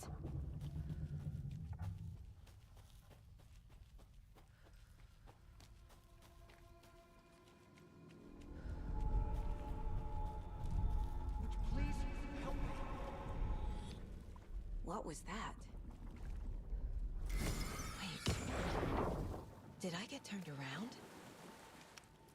No, this is right. This place is looping. Like a nightmare.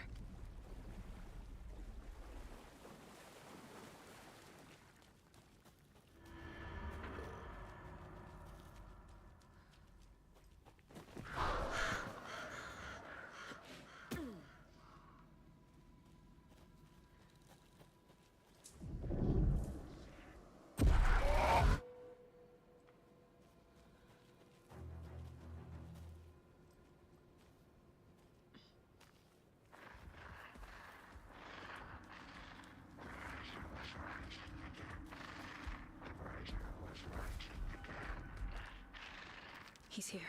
Nightingale.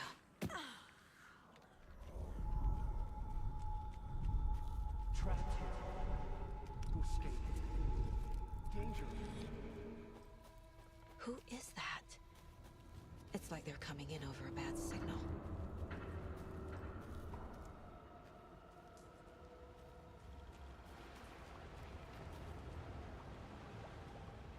Nightingale's badge.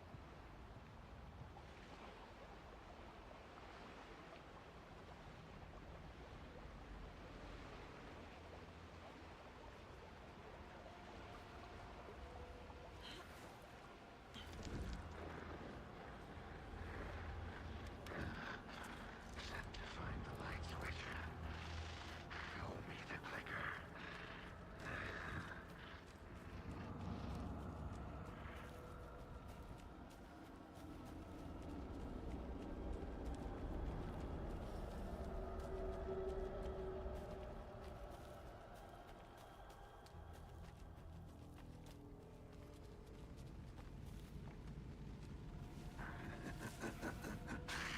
Nightingale hunted Saga.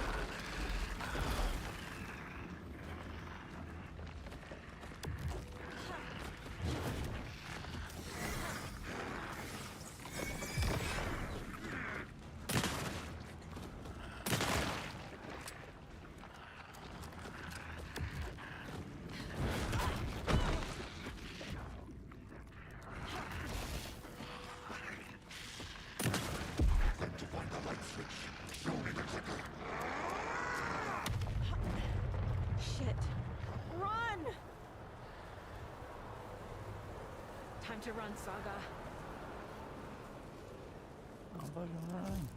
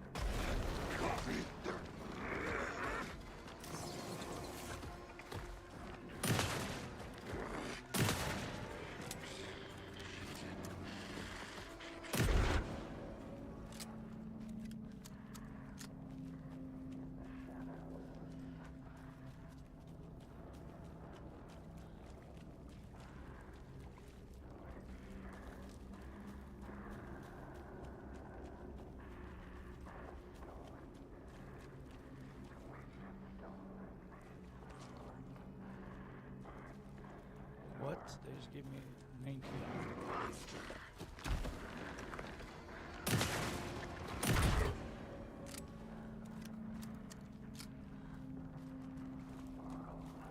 Oh yeah.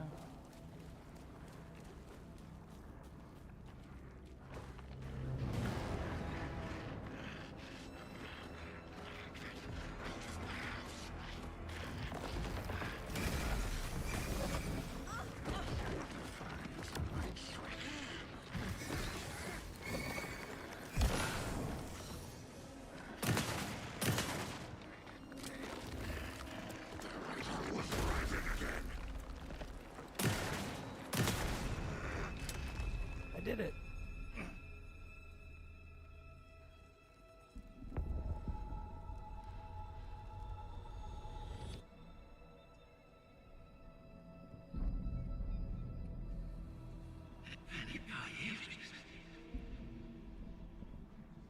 Who are you?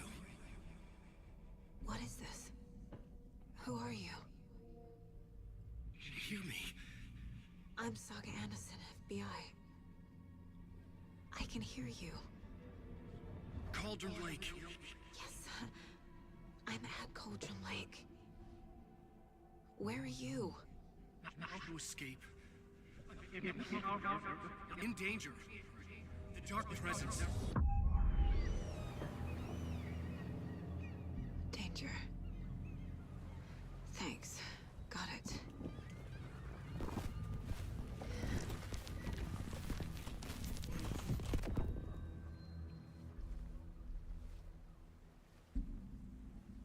Hey!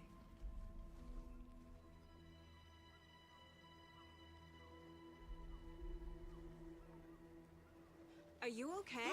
No! It's my fault! It got out with my face! Scratch! Sir, calm down. I'm gonna need you to take a breath. He's changed the story. The Dark Presence.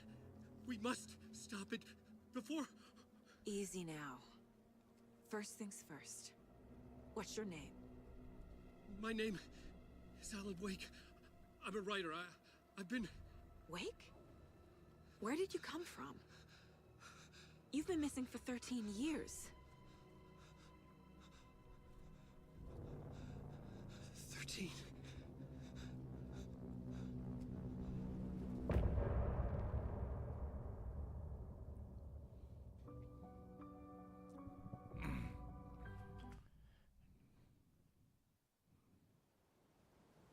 Anderson, where did you go?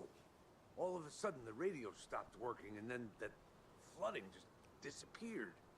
Crazy forest. Is this who I think it is? Casey, say hello to Alan Wake. Mr. Wake, this is Special Agent Alex Casey. He'll escort you to our car. Casey, I'll meet you there, right after I take a look around. If the flooding's receded, there might be evidence we missed earlier. Okay. See you there. Alex Casey? How? Am I still... Is this the dark place? Should look around. With the flooding gone, could be further clues out there. The flooding disappeared very suddenly. I wonder if there's any connection to the overlap. To Nightingale.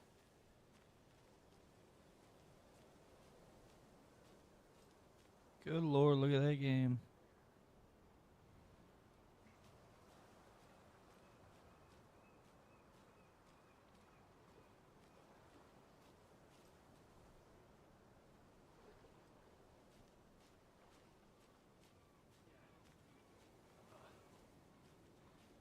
It's getting dark. You have a flashlight? It's not safe without a light. I have a light. And a gun. You can relax, Wake. And pages. If you see pages of writing anywhere, you must take them and keep them safe. Our lives could depend on it. They have vital information. We know about the pages, Wake. We'll keep an eye out. Okay. Okay, just give me a moment. It's okay.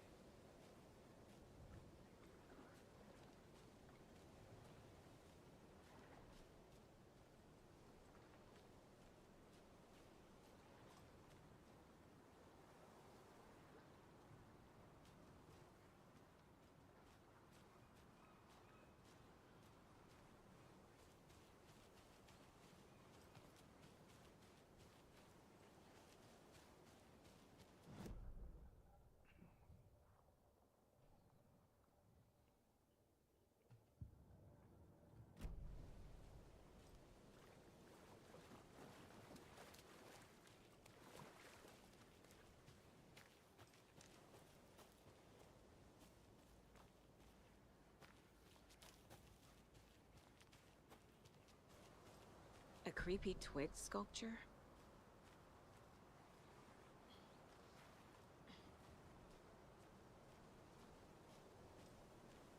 A locked box. Is that the cult of the tree symbol on it?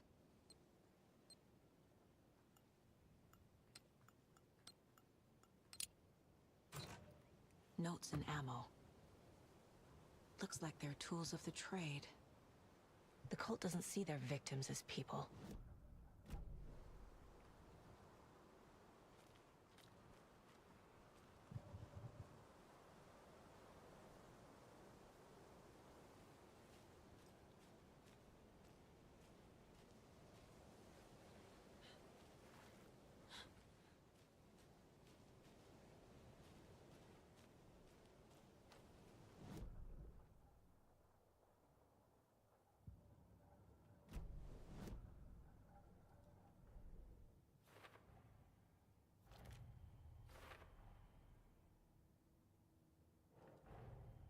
Nightingale goes missing for 13 years, shows up murdered, and then turns into a monster. After I stop Nightingale, a rider who's also been missing for 13 years turns up. What's the connection? What kind of case is this?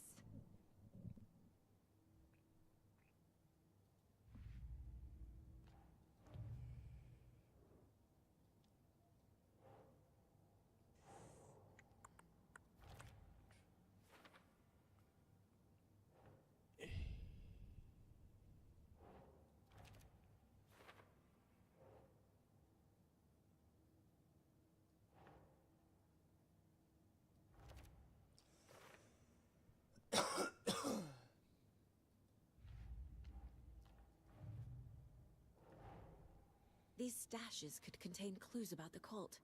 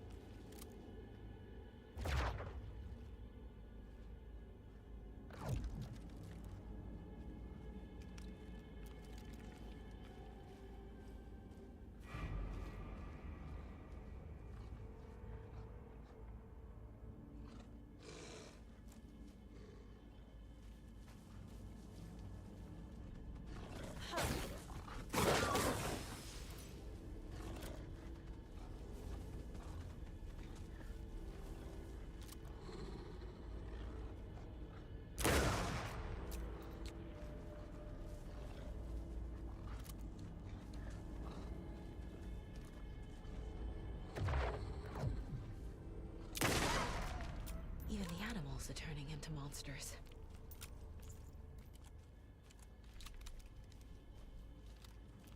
Get fucked.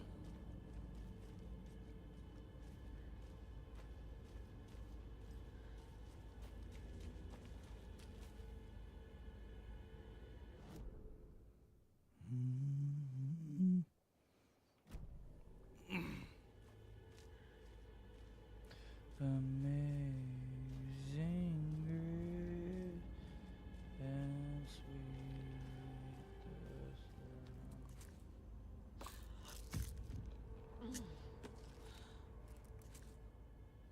sound.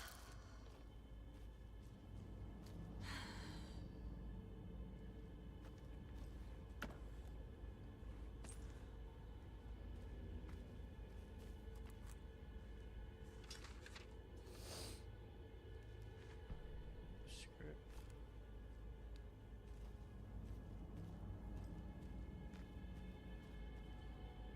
Another page.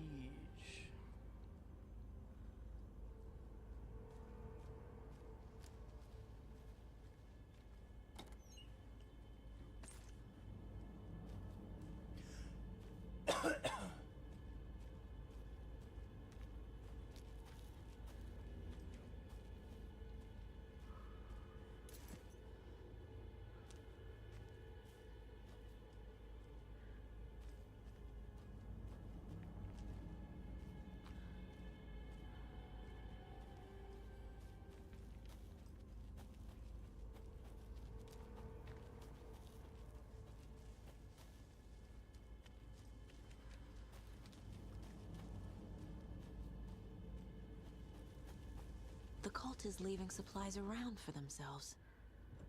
Wonder what's inside. I should take a look around for a way to open this thing.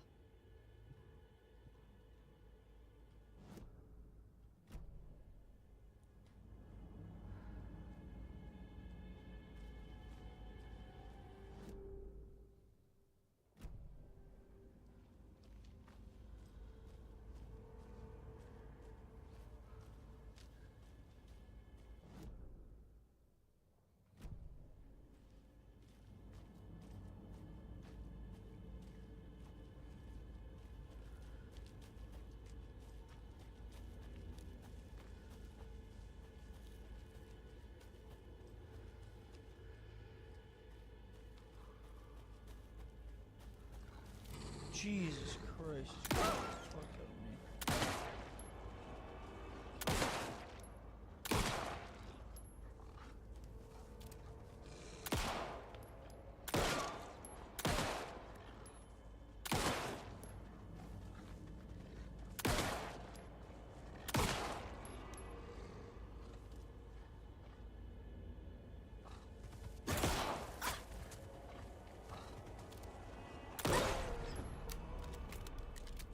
Jesus, I'm gonna fucking die. Scared the fuck out of me too. I think I need to put light on it. Fucking up.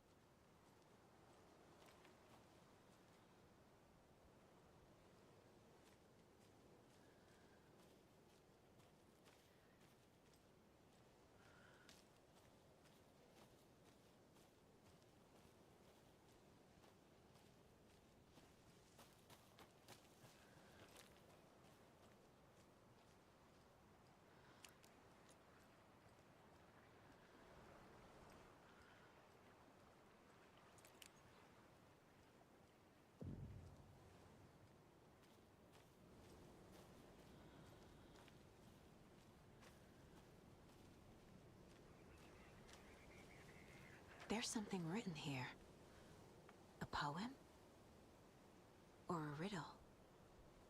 Reminds me of the nursery rhymes I read to Logan when she was little.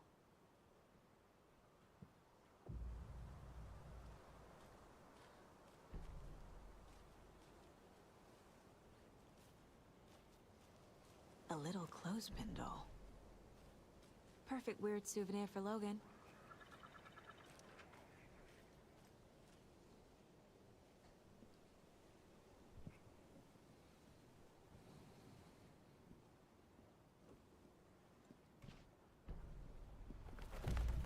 Something feels different.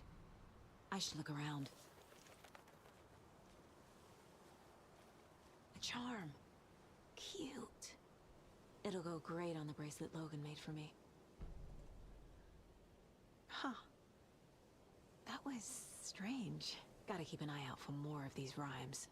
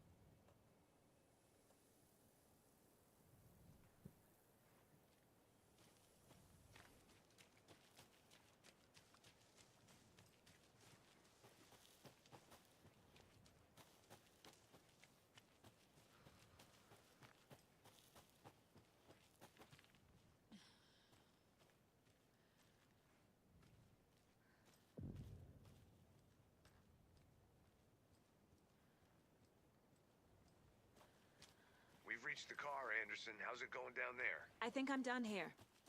I'll meet you at the parking lot.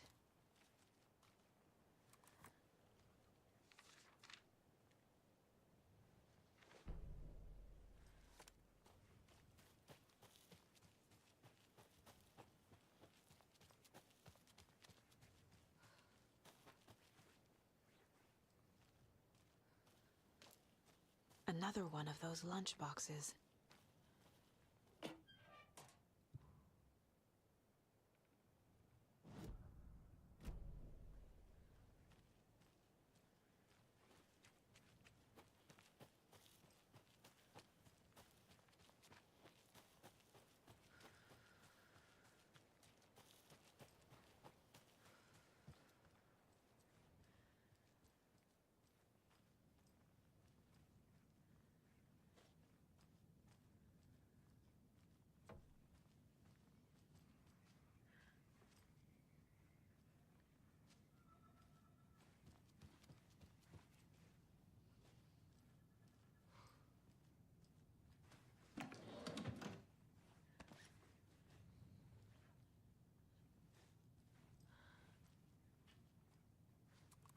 Hey there, Mr. Deer.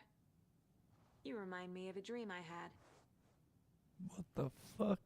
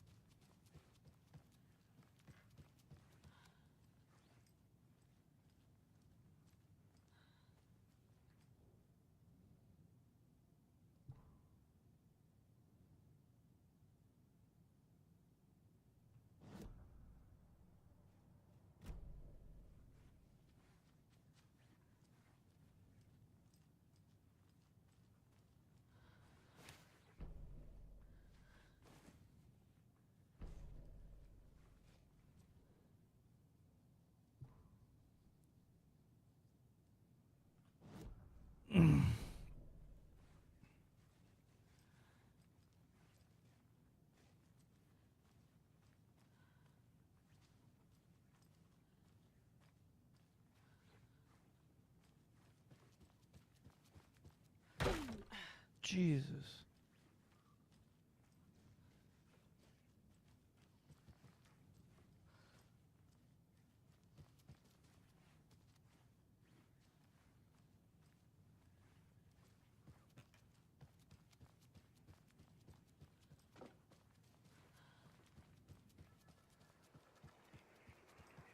Another one of those rhymes.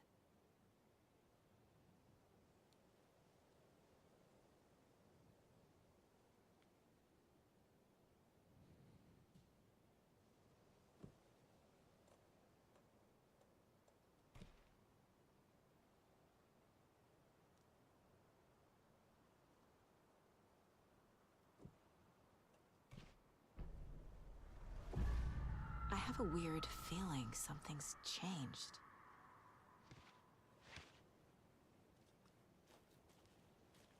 What is this? Okay, then.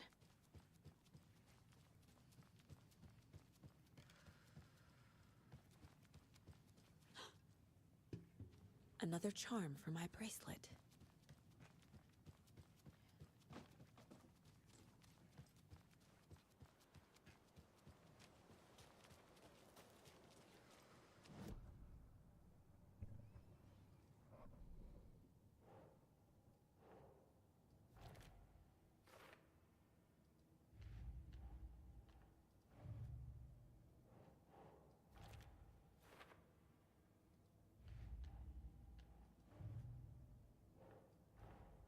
Creepy dolls, mysterious rhymes.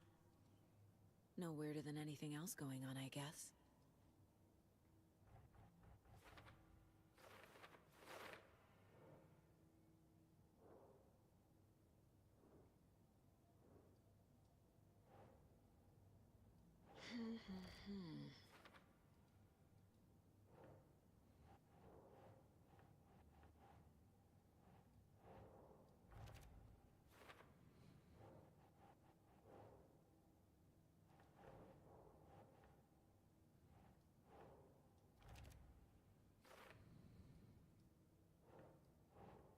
No.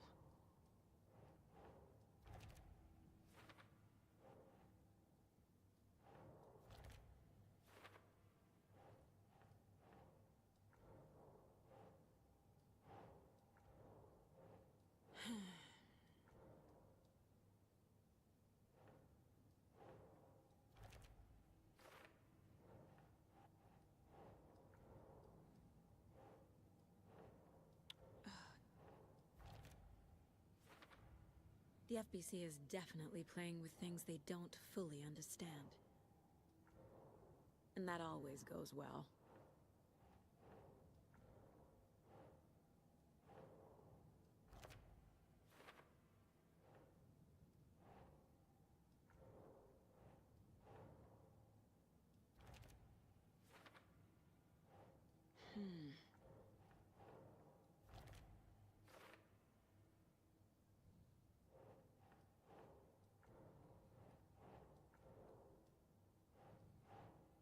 Think, Saga.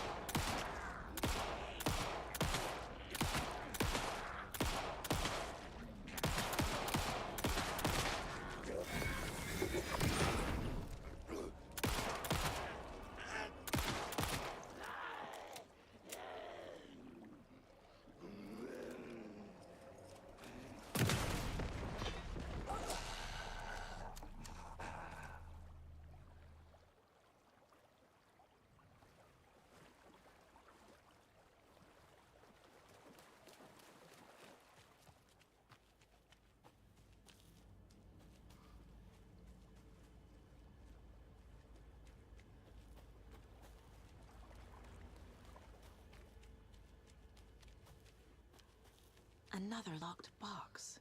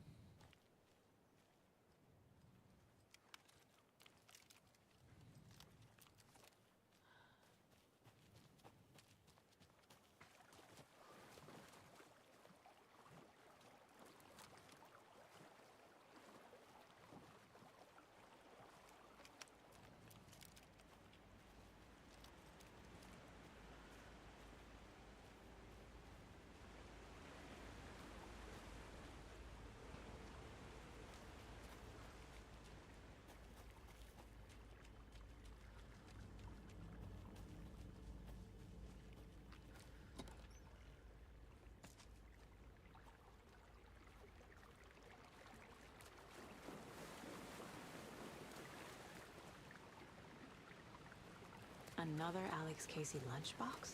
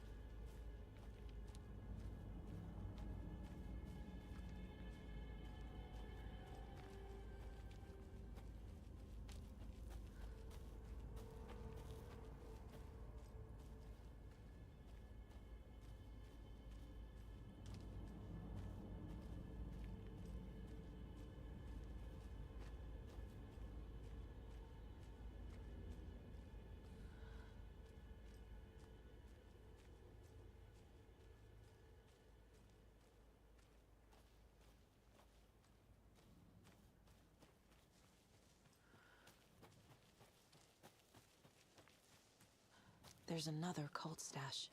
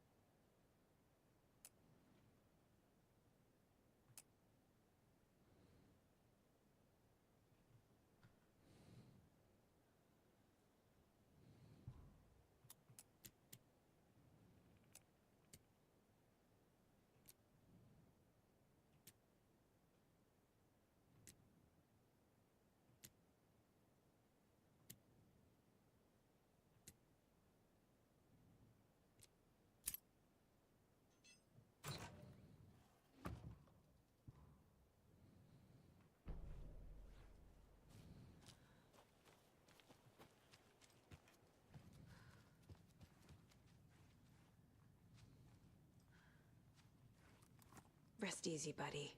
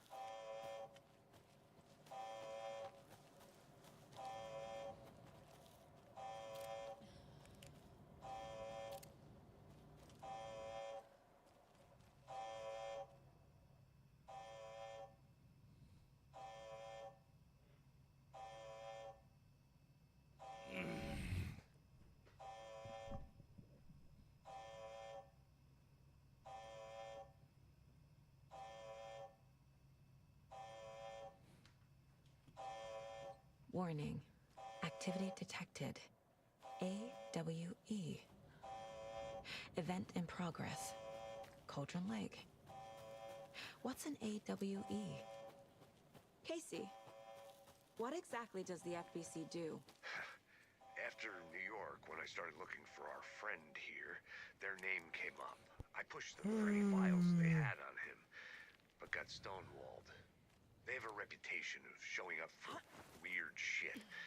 They have a presence here, and now we find our writer. How about that?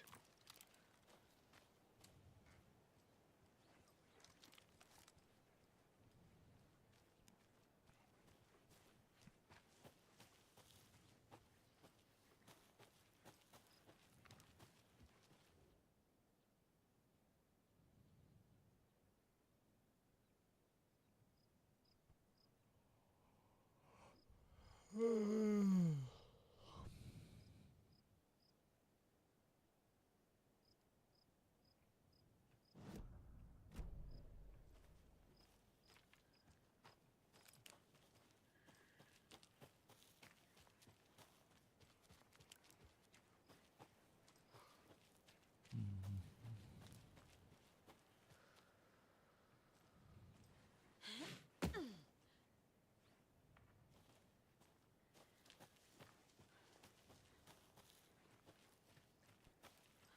ready to go?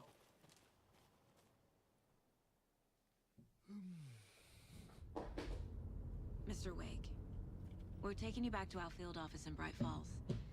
You can freshen up there, and then we'll talk properly.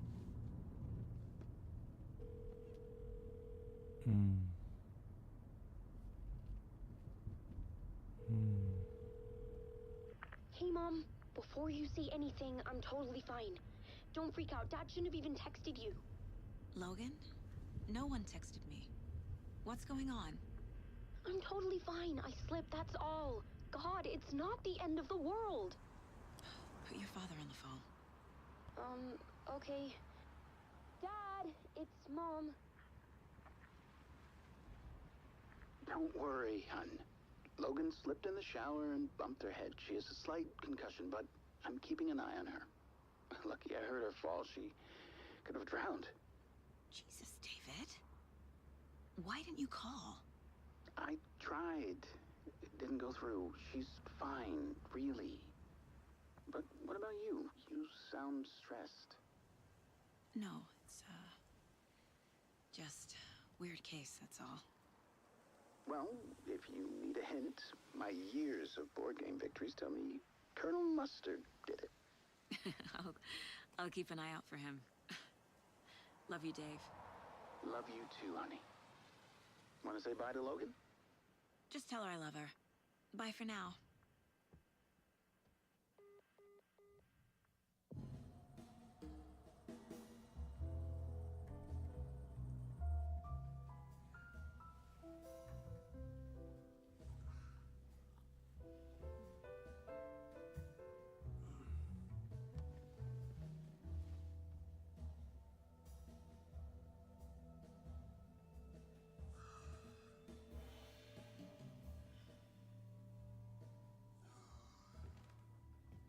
Is there anyone you'd like us to reach out to, Mr. Wake?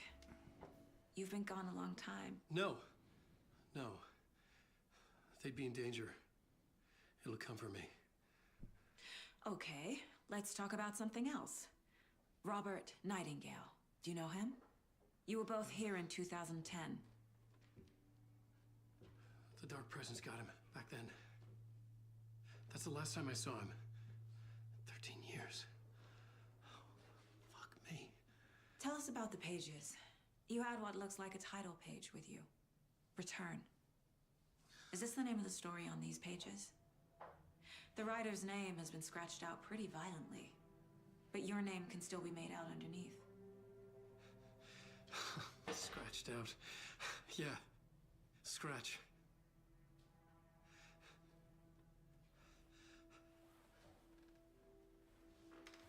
Did you write these pages, Mr. Wake? I'm trying to remember. It's a crazy jumble, like a nightmare.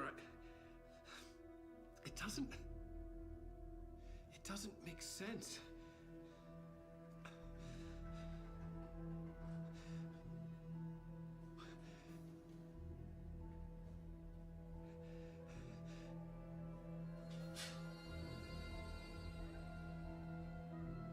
I remember.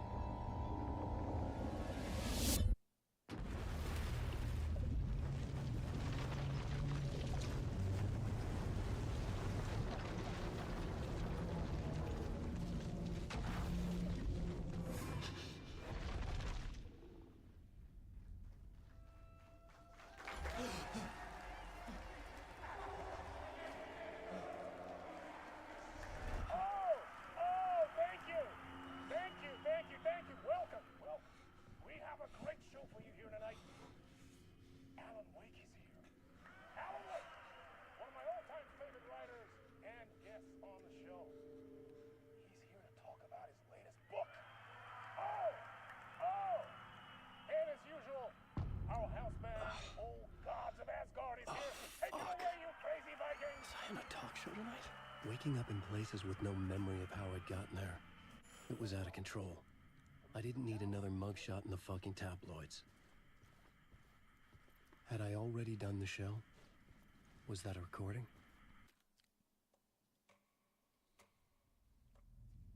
I'm hopping off, y'all. I'm tired as hell.